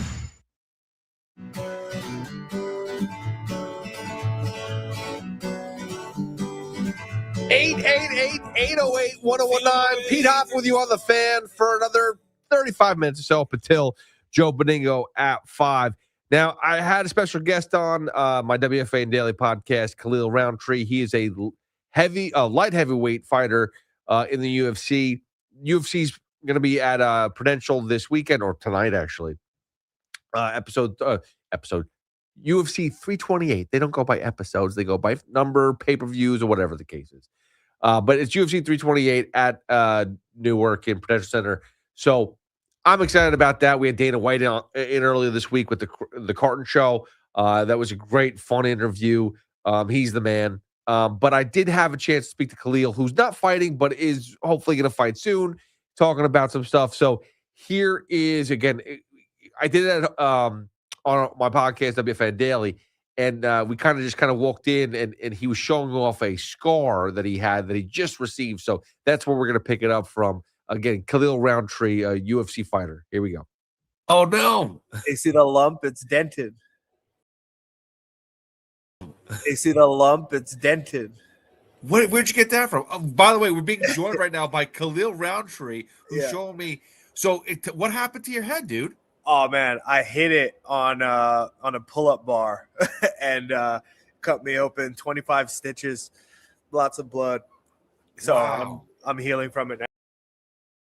It's not the worst thing you've ever been part of, though. I've seen you in fights, bro. You've gone through some crazy wars before. So yeah. Just want to welcome Khalil Roundtree. One of my I off air was telling you this, but one of my favorite fighters.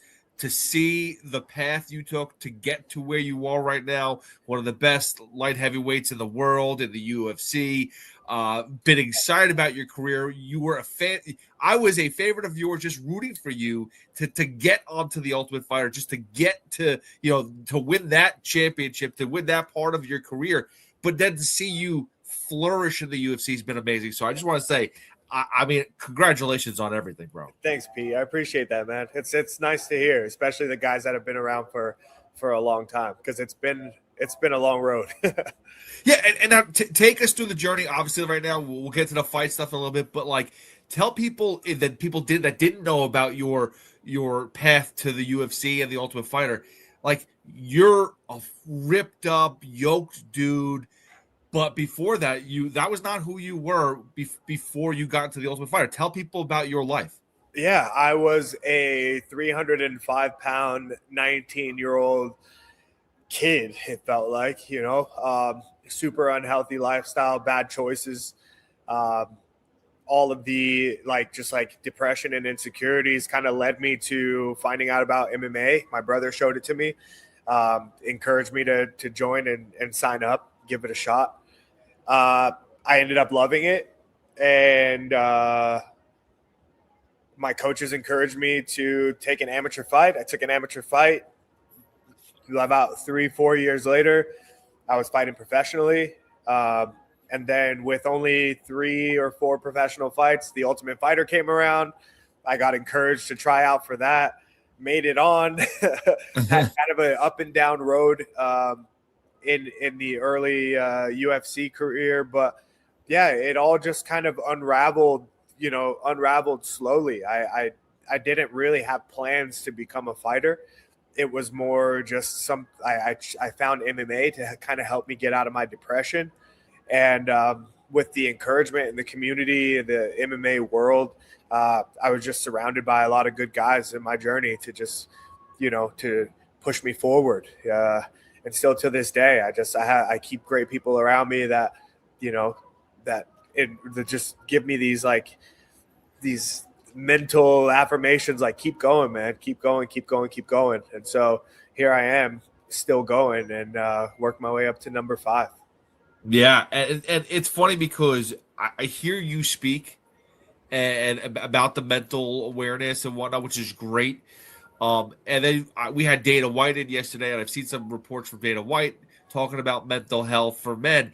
And I personally like Dana White a lot, but to hear that he's kind of not very much into the mental health for men, explain that. Like, you're in a sport where you go out there and you're as macho of a person as possible. When you go into the cage, you don't go in there and play patty cake. You go out there and try to, take somebody's head off. You, by far, one of the hardest strikers in the sport. I mean, that's one of the things that I've always told people. I'm like, dude, watch out. Khalil just freaking kills people. His strikes, his kicks are just nasty. That's what you do. But yet you have this other side of you. Explain that. Yeah, I think that the reason that I was drawn to MMA is because it gives us a place to let out these, let out my style. You see, I can't be who I am in the cage in the street, or otherwise I'd be in jail. I'd be in a different type of cage, So MMA, it's a great place for us to, I'll speak for myself. It's a great place for me to express a side of myself that can be accepted and I don't get arrested for. But, the rest, that same animal that you see in the cage needs work on the outside too. It's not like I can just turn that on and be that in the cage. That's just who I am, you don't want to piss me off in the street because I am still that person, that's not a facade. So I think that is very important for me to continue to work on my mental health outside, because I can't afford for things like that to happen in the real world. And I don't want that to happen to a person who's just popping off at the mouth for no reason, that would be very bad for them. So I have to do my best as a professional to make sure that I'm able to handle myself, just in real life situations, or I'm able to, see through situations, or not let my emotions get the best of me at home, or, in any type of other setting. So I think that mental health is really important. I think that to step into that cage that night, you have to be in the best mental state you can. You have to have self-belief. You have to be secure. You have to be confident. You have to be clear. And I think that having resources, mental health resources and things are a good thing. So I'm always going to advocate for it. Now, I think we're all similar in this, where there's certain people in this world that don't see eye to eye in certain aspects of life. Like we just mentioned, Dana White might have different views, but there's other people too, like close people that may not understand it. So how do you deal with people that are close to you, but still just don't get the mental health aspect of things? It's not like I can only talk, but so much, like I'm not necessarily trying to sell people on, hey, take care of your mental health, or it's not my job to do that. I think my job is to just lead by example, like that's all I can do. I can walk the walk, and so hopefully that does enough to to encourage people to, just reach out for professional help or professional support or something. I can't pay too much attention for the people that just don't get it. I understand that there are different mental approaches to life. Some people, like a David Goggins, are just like, man up, get through it, life is hard. And that's true. Like life is hard, and there are a lot of times that you have to just man up, but not everybody has those tools. Not everybody are like, there are a lot of people that aren't wired that way. Some people don't have the courage or the life experience to just, I'm going to man up and just get through it and just grind it out. Like, it doesn't work for everybody. It works for a good amount of people, but that's not the end all be all to life or to success or to being the person that you truly want to be. Sometimes it is the opposite of like manning up. And it's like, how about just like open up a little bit, maybe talk to a professional that you can just open up, and then that'll help you get some clarity on your direction, or, how to be a better husband or whatever, better father, better teacher. A lot of times we're backed up, and sometimes just opening up what you're feeling and what's blocking you, sometimes that's the best thing you could do. And I've learned it firsthand. Like if I need to be a better husband, then going and running a mountain with a pack of bricks on my back isn't necessarily going to solve the problem. But if maybe if I go and speak to somebody like, hey, this is what upsets me, this is what I'm struggling with, this is what I'm afraid of, and then getting certain, things off my chest can provide some clarity to when I go home. Now, it's a little bit easier to deal with. Now I'm not so snappy, and I don't know. This is all good stuff. And by the way, you said teaching. Well, you're basically teaching boys and girls clubs boxing. And you're teaching them how to defend themselves and fight and stuff like that. So take me through that. That's got to be cool, because that's another way to give back without diving into a whole different world. But you're teaching kids how to basically defend themselves. Yeah, I think yesterday, or when I visited the Boys and Girls Club, I didn't really have a chance to teach too much boxing, but I did have a chance to express to the kids to think, to share, to open up with each other around, like it's not so much defense, but more open, like open yourself. Like, look at your community, look at the people around you, look at the people who show up on a day-to-day basis. You have a great support system here. There's no need to be defensive. Actually, take your walls down.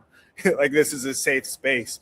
UFC, they opened up the first wellness center there in the Boys and Girls Club. So instead of being defensive, it's like, no, hey, open up and use your resources around you. And not only that, we got to play some dodgeball. We got to play some hockey, even some dancing, dancing with the kindergartners. They worked me out. But it was a great experience. UFC, Boys and Girls Club, they're up to really big things, and it's only up from here. That's great to hear.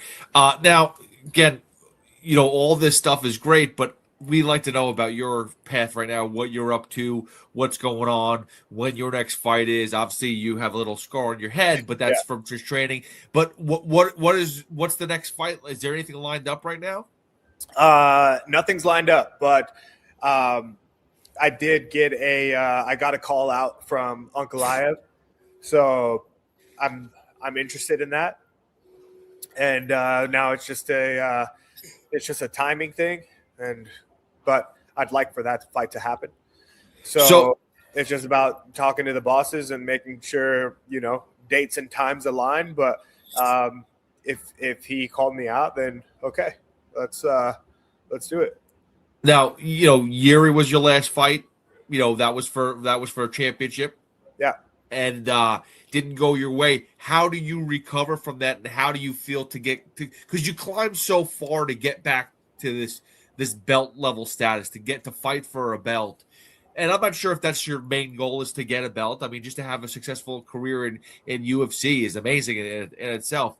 But, we all have our checkpoints. How is it to get back to that climb again? To get back to try to get back to the belt, if that's your goal? The Yuri loss was really big for me, because I was winning that fight decisively until I wasn't, all the way until 2 minutes left in the fight.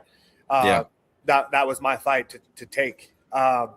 And so the fact that it didn't go my way and it went the way that it did, it caused me to take some time off. Not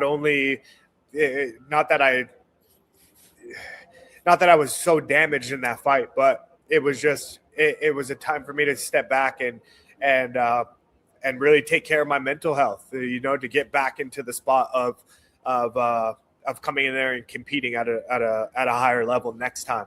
So now here I am. I've made some changes to my camp. I've made some changes just to, just kind of like my inner circle. I started training with Hamzat Chimaev, it's like, upping the level of intensity and training, and just making some kind of facing the realities and making sure that the same mistakes don't happen again. And I'll come back in whoever I fight next, and I'll be a different machine and ready to gun back for the belt, because I am one of those people that I'm focused on gold.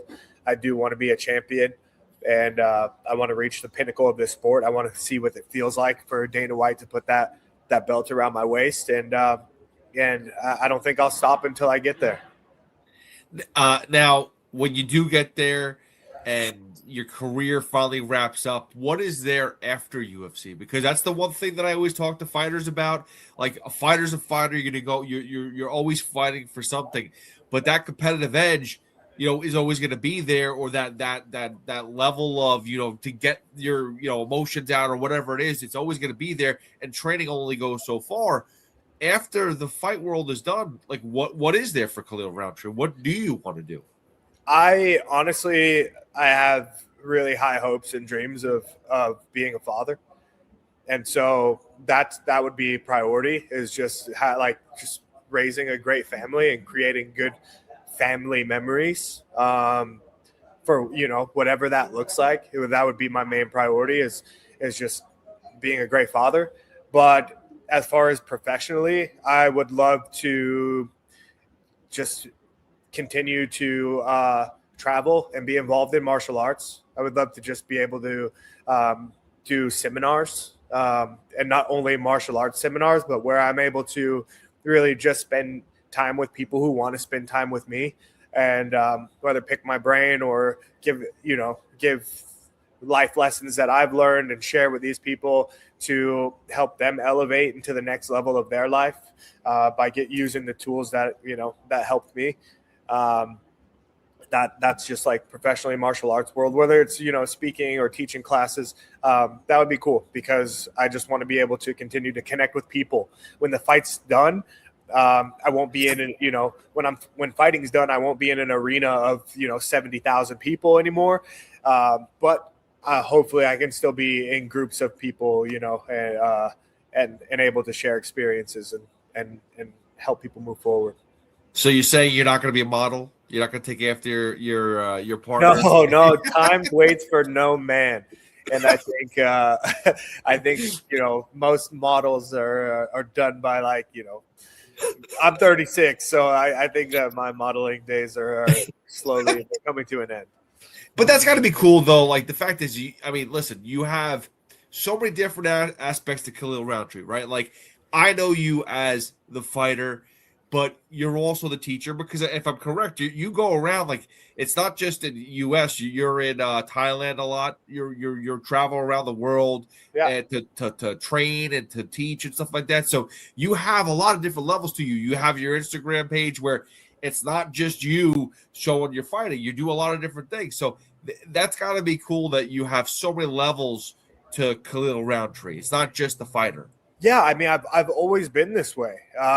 I've always been interested in many different things since I was a child.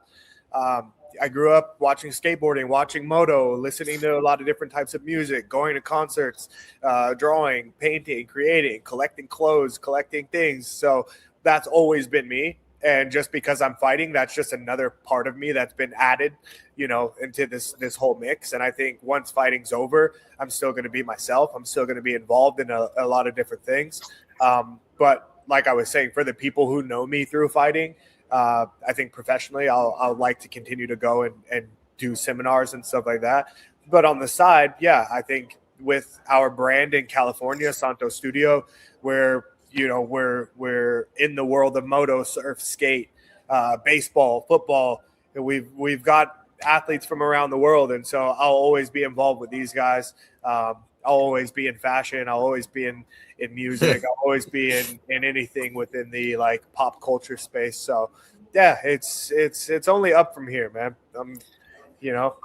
Are you a Coachella guy? Like what's your tour? Like if there's a tour.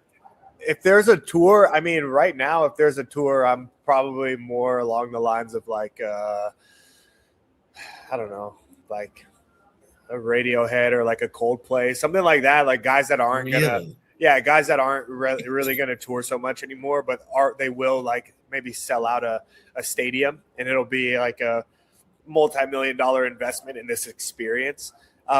But Coachella, you can miss me with that, man. I've done it one time, and one time was enough. I'm not in the space of like just being around a big group of just influencers and breathing all this dirt. Barely breathe as it is, but yeah. Hey, listen. By the way, I used to go to the Vans Warped Tour back in the day in New York at Randall's Island, and at 16 years old, that was like the shit. That was of like course. Warped Tour was the best of the best. I went to Warped Tour in Vegas, saw Yellow Card, AFI, all these people. It was amazing. But yeah, now at 36, I don't know. I can't. Let me tell you, the craziest thing I ever saw Radiohead wise was I used to work at a rock radio station, and I saw Radiohead at the Jimi Hendrix studio in the city. I forget the name of the place right now. It's amazing, but it was so like maybe like 100 people, acoustic set. It was crazy. Like those are experiences I feel like you'll be able to get that are going to be. If I saw an acoustic set by Radiohead, I would lose my mind.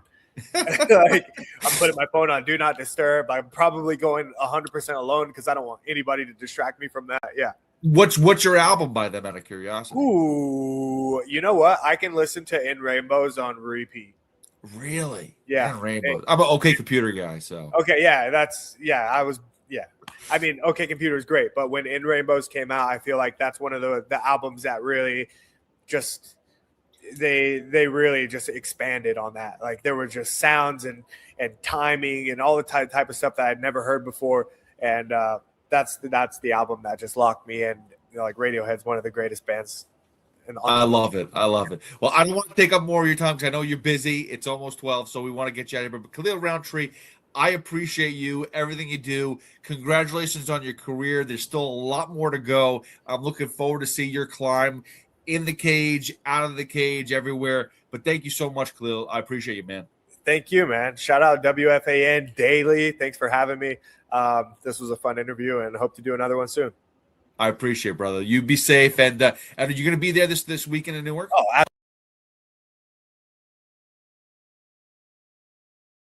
find me, and you can find WFAN Daily. You can also find the Rico Bronya. Go Get 'em podcast. There's a ton of podcasts.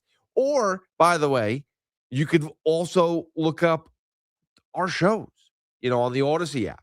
So whether it's Craig with Chris McMonagle, whether it's the Carton Show with Chris McMonagle, whether it's the Evan and Tiki Show, whether it's Boomer and Geo, whether it's Lugauer, whoever it is on the weekends, you want to listen to Joe B. It's all out there on the Odyssey app. So don't forget about that. 888-808-1019. That's the number to call. Thanks again to Khalil Roundtree for hopping on. I'm excited about the fights over the weekend, or tonight, I should say, not over the weekend. It is the weekend. It's here. But I'm excited for the fights tonight. That being said, there's one last thing I do want to get to. Just the passing of John Sterling, because, John was one of those true icons. When you think about broadcasting, when you think about play-by-play, when you think about calls, epic radio calls, epic, home runs, epic moments, he is a soundtrack to a childhood, to many people's childhood, to many Yankee fans' lifetimes. That's what you hear, that voice. You talk about back in the day, watched on TV with the Phil Rizzutos of the world, the Bob Murphys, whatever the case is, you have all these different voices. But John Sterling, I guess it's because baseball is one of those sports where you listen or you watch it almost every day once the season starts. It's 162 games. And then with the Yankees, they go into the playoffs. It's that much longer. So you feel like John. And here's the thing is, from my experience with him, that's who he was. John Sterling was that guy. And I always say the story. I was working a morning show once with Kim Jones and Mark Malusis. And he came by and he just was like, hey, are they on the air right now? I said, yeah, they are. They're on TV. He goes, great. And he just walks right into the studio and sits down and, just starts talking to him. Like, oh, I didn't even know. Okay, yeah, cool. But he had that bigger than life personality. He is who he is. He spoke to you like you were a human being. He never talked down to you. I remember one time he even left me. I can't find it. I'm pissed at myself, but I was doing a show with him. I was producing a show for him. Like, he was specifically doing like a 2 hour, maybe 4 hour show, whatever it was.